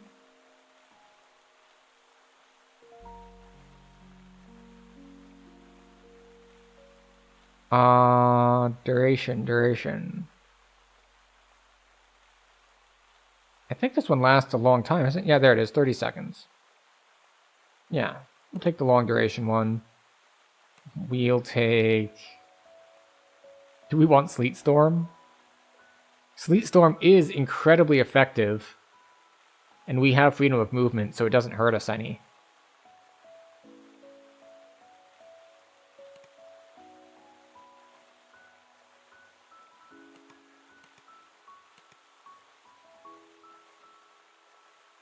Okay.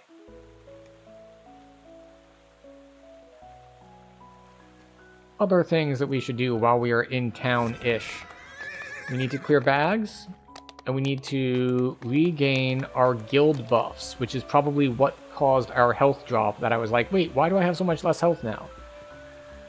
Well, that can happen sometimes. Let's see, Crystal White Mace with Mythic on it. We're keeping the Vorpal Keen.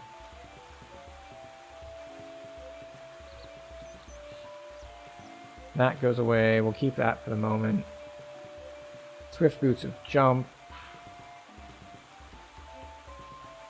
Open Lock and Resistance. Devoted and Heal. That goes away.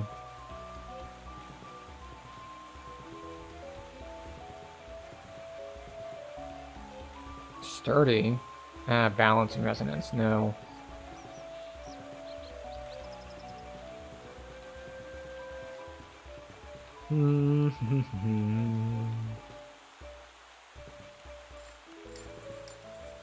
Okay. Got all that stuff down. Then reach my guild ship. And now... Amenity bar, we get our buffs back. Yeah, that's why. Let's see, what is the best way to get there? Is there a teleport there from Gatekeeper's Grove? I don't think there is. I think it's just to the harbor.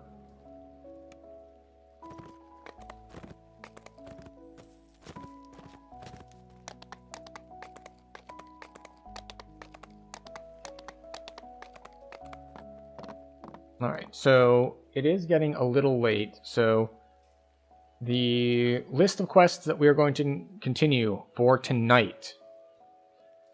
We're going to do all of the ice quests one more time. Which way is faster? We're going to say this way is probably faster. So we're going to head up, we're going to do all the ice quests. And then we're going to do all the swamp quests, and that'll do it. Now, that is actually 6 quests, so we've still got a decent chunk of stream left. And hopefully, we get some drops, because right now, we have 1 piece. And you know, I've been talking a lot about, it's like, this piece is okay, it doesn't give me much. But the thing is, every piece gives set bonuses. So, you know, 1 more piece also comes with a bonus 10 max health, which is substantial. And then we get 50 spell points, which again, it's almost 10% bonus there. Bonus to all ability scores, and then dodge, which is, you know, whatever. And then 1 to all DCs. Not that I think I'm going to get up to a 6-piece bonus. Like, Leaf Mail is insane at level 5? It is. We deliberately farmed it. Now, we didn't go all the way to Ransack. I did say earlier that I was going to kind of max out at 3 runs per quest if there was something I wanted there. I broke that rule a little trying to get a winter cloak. Did 4 runs there, no winter cloak. Which is why I'm not wearing my Belt of the Ram, because I currently have Death Block in my belt slot, and I'm not willing to give up Death Block in order to get an incremental increase in other stats. But I have so many slots that have basically nothing in them. Like, I have...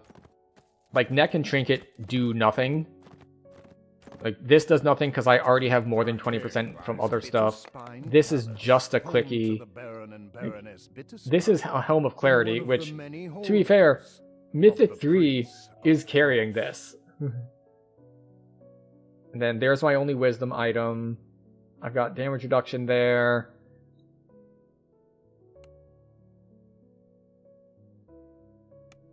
Like, this ring is only effectively 3% kinetic lore, because I have general kinetic lore here. My cloak is like... Yeah, my cloak is 2 dodge. Whether you're expected by the Baroness or not, the Prince of Frost's cold reputation is known throughout the Feywild. The Prince of Frost stands before a throne overlooking the crowded hall, the Baroness beside him. However, the third throne on the dais stands empty. The air chills. Okay, so this time we're going to remember to turn off Hive Form before we try to diplomacy the guy. Because it gives us a -5. A connection in the Summer Court sent word of the Outlander's arrival. I have granted them an audience with me. That'll make this run much faster than last time. You're told that Osha loathes expressing parties such as this.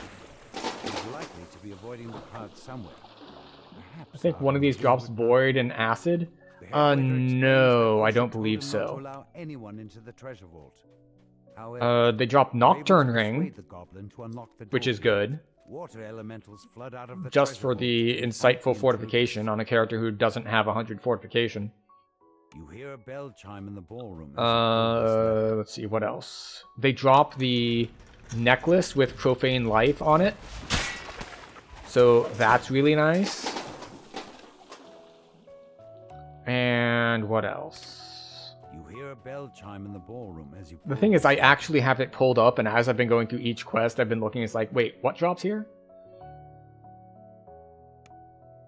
So let's see. We'll just double check Frosty. Reception. Alright, what do we have? Frosty Reception drops Deep Snow Boots, which it's 1 insightful constitution, but set bonus. It drops Nocturne Ring, so True Seeing, and insightful fortification. Plate of Winter Solstice, which is useless. And Winter Court Necklace, which would be very nice, because Profane Life and Profane Spell Focus.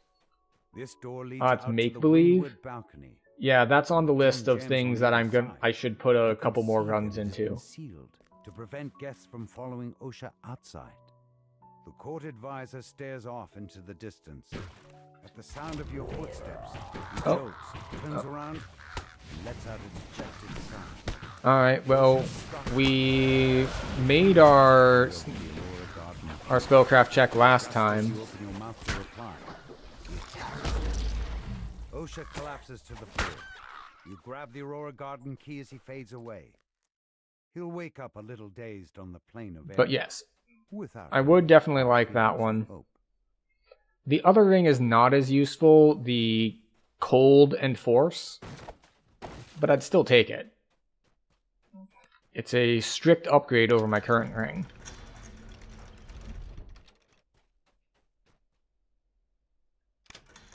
And obviously, if any of them spawn with like Mythic on them, especially when you have so few other sources of physical or magical resist rating, Mythic just goes crazy as far as the value on it.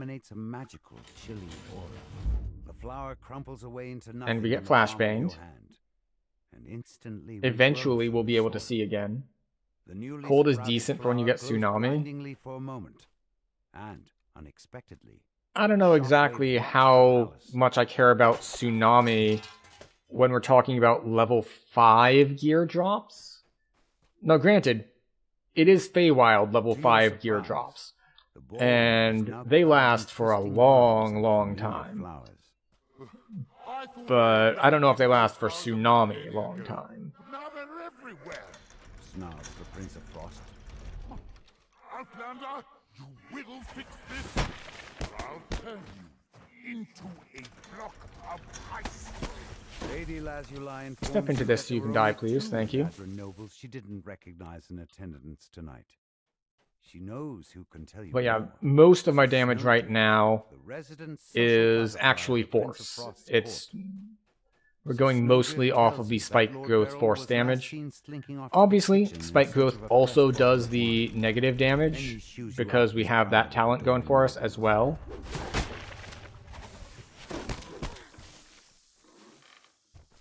But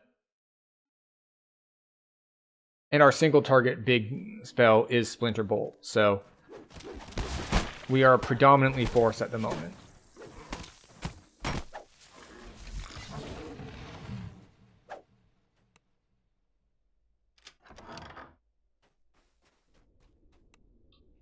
Lord Beryl says that Dame Allegra has gone. And of course, we are going to do the optional in here because the optional drops named loot. Is the next step in solving this plant puzzle.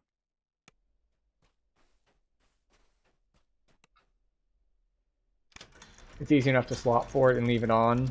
Otherwise, it gets harder to hear for. Yeah, that is the problem with Druid in general. It's like, I have all these spells. It's like, okay. Can you gear for all of them? No! Which is why I went on my main, and I turned in tokens for the Queen's Scepter. So I have Potency, Insightful Potency, and Spell Sight. Granted, what that doesn't include is crit. It's just base spell power. But I'm running on Elite. It's pretty strong on its own. An Eladrin noble stands at the base of the stairs that lead to the Prince of Frost's quarters. This must be Dame Allegra. I will say, on the scope of... Dame Allegra saw a hooded I mean, I won't call it cheating, because it's well within the rules and how they have it set up. But as far as how much I'm using the softcore access to make things easier for myself, I think I'm way on the other end for grabbing a scepter as opposed to, well, getting really, really carried, which is definitely a thing that happens either deliberately or accidentally. Like, if you're just joining random regular groups, you're gonna get carried by default as a First Life hardcore character when the general populace is also running things. You finished your racials on Blightcaster. Bramblecasters are amazing for it. Details memories of his long-lost love. Oh goody! The named loot that I can't wear. As you drop the journal, the Frost Giant bursts into the room, along with a squad of red-capped guards. The Frost Giant collapses onto the floor with a heavy thud. Let's see. Bramblecasters. Oh! Well, there's an old one. It's like, I know that name. Where are they from? Yeah. Zwabi's Revenge.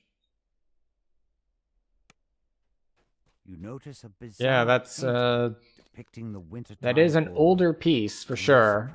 I do not believe that I will be running that quest on this character. Ballroom itself.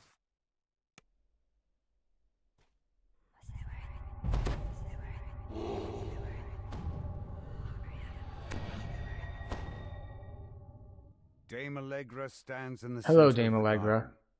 What if I did this? Chuckle.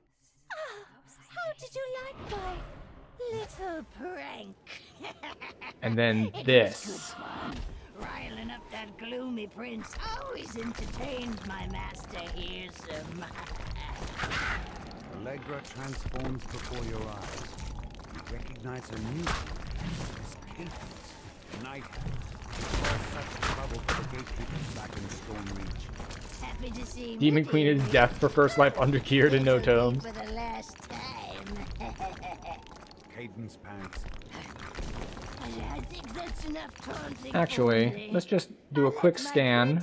Petals finish you off. Alright, no red With a mad dots. cackle, she So as vanishes. has been our policy thus far, we In her will place, wait a 1 shambling minute. mound rises to attack. Once we get to the place where we can end the quest, we will wait 1 minute. The mass of flowers to see if a and moat vines spawns for crumbles us. into ash. Yet it leaves behind one last frosted cerise flower. You pluck the frosted cerise flower in from fact, the snow. This time, I'm willing to give bloom up stays in the 24 palm of temp your health hand, in order instead to of rest. crumpling Oh, away into the nothing. shrines went away. Why did the Return to shrines go Baroness away? to tell her what happened. They go away after you beat her? That's odd. I was going to say that I would just shrine while I was waiting, but it's okay. We're going to wait until these buffs have, we'll say 45 seconds on them. Like X 45. In this case, it'd be 545.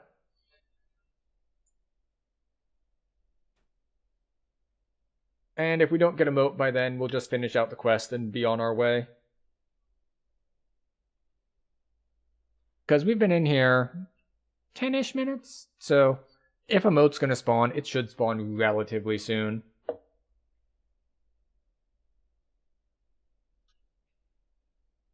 I still have yet to use Call Lightning, even though it does hit for a ridiculous amount of damage. Like, even if we look at our stats, how much do we have on Lightning? Electric, 121. Why is Electric higher than other stuff? Oh, because Electric is part of the... Right, yes. Electric is part of Elder of Winter. So we gain Cold, Acid, Force, Physical, and Electric. So that's why it's higher than things like Fire and Evil and Chaos and Positive and all that. It's because of our stance. Oh, and I got distracted. We're well past 5:45 on this whole waiting for moat thing. And it has not spawned for us. Let's just double check. Any red dots on the map? Red dots, anyone? Anyone? No? No? Bueller? No? Okay. Though the prince himself would never admit to it, the Baroness tells you he is in Ooh, debt a comma. for thwarting the Night Hag's So the funny scheme. thing is, I don't know if this comma is better than the randomly generated one we got earlier. One step closer to So breaking Lord we Arthur. got a Vorpal Keen comma. Ahead Just lies randomly. Bitterspine Palace, home to the Baron and It's like, Baroness okay. Bitterspine, and one of the many holdings of the Prince of Frost. The Prince of Frost glowers down at you. Yes? Why have you come here? Out with it! I don't like Prince of AoE Frost Contagion. The chuckles. cackle is a stun that works His in eyes remain Reapers cold and other and things that it hard as shouldn't. they bore down at you. You come asking for favors? I'm gonna be real. Like, which groups would I be casting Contagion at right now? Step so. Like, the ones that I'm currently hitting with Spike Growth. But as I feel numb with tedium, I don't really see a I will reason to allow it. cast Contagion at Will them. perform the 3 tasks I have set for Like, you. and if I need something to stun and disable a bunch of stuff, I now have Sleet Storm and Ice Prince of Storm. Frost waves his hand, and a trio Sleet of Storm portals gives them a open 50% nearby. chance to miss me. Go. Just And by think default, about it. for them Each existing in the second Sleet stand Storm. here is a second of my patience being siphoned away. It works on elementals. Okay. Doesn't Spike Growth as well once you have the upgrade? Or does that just keep it from being destroyed? Salt Ray works on undead. You've arrived at Rhymes. Well, I Resort, mean, I'm getting one of the Salt Ray, Prince I'm of just not there Frost's yet. Favorite venues. He demands that you remove the griffins that seem to have made their home inside the But lots of amphitheater. stuff works on A undead. number of griffins are perched throughout the amphitheater. Basically all the physical They stuff, look just at not you the mental stuff. apprehensively. The mental stuff Make doesn't no work on move to undead attack. because they're undead. You skillfully tend to the griffin's wounds. But things In like time, the web griffins works will on be able undead. to return Which, although to to your their other usual example, lairs. The amphitheater can now elementals return to obviously regular don't use. get web. That takes care of one Or, favor for I take the that Prince back. of Frost. I think earth elementals can Tramp get of webbed, approaching boots echoes through the amphitheater. but definitely not Then like a fire vicious elementals. voice calls out, The ones who bring me the matriarch's head gets an extra share of gold! An extra share of "The hunters have gold! caught up to the Yay! injured matriarch. but she is in no condition Fucking to fly. goblins. An injured guard calls out to you. You there! You have the look of an adventurer. The villagers have been captured and dragged off by those brutish Fomorians. I'm in no shape to do anything. Contagion and about Salt it. Ray are helpless too. Rescue them, Cool, cool. please.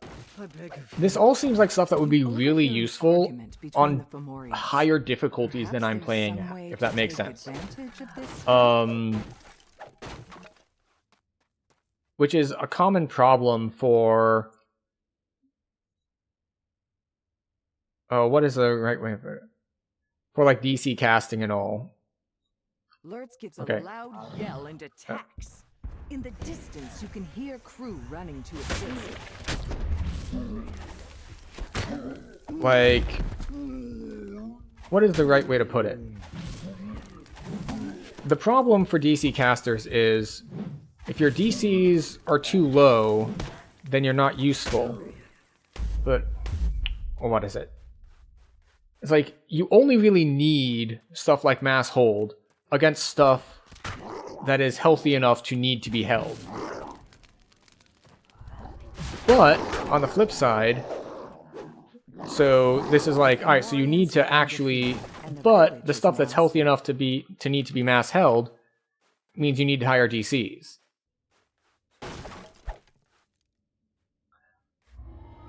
So just like, if you're under-geared, like, I've gotten myself confused. Not confused, but I've lost track of the point I'm trying to make. So we're going to reset here. The point I'm trying to make is, if I can delete all of their health in one spell, then there's no point in crowd control. That's really what it comes down to in this particular case. But, obviously, when stuff gets harder, you really want them crowd controlled. Do you dislike Thornbloom? You find yourself So, inside the it's base been a held bit by since the I rebel used it. bandits. The I Prince seem of to recall Forest when I asks you to used retreat it on my over main when I tried, or maybe it wasn't my main, maybe it was a different hardcore season. I seem to remember it misfiring a lot. Like you hit it and it like the animation plays and nothing takes damage. So if it does what it says it does, I like it. But I seem to remember it not working a lot of the time. Like, it might be one of the weird ones that's just like a... Oh, yeah, it's a point-blank AoE, but if you have something targeted and it's behind you, it won't go off. Or it might be one of the funky ones like that. But I do like myself some point-blank AoEs. I just remember that one not working. It misfires if you quicken it, but quick... Oh, it's one of those kind. I see. Maybe that's what my problem was. Alright, we're going to let that guy go by. Maybe that's what my problem was.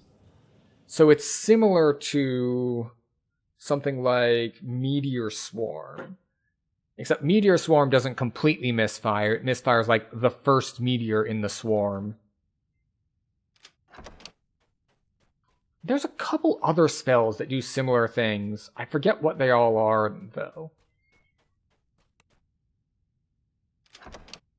But yeah, if I can get it to work properly, I'll definitely pick it up.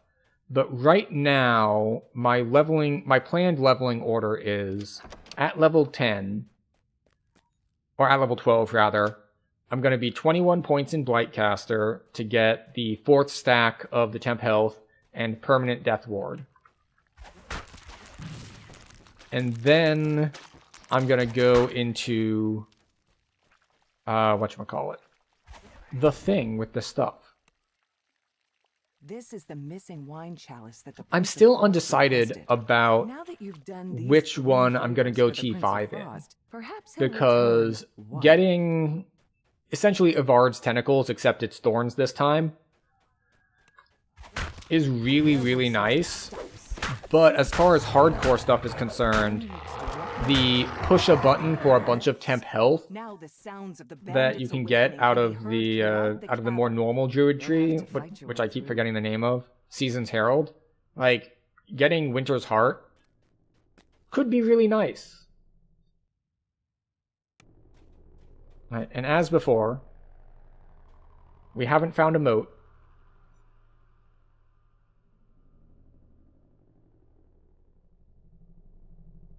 And I don't see one spawned anywhere. The bandit leader calls out. I've conjured a barrier at the exit and put a dimensional anchor in place. Now find the intruders and kill them. The tier 4 poison upgrade is good too. The poison ticks on every cast and it's AoE. Yeah, I played around with that a little. I remember not being super impressed with it, but the thing about Blight casters, Blight has so many different good tools. And you can only cast so many spells before the things are already dead. So I think I fell back to it's just like, well, I'll just cast these and everything's already dead. I stick with T5 Blight once you get to Acid Well. That is a good point.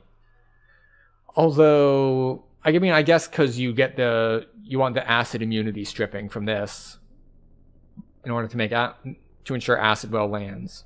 It's just like, Grasping Thorns is amazing. But on the other hand, like, this isn't that useful.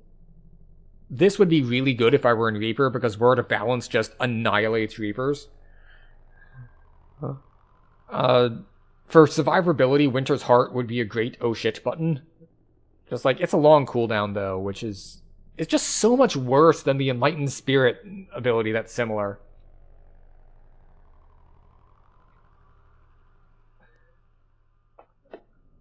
It's like... It really is a matter of prioritization. But essentially, my plan is Blightcaster to 21 to get Blight upon Blight. And then I want Spring's Resurgence. And I was talking about this a little bit earlier, but Spring's Resurgence has an extra, we'll say non-mechanical benefit, in that it gives you a heads up that you are getting hurt. It's like a, hey, I don't know if you were paying attention, but you're going to see a spell effect go off as soon as you get under 50% health. And I've found that exceptionally useful in the past, where it's just like, oh shit, Spring's Resurgence went off. So I definitely want that. Only 1 point, because the upgrades on it are useful. So we're going to go here, and then we're going to go there, and then I'm really undecided. Like, I might go Winter's Heart first, and then maybe once we get Acid Well, we go over here to T4 Blightcasters. Mostly because these cores, like, Sunburst isn't really that helpful to me. It's just like, yay, Sunburst. I mean, it has the blind on it, which is nice. I'm not going to be making the DCs to make it very good, but... Fairy Fire, one of the best box-breaking spells ever? I see. Alright, well, we hung out a little bit on his little dance floor here, but our dance partners did not see fit to join us, so we're just going to have to move forward unmoted this quest. To once again even the scales. Alright, what do we get? Nothing! We get nothing! Good day, sir. You can now proceed with the final part of your plan. 4 quests left. Trading Hearsom's needle for the Codex pages. Ahead lies Bitterspine Palace, home to the Baron and Baroness Bitterspine, and one of the many... But yeah, Grasping Thorns is just so good. Prince of Frost. The cooldown's kind of long, which is why it doesn't fully complete with Evard's, because the tentacles, I'm pretty sure, have a shorter cooldown than 30 seconds. Drifts into the open gateway of the abandoned lodge. You spot Hearsam, the Prince of Satyrs, through the gate. The thing is, at level 12, we only have 48 points, which means if I want this, if I want Spring's Resurgence and Blight upon Blight, like, those are my things that I'm going for first. That's 42 points. Evenly split between trees, which means I'm not getting my T5s until level like 14, 15. And I don't wish to be disturbed. Thorns does a lot of damage. It gets coated Thorns from T5. Yeah, I know. I know. It's, as I said, I'm a huge fan of it, much like I'm a huge fan of Evard's Black Tentacles. That should do it. Don't bother to get up there. I wouldn't want to interrupt your busy But the problem is, if I go all the way up and I get, let's see, is this 1 or 2 points? I can't see. So 33, and we'll assume that we don't take this yet because we don't have acid well yet. So if we go 33, assume that's 1 more, 34. Actually, I think half of this is 1 and half is 2, depending on which one you pick.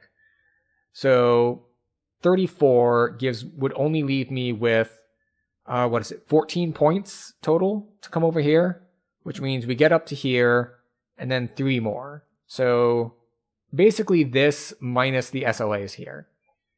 And it's just like, is that better than having the emergency button? Maybe, maybe not. The bear agrees to help you find the Baron, but first you must bring him. Oh, right. I'm gonna put up acid resist. Wait, no.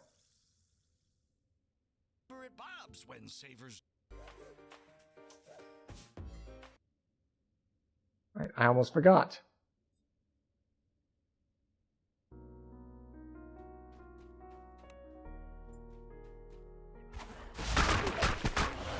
But I always forget that the targeting on that one is weird.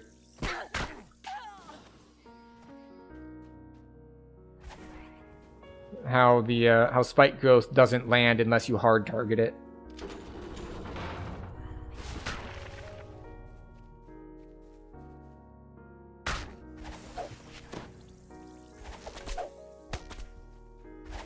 There you are. Stupid topiary nymphs. You're getting singled out for destruction. Hi. We're gonna drop this on top of you.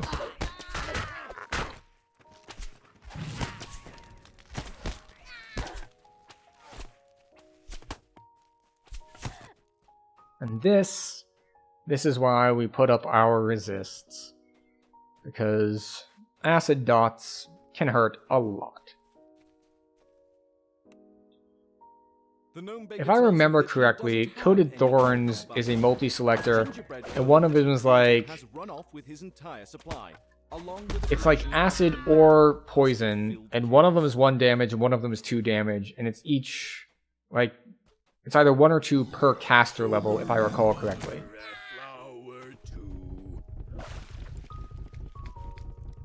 Oh good, it's down to 10 seconds. For some reason I thought last time I was in here, I hit one and it landed for like a full 30 seconds, like the slow spell.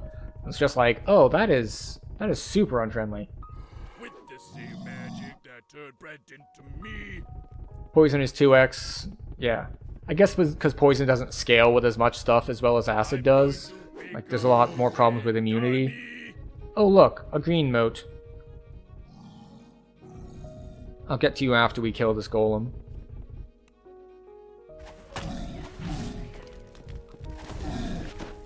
All that's left of the gingerbread golem is a huge pile of crumbs. Amid his remains, you find a large pot of owl butter. Okay, it's bugged and doesn't summon anything. Unfortunate. But that is the first bugged one we've seen tonight. So the bug rate is relatively low.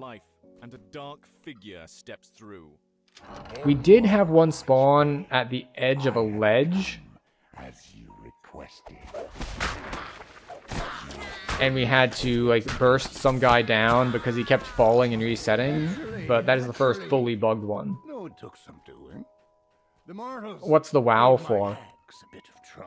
Had you not seen one like just completely bug out before? I was able to make it happens sometimes. It's not super common,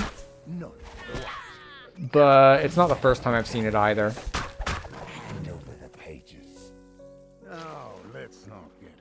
Oh, you haven't? Okay, that's like I think the 3rd or 4th one I've seen bug. How can I be sure that you'll deliver what you've promised? Like I said, it's not super common.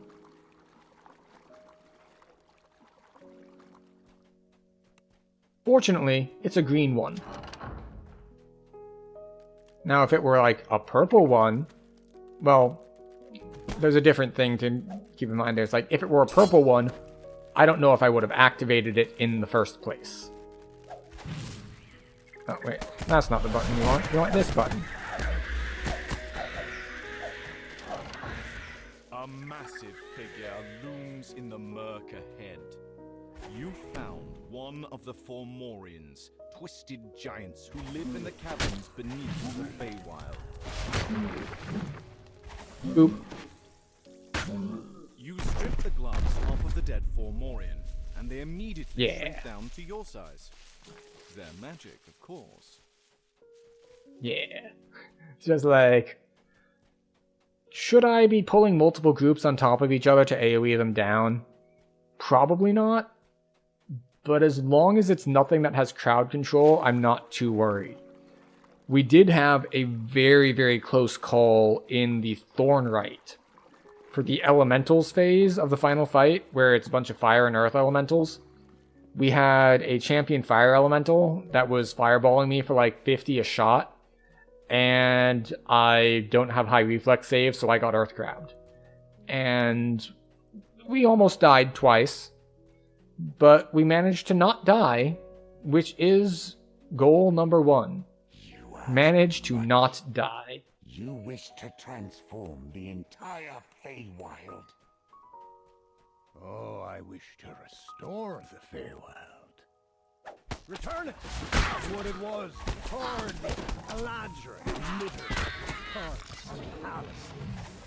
This was once a place of unfettered freedom, touched only by the pure hand of nature. Down we go. You open the door and step. Yeah, like we're not gonna group up these blights for AoE on everything. There's too much chance that I'll get like tripped or something. Don't worry about that. I have found a place that civilization has never touched. A place where nature is unbounded. All you need do is open the door. Nature will flow forth like a flood.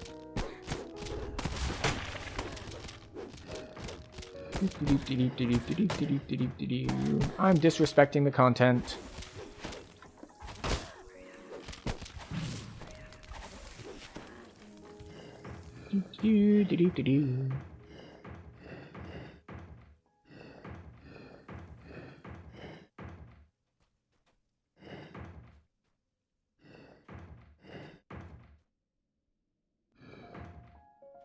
Okay, this goes here.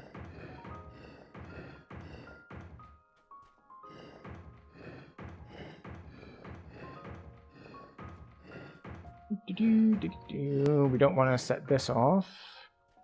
Let's position this so it doesn't set that one off.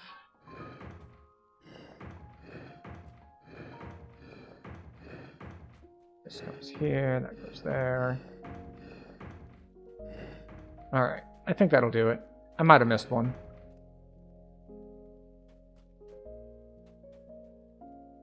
I did not miss one. Excellent. Good for me. Out of the massive tree. You pick up the sticky sap. So, do we want to shrine before the last fight? I'm thinking no. I think we're going to be good to go. 200 spell points should be more than enough. And it means we get to keep our temp health. This has been the big question I've had towards the end of the quest. It's like, okay, alright. So, yeah, I'll finish that thought before I do the next one. Is it worth it to shrine? Because the shrine means full spell points, but losing all my... Never mind.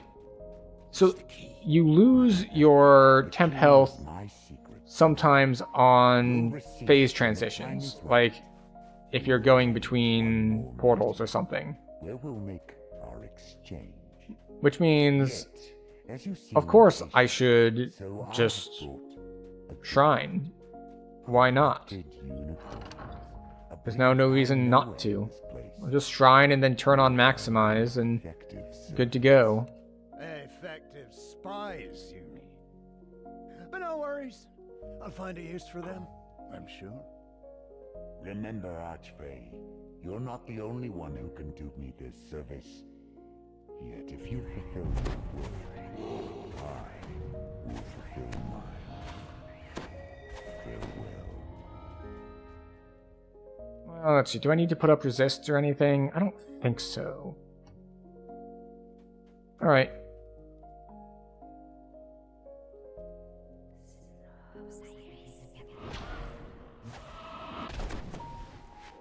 There we go. You don the giant's gloves, reach deep inside the bear's mouth, and pull out an elaborate black unicorn bursts into the room, and a voice sounds in your mind. You have tampered with one of Pearson's secrets. Now you know that you be punished. Stupid unicorn. Baron Bitterspine says Running you all know over the a place. secret that could defeat Pearson. You should deliver the Gloves news of to Tranquility. You can use that information to Not plan your the next gloves move. I would have wanted. They are, in fact, pretty much useless to me. Like, Insightful Magical Sheltering is okay, but the rest of it, just... no.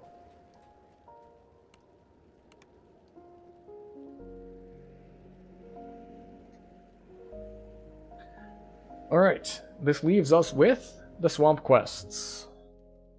We gotta find a witch, we gotta find a mimic, and... oh wait, no, we have 4 quests left. We need a witch, we need a mimic, we need the underwater quest, and then it's immortality lessons.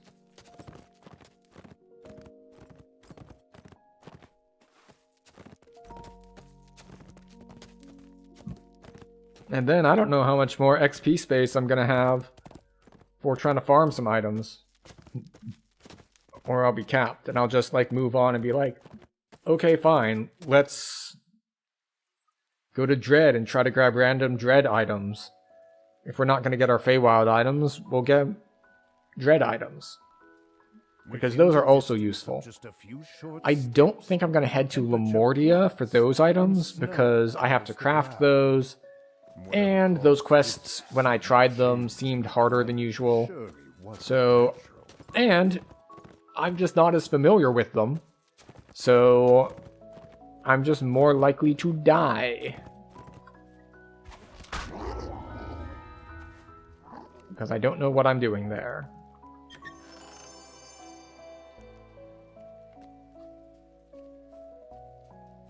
So, I think we're going to skip Lamordia.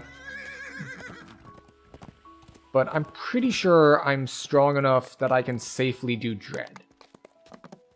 And Dread's got a variety of useful items, although nothing quite so nice as the caster rings out of here in Feywild. The, hi, I give you 2 elements, I give you the crit and the attack. And it's just like, if I can get the acid and negative ring, it would be just so nice. I'll probably wear that ring until 20. Let's be real, just because of, well, what's a good way to put it? Just because of the gear Tetris.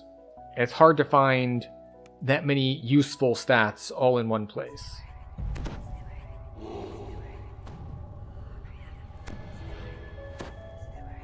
Have you come for the hag? Asks the master of the hunt. They're hunters. Report she look. Don't let the air nearby tingles with magic. It seems to be coming from up above. If you got to higher ground, you could look for the source of this Wait, where is it like right here? The hag will try to avoid the huntsman. That doesn't mean Why is it giving me a tingle like here? I thought that would mean it was on this hill, but muses the master of the hunt. Oh well. Each of my huntsmen are bound to the hunt, but when you remove their banner, you free them of their service. What they do with their freedom is your problem. Hi. The master Come and of get. the hunt. You're immune to cold? Well, that's If annoying. you like, you could defeat wild beasts out there to gather more lost banners. Then use them to corral Okay, it's up the hag there. towards Got it. me.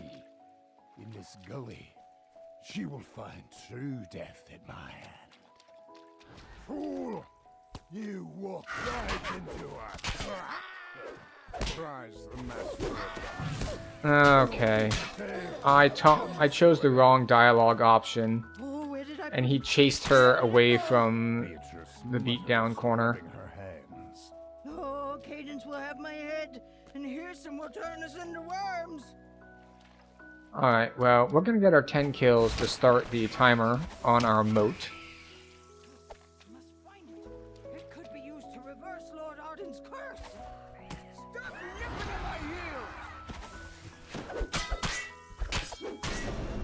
heels! Well, it turns out that I don't need to corner her in order to take her down. I can simply get one good crit off of what? Off of a whatever that spell is named. Oh, let's see. Yeah, I don't think I can climb the walls here. It's fine. Off of Splinter Bolt. Just Splinter Bolt crit, she gets one shot. Happy days are here again. We're just gonna have to come around here to get up top.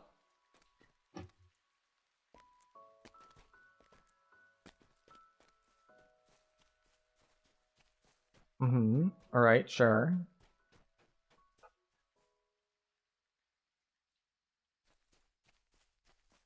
Okay, we found the note.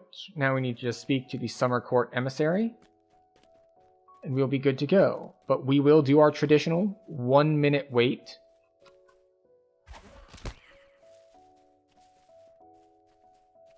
Just to see if we get a moat.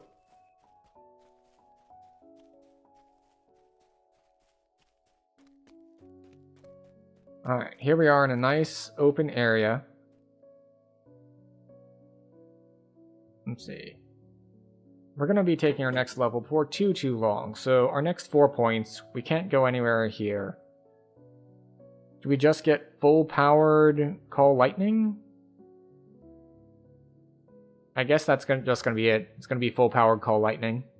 1, 2, 3, 4. Speaking of which, how much does Call Lightning hit for? Let's go experiment with that real quick. Hello, I need someone to volunteer for an experiment. You, Vine Blight.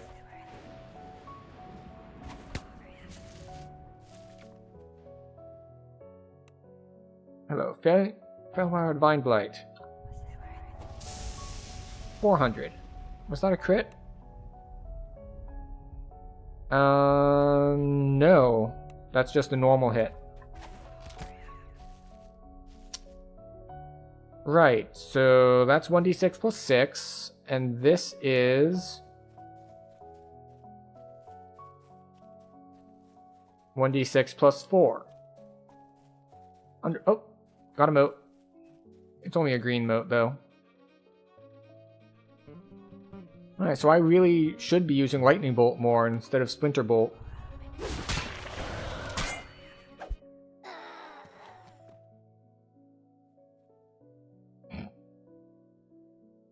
My loot wasn't even off cooldown because the green moat only spawned one dude. Oh, well, we're not making that good progress. What are we at? 300? 350. Okay. It's gonna be a while.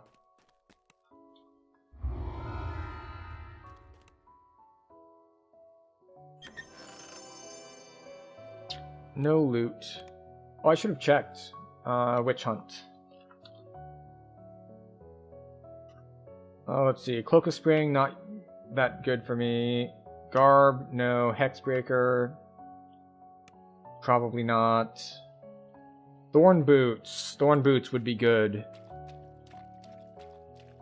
Wisdom and a bunch of armor. And what is Bloody Thorns? I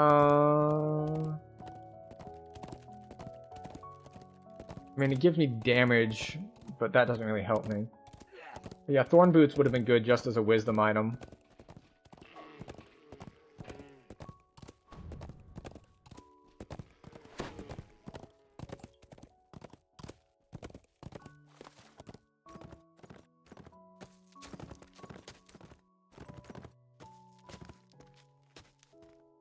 Face stack is 2 words. I was like, why can't I find face stack? Let's see. Amber Pendant would be nice. Insightful Sheltering and Spell Focus.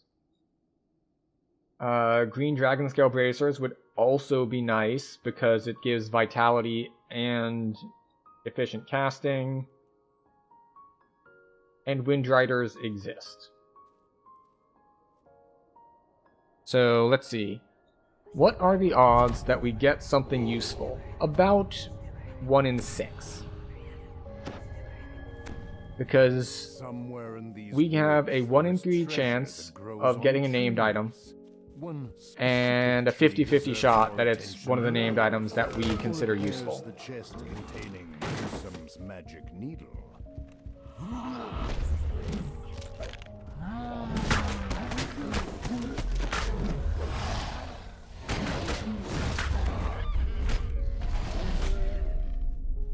Okay.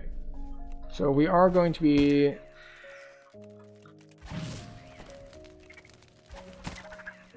taking the... What is this approach called, actually? We're going to do the way where I know where all of the spawns are. So we're just going to do that.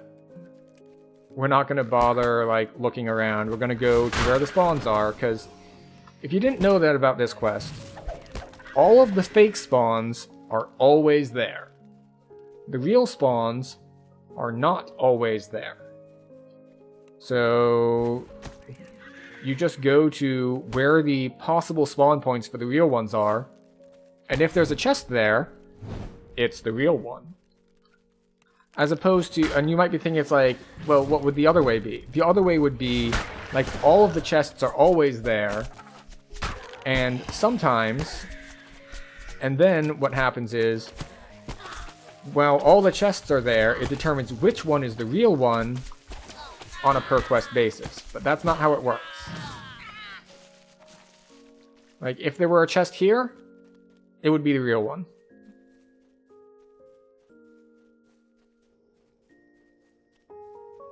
And I'll point out the rest of them on the way. At least until I find the right one.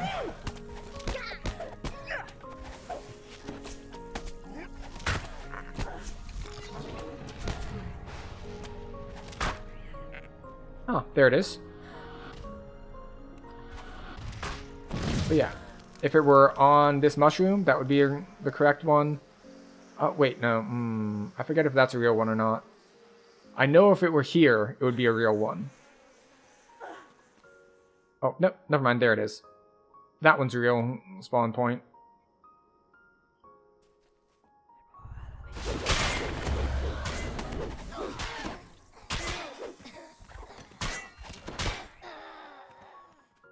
Okay.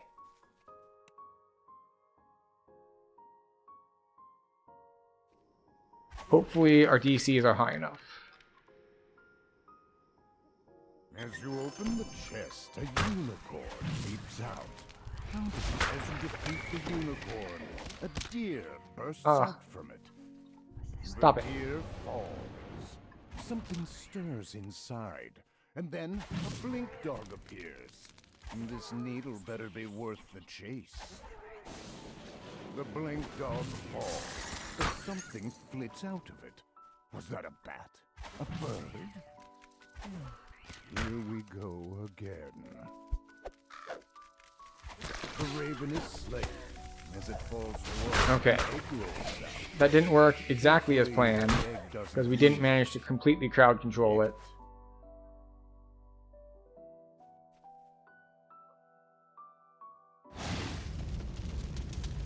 Among the shell fragments, what did we get 10,000 XP for? Something that looks like a small winged shadow sweeps down from the sky and plucks the needle out.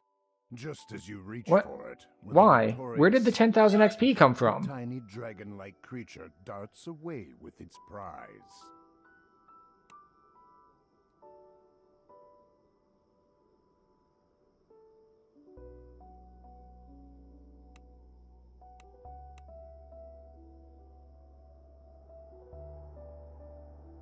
Advancement, you gained bonus point. You gained 1,600 bonus experience for being a VIP. Yeah, okay. Because that's a percentage of 10,000. Where did the 10,000 XP come from? Okay, sure, why not?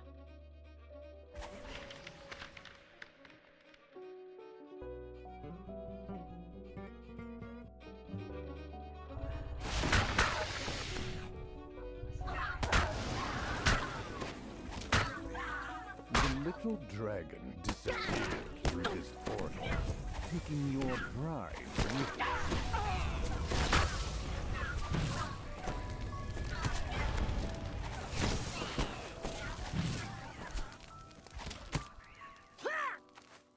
Okay. The quest is only worth like 12,000. Now the problem is, I don't have Dimension Door, and I jumped down.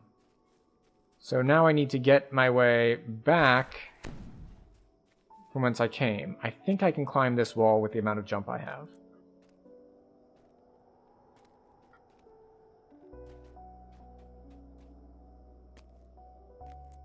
Oh, no, no. Back it up. Back it up. There we go. Up we go.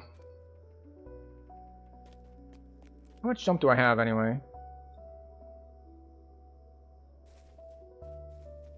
27. Cool. It's not maxed, and we're not getting our full benefit from our spell yet, but it's good enough.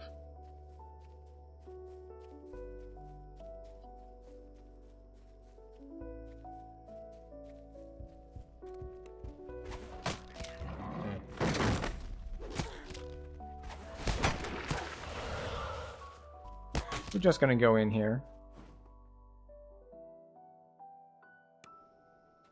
As you pursue the creature into the cave, you hear its excited voice up ahead. Aha! Adventurers in my... The little dragon bounces. The little dragon announces. We're gonna play hide and catch. So first, you all right. close your eyes.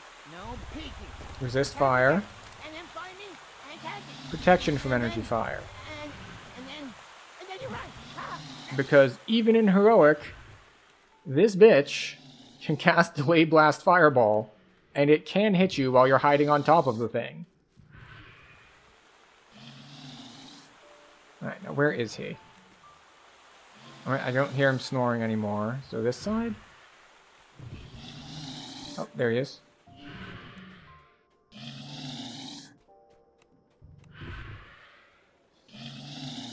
The little dragon cries out. You found me! Haha! Tag, I'm it! Run! Boom. You're short. You're too short. Come and tag me.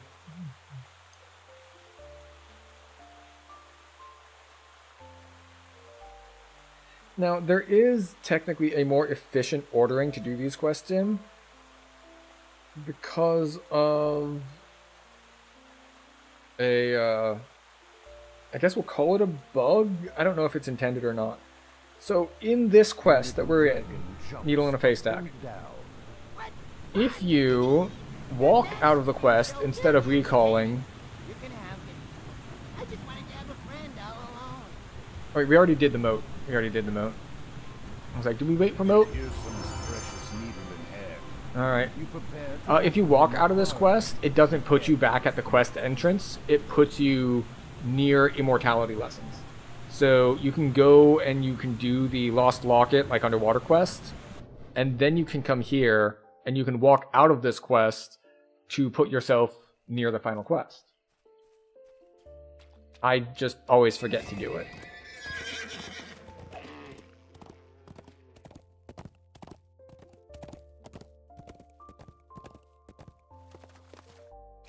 Alright. So what do we need to do for this quest? We need to cast some resistance spells in this quest because there's some annoying stuff going on.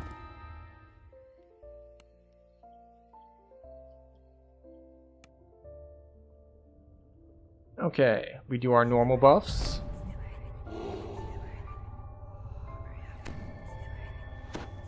And then we're also going to cast Cold Resist and Acid Resist. You make your way deep into the Kelpie's underwater grotto, protected by the Eladrin's magics. Now where is the lost keepsake you were sent to find? You hear the murmur of confused voices coming from up ahead.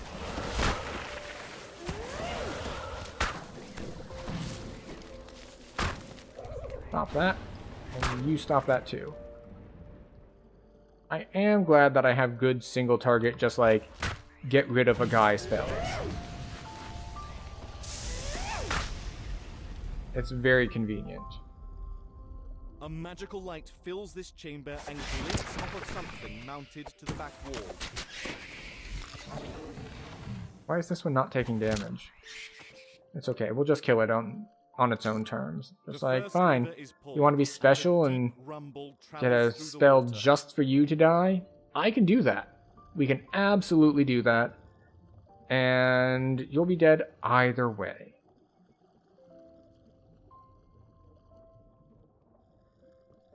A strange noise, distorted by the water, comes from further down the corridor.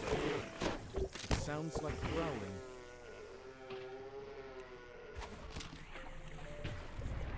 Boop.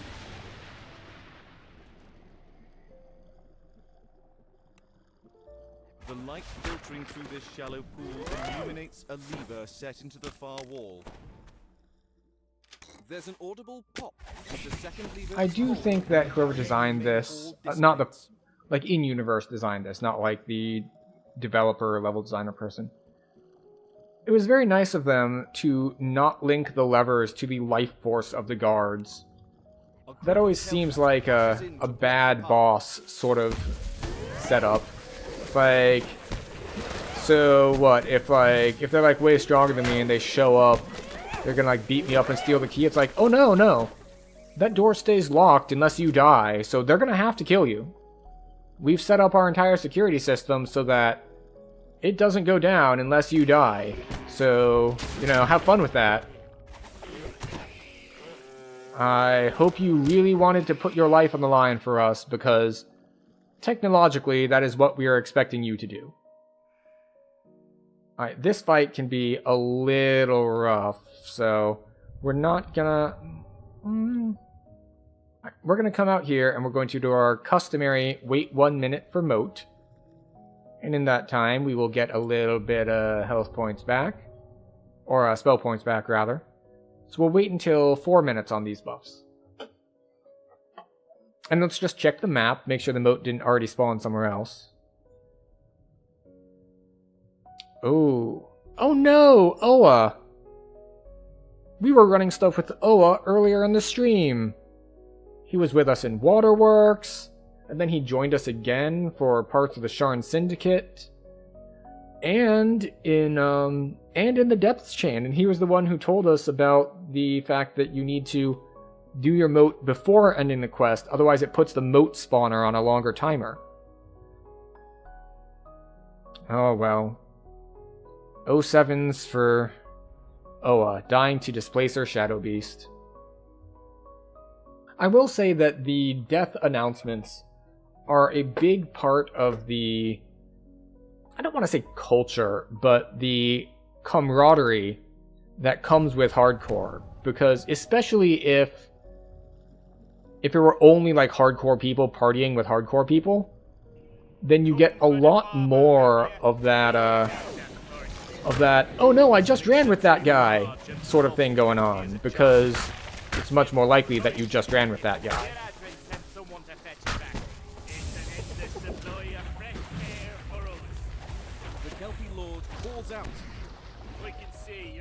Oh right, this quest doesn't end until we step up there. Alright, so what do we want here? The obvious answer is the Crown of Snow. Crown of Snow is super good. But what else drops here? Summer's Heat. Summer's Heat is not very good for this build. There's a light armor that we don't care about. Crown of Snow is, of course, the one that we would really, really like. Yeah, and that's it. it's just a light armor, Crown of Snow, and Ring of Summer's Heat. Oh, is that a green moat? It is a green moat. Hello, green moat.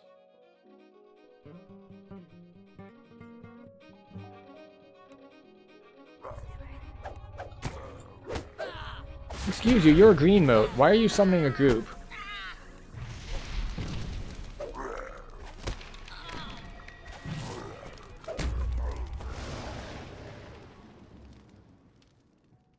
Alright.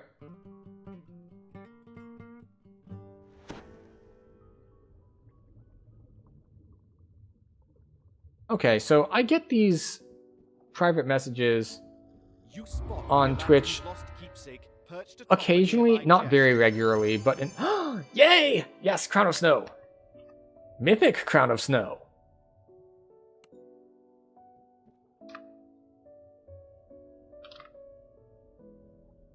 So to replace our Mythic Helm of Clarity, so we will lose 2 sheltering off of this, but we get Spell Focus Mastery and Cerulean Wave. So, yeah. And we get 10 health from the set bonus. But oh yes, what was I saying? So I occasionally get these private messages on Twitch. And you tell me if this sounds like someone who actually joined in and saw the stream. Hey, waving hand emoji. Just checked out your stream, seriously great energy! Exclamation point. Keep going, comma. You're definitely onto something! Explosion emoji. I must admit, I am skeptical. Because who does that? Like, just jumps into DMs for that. Like, I'm trying to think of a potential, the kind of person who would send that kind of message, but would not interact, like, just talk in chat. Like, why would they keep that message private?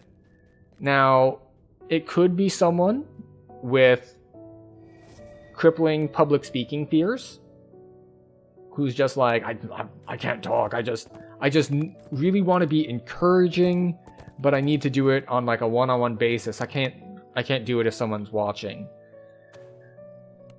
And that's possible, but I would say it is a safe bet that if I reply to this private message, they are going to try to sell me art services using either AI art that they have generated or some other artist's works. Let's see. One of the Discord bot ones sent to me was just like, I actually talked with them long enough to get them to send me samples of their artwork, and it's just like, these are all OCs I have designed for people. And I'm just like, that's Hatsune Miku. It's like, that's from this, that's from this. It's like, these are not people's original characters. These are from established works. Just like, I did the OCs according to their specifications.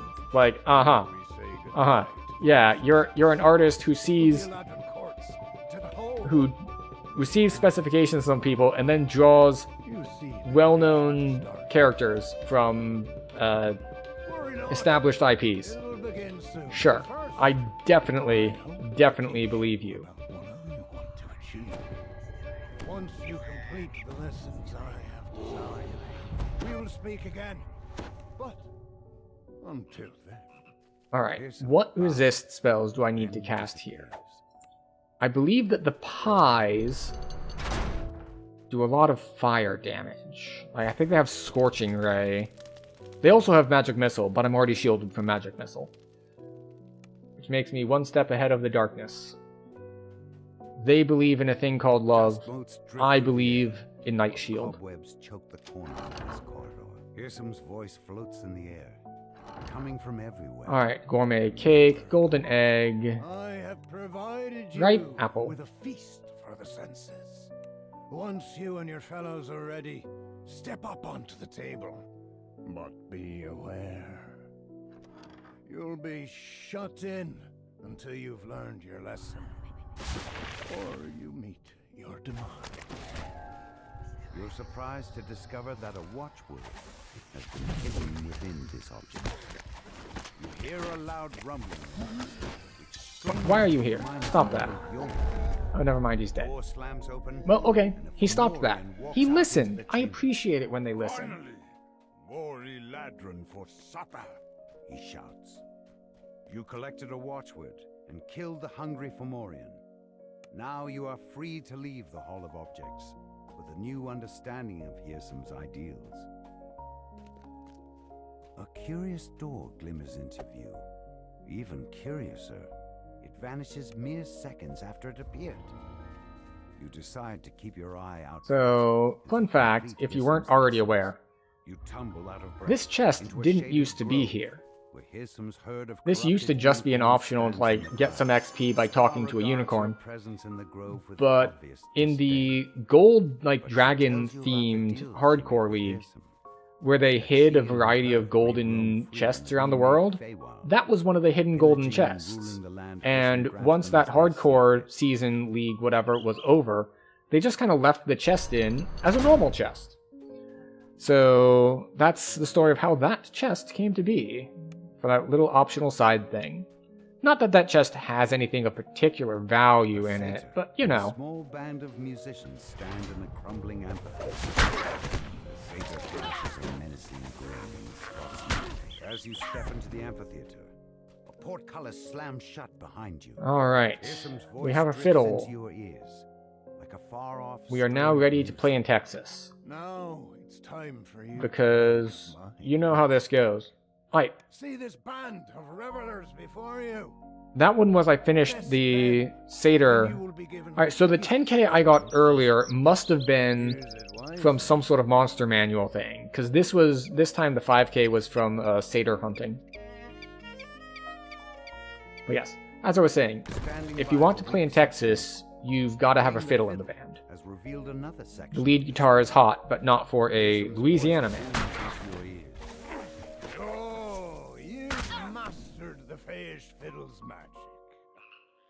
Good. If you dream Oh, I moved too soon. the watchword or a way out of here, you'll need its need. I have 5 minutes to finish this quest. Because we're coming up on the end of the stream, I didn't want to like run a set of ads to keep us to get rid of pre-rolls for a whole hour. So it's just like, fine, I'll snooze them until the end of stream. And I've used all of my snoozes, and it's going to force ads on us in 5 minutes. So we're now on a timer to get this quest done, and we will see if we succeed or if we don't. If we don't, then you know, so be it. We'll deal with it.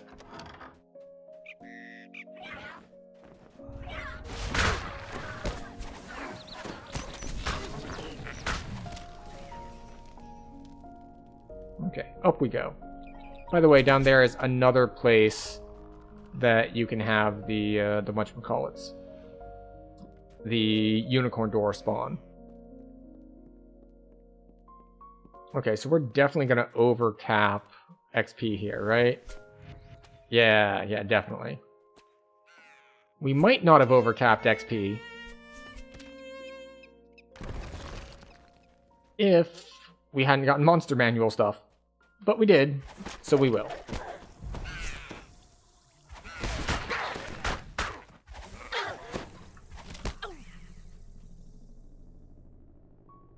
Because we've gotten like 7,500 from monster manual stuff in here. Oh, our expeditious retreat wore off. A gargoyle perches on a high ledge inside the cave. He stretches out his crumbling arms. Hello. I can help you find your way.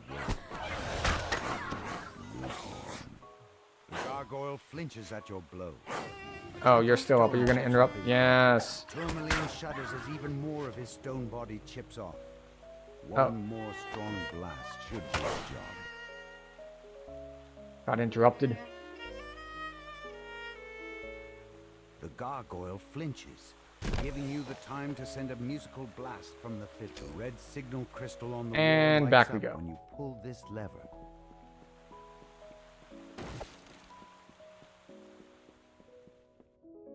So now we have to backtrack and then go down. All the way down. Not down there. Okay, okay, maybe down there. Sure.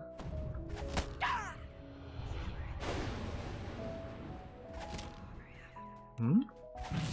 Dry fire. How unfortunate. So I had to take the long way. You can go up top and just go across there. But I missed a jump and I fell. So we took the slow way.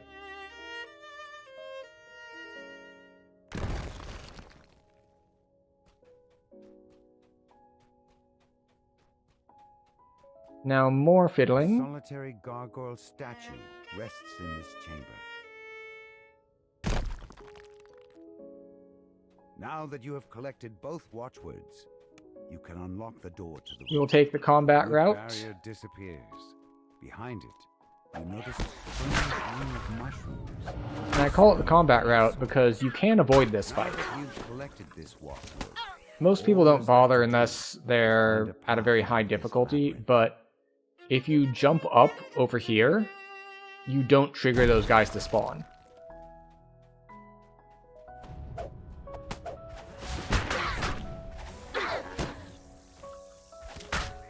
This door matches the one you used. So we to get enter out this of the labyrinth.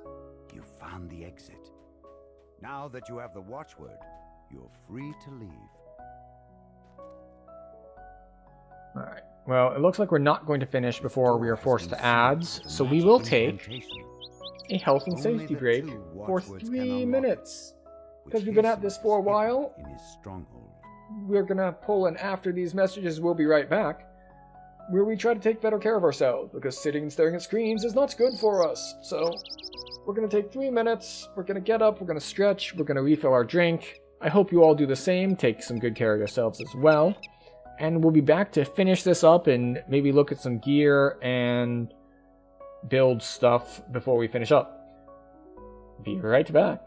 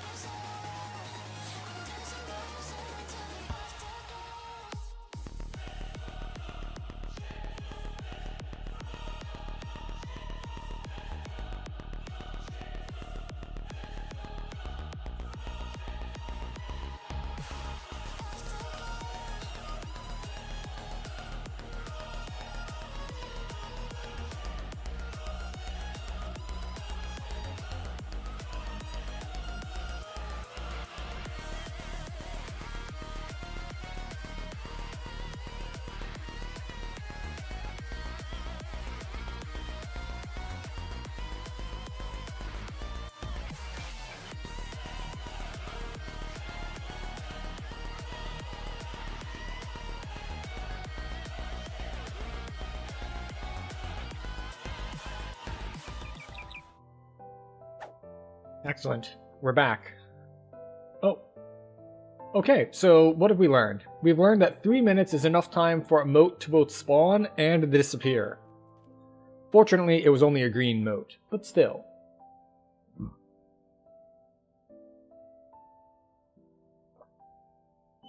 That is way faster than I thought they disappeared, though. Okay, so what are... Alright, so we have passionate nature. Say. Passionate nature. You clear your voice and speak the watchwords aloud. The door rumbles and creaks open. Right, but I hope everyone had a good break. I hope everyone did something good for yourself, or at least something that you enjoyed. Or something you'd been putting off, you know, it's like, oh, I've been on the edge of my seat, but I had to take a piss, and I've been putting it off, but it's fine. You step out onto the roof of Okay, so we definitely want acid resist. We definitely want cold resist. Pearson says, You've made it this far. You know what? While we're at it, acid protection and cold protection. All you see before you is an illusion. Mementos of what the Feywild is now. And what I so wish to destroy. Alright, Lord Arden. Shimmer into view. Illusory versions of Lord Arden and the Prince of Frost. These two boars were allies passing my way. Break down these so-called friends of yours, and I'll reveal mine. Then Lord Arden's illusion springs into motion.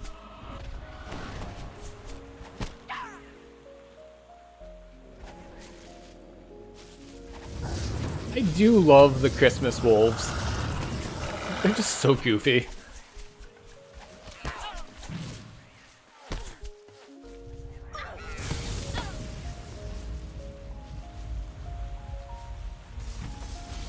Oh, and he's instantly gone again.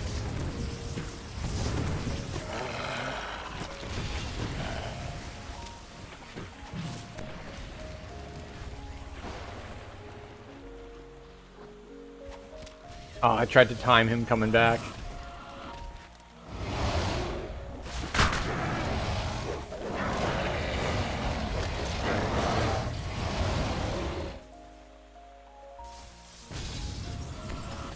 Oop. Falls, shattering in a Hooray! spray of ice and snow. The gleaming walls of the room dim. So let's see. Fade away. Hear some whistles and applauds as he appears. Bravo! Wait, how are we getting 120? You'd be so Like, ruthless. why is our caster level on this? Caster level 8. Knowing how Well, we already had a moat spawn and then despawn, so we just finish up. Yeah, only 5k when the quest should have given me 17. No named loot though. Unfortunate. Before you can leave, a cold, commanding voice peals out. What have you done? We had a Okay. deal, Pearson. So that finishes the saga for us. But I think we're gonna do one more. Because make-believe is where the special piece of gear that we want lives. And we've only tried it once so far, so we're gonna give it one more shot.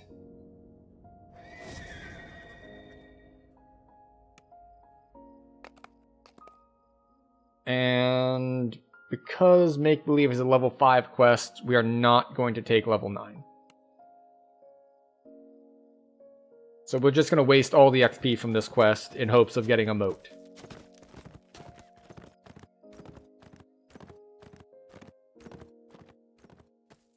It's fine. We're a first life character. After we take level 9, we're going to go to Isle of Dread. Isle of Dread also gives giant buckets of XP. The longer grind is definitely going to be the moat grind, not the level grind. So if I can get this ring, that would help a lot with our you know, our moat grind, then it'll definitely be worth it. Right, so we do this, and these, and that, this. A motley group of redcaps guards the gate ahead. Strange that a noble of the summer court would retain those violent, unpredictable creatures as servants. A curious tree stands here by itself. A single, brilliantly red apple hangs from one of its branches. You knock the apple from the tree, and it falls. That went way faster now that we have lightning bolt on our bars. And we can just be like, yep. We're just gonna thorn bolt or splinter bolt and then call lightning, and it'll all be good. Will likely be found inside. Lady White Lily has requested that you find her a snack. A frivolous request, it seems. There we go. In the Feywild, One down, two to go. promises may have strange consequences. And here we go. This storehouse is Hello, Riddle Rock. by a very energetic chest. It gapes at you with a big, toothy grin and speaks. When you add 2 letters to it. Alright, same riddle as last time. He actually has a couple different riddles he can give you. This one, the 5-letter word that becomes shorter when you add 2 letters to it, is short. Because it becomes shorter when you add an E and an R to it. And then we get to fight one more set of red caps. And then we get to go in.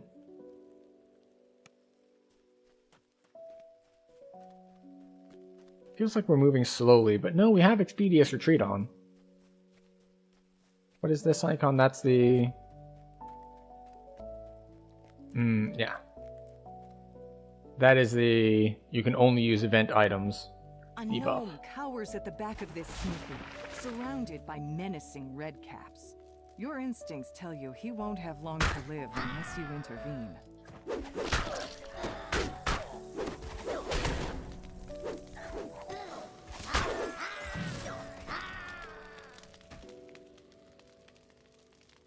Alright. Thrice proven friend. And we're good to go. And let's see, what is our diplomacy at? 7. The tower is sealed. A true friend asks. Yeah, we're not going to make that check anyway. We might as well hit the Intimidate instead. Because I don't want to switch... Because I know I'm not going to make it in form. I don't think I'll make it out of form either, but we're just going to take the safer route. That being the safer for me personally route. Not the safer for them route.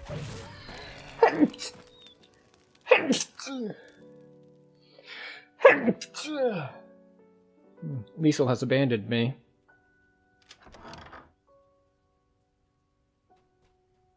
Eladrin guards wearing the garb of the summer court await you in this room. One of them holds up a hand to hail you. Strangers, let's parley before we come to blows. You may step forward and say... Where's the other archer? There you are. You are faced with an unavoidable battle with the Eladrin.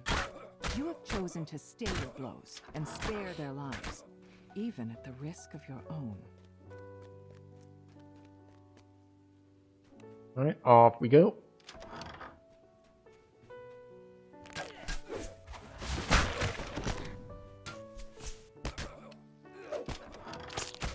Are you not?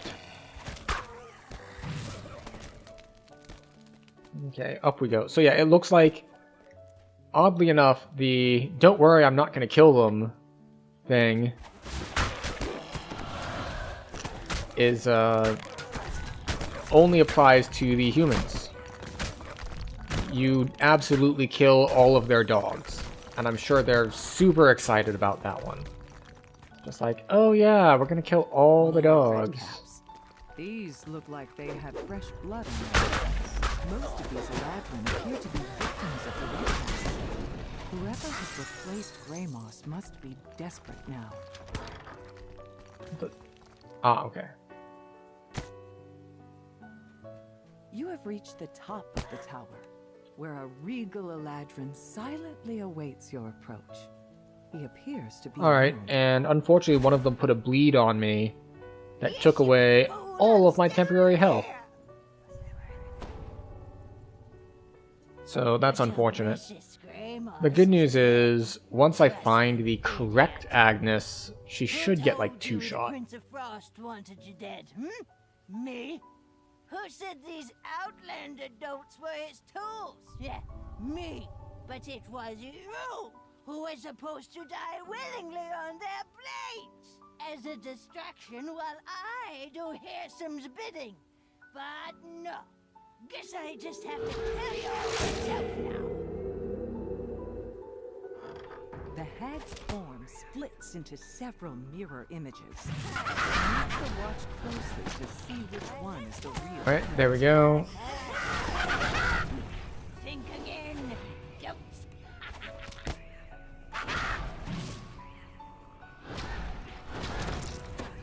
Alright, those 2 are both fake. There we go. Not on my favorite robe. Well, my own. The hag dies, screeching to the last. After a moment, Alright, the we take this Viscount lockbox. rises to his feet and blurts. We do our traditional 1 minute moat wait, I demand an explanation. which means basically until we have well, we'll give it a minute and a half. Until our buffs wear out. And then we'll figure out what we're doing next. So, we will take level, so we will have 4 points to use. And 4 points can't get us up to any T4s, but it can get us the rest of our SLAs over here. So that's probably what we're gonna do. Get our Cold Lightning SLA down to a 6-second cooldown instead of 10. So that's gonna be nice. Also cheaper, 6 spell points instead of 10. So that'll be the plan there. And then, so let's see. So yeah, we're gonna be taking 9. We're almost gonna be level 10. And then we get to head out to Dino Land for whenever we do this next. And let's see, I'm trying to think of... because odds of us actually getting a full set, even one of the 3-piece sets out of Isle of Dread, are very, very small. Because you have to farm 3 pieces, and you have to get all 3 pieces within the levels that you're going to be there. It's just pretty unlikely, unless I farm for it on a different character. So, unfortunately, that's just not going to be a thing that we're going to do. And, alright, our timers are up. We are going to say, too bad, so sad, no moat here. Do we get the ring that we want, though? We do not. We got a Ferro Crystal Great Club instead. A Ferro Crystal Great Club does not help us, so we will be moving forward without what we were hoping for. But we did get a Crown of Snow, so that is something at least.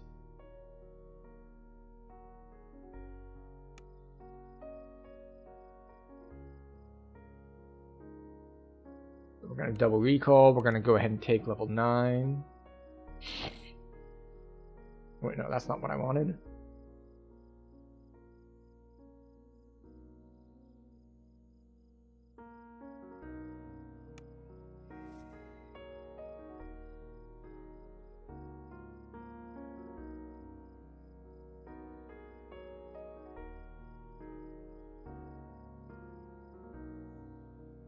Update 55.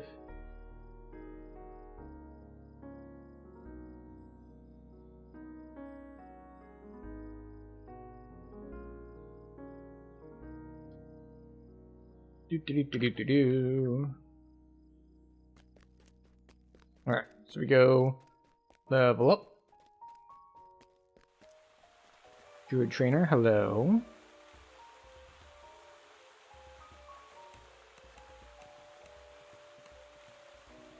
Oh, what do we want?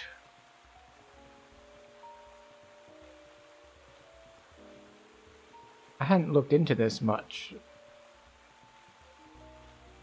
Like, do we just keep grabbing meta magics? Because most of these I don't care that much about. We don't care about proficiencies, range feats, skill feats. If we got a spell focus, what would he even be? Transmutation?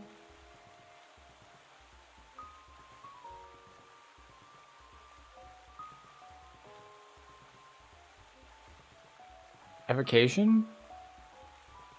What is Acid Well? Conjuration.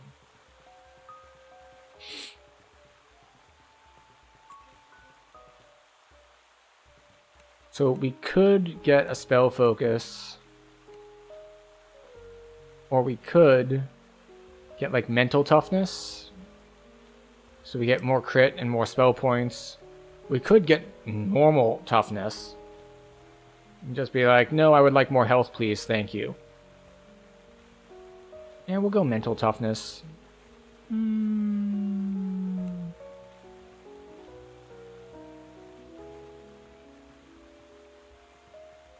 of weird, because normally this would be where I'd take, like, Past Life Wizard or something like that.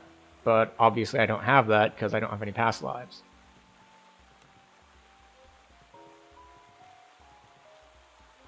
Let's see, what does Shield Mastery give me? While wielding a shield. Really, so I get physical resistance and, of course, the hit point bonus. That's definitely a thing I could do. I could go for the Shield Mastery line and be like, hey, I'm getting hit points. I could just straight up grab Toughness, which would be, what is it?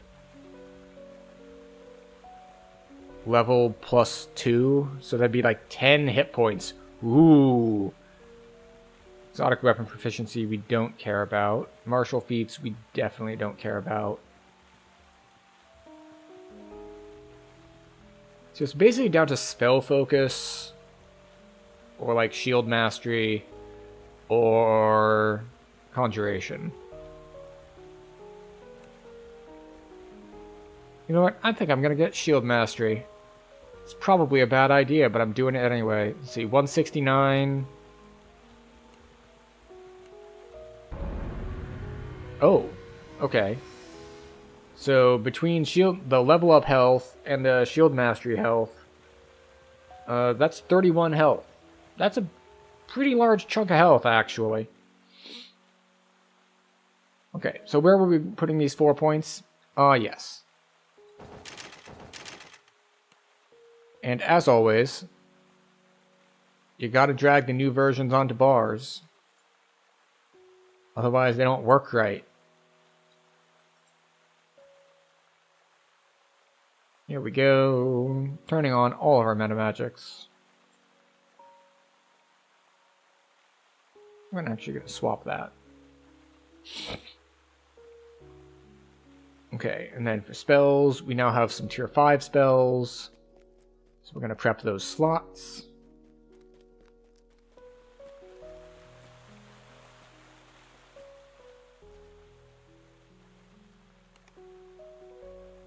Call Lightning Storm, Beta Breath, Cloud Kill, Death Ward.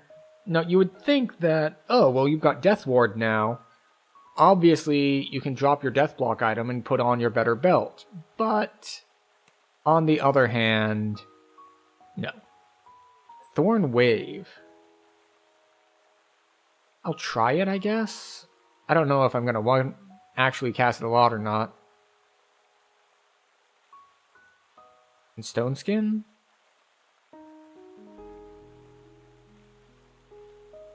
I don't know if Thorn Wave is worth it. The other major one would be Death Ward, but you know what? Yeah, we don't need another offensive spell, but we will put Death Ward here just because, in addition to Death Block, it does give the level drain immunity, and we really don't want to get level drained. And then level 2s, what else do we want? Bark Skin, Bull Strength.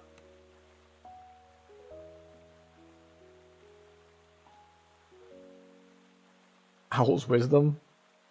We still don't have a +4 thing, so Owl's Wisdom is actually worth it.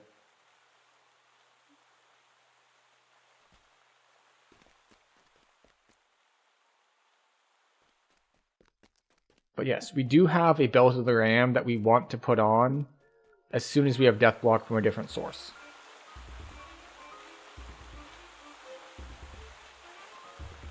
And we've got a bunch of stuff to sell. So let's take a look at it. These are like tower shields. We really don't care about those. These are large shields. So we only care if they have something really special on them. We don't want to give up our things. Our evasion, no. We got a couple Feral Crystal weapons, but, you know, the Great Club is definitely not. Kama's an M4. Morningstar. There's a lot of mythics on these.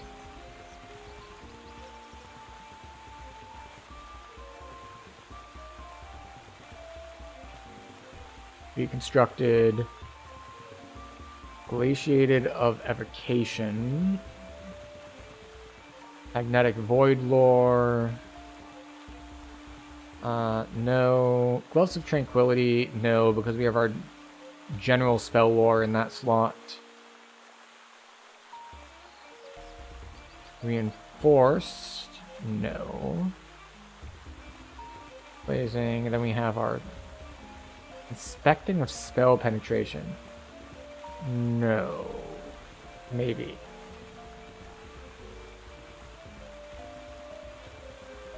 Do I have an odd constitution? I do not.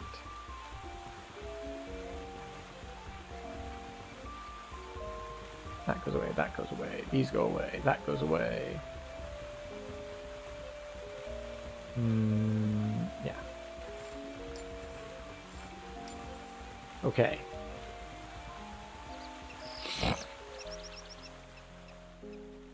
Okay. So, now, as our last order of business, we're going to take a quick look at potential things that we might want. Oh god, it's so bright. Since we're going to be heading to Dread next. So, let us sort by type. We have 3 possible belts. Is that it? Yes, 3 possible belts. This one is just okay defenses, like we can use the physical sheltering, sure. Black Sands would be nice-ish. This would be not amazing. But let's see. We already have good belt options is the thing. Boots. Our boots are currently awful. These would not really help. These would not really help. These would not really help. Okay, so the boots are int, dex, or strength. I mean, I guess the fire absorb boots would be nice. So magma waders could be a thing. Bracers. Our current bracers are our damage reduction. So that is the Spear Bane that you got on Korthos.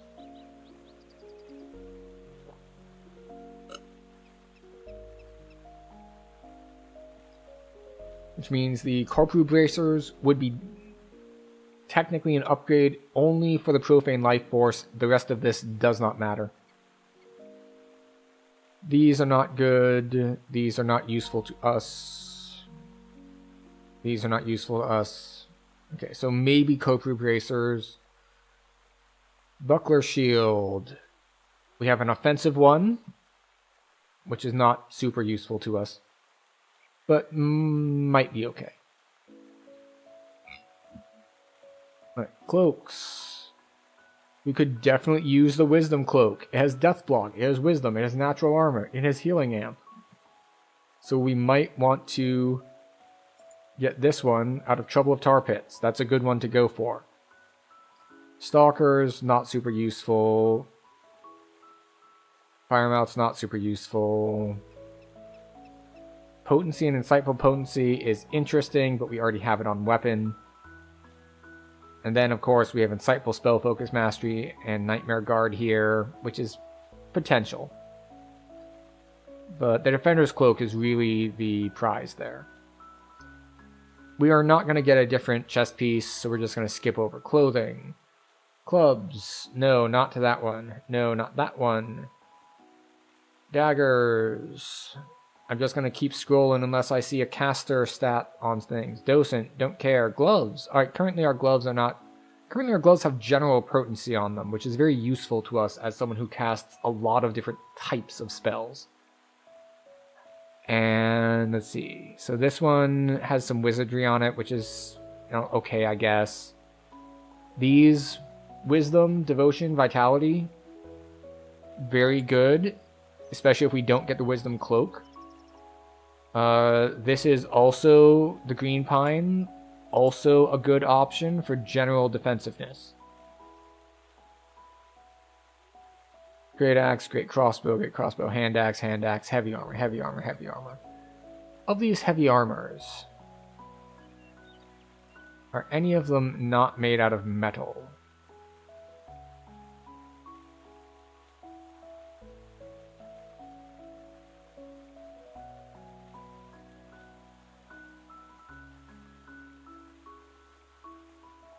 Well, there's only one. And it is... I can't read that.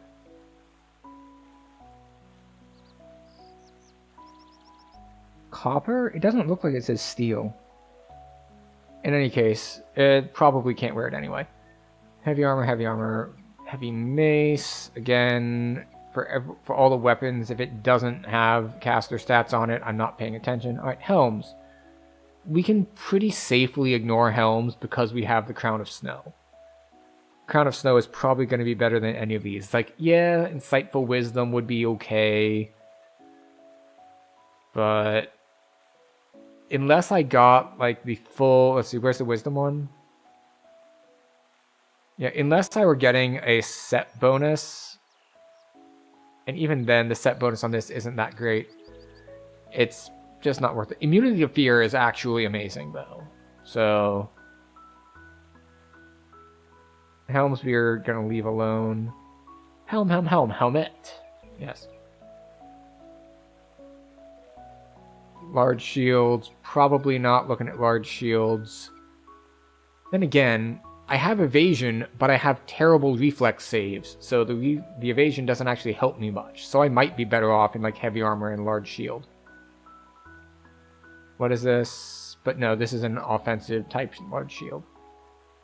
Again, we're not switching our light armor because ours is really, really good. Fimbrick is not something that we want to wield. Moles, medium armor, again, not something that we care about super a lot. Okay, pendants. Alright, so necklaces. Yes, any of these necks would probably be useful. Let's see. Corrosion and impulse and combustion. So that's acid, force, and fire. We use all of those. This one less so. We don't use any sonic, and we do very little cold and electricity right now. And this is also not very good. So really, Pendant of Earth would be the one that we want the most.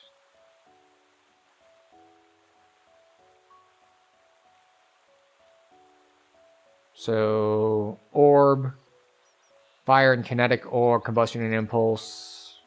Possible? I think I prefer shields. Staves, we're probably just not going to do staves, and those don't look compelling.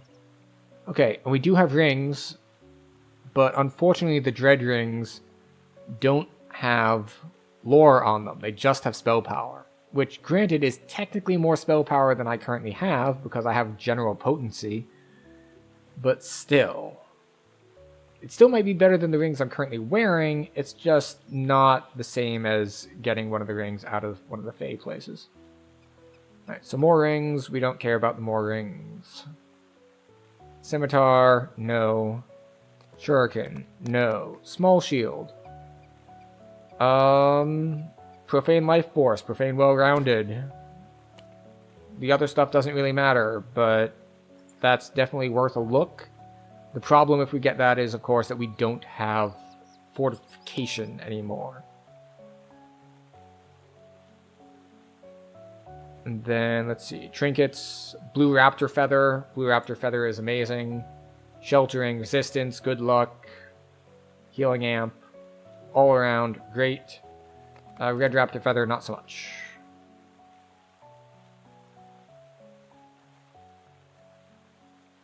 And yeah, that does it. So, let's take a look through these.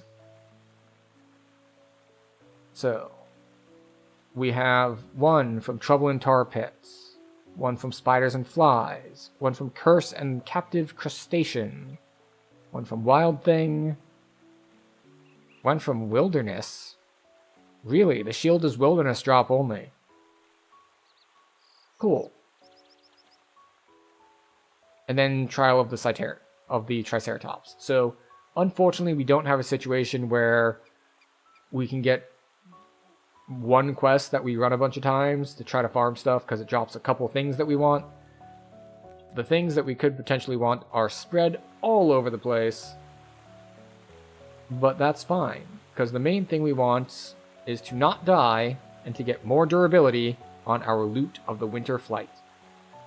So we are currently up to 371 out of 2,000.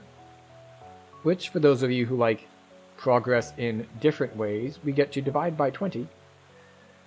And that means we are at, what is it, 19%? So, yeah, we're making progress. We're making progress. However, we have run very, very, very late because we started very, very, very late. It appears that everyone else has also noticed it is late because we had a decent number of people in here before and everyone else has been like, you know what, I'm head to bed.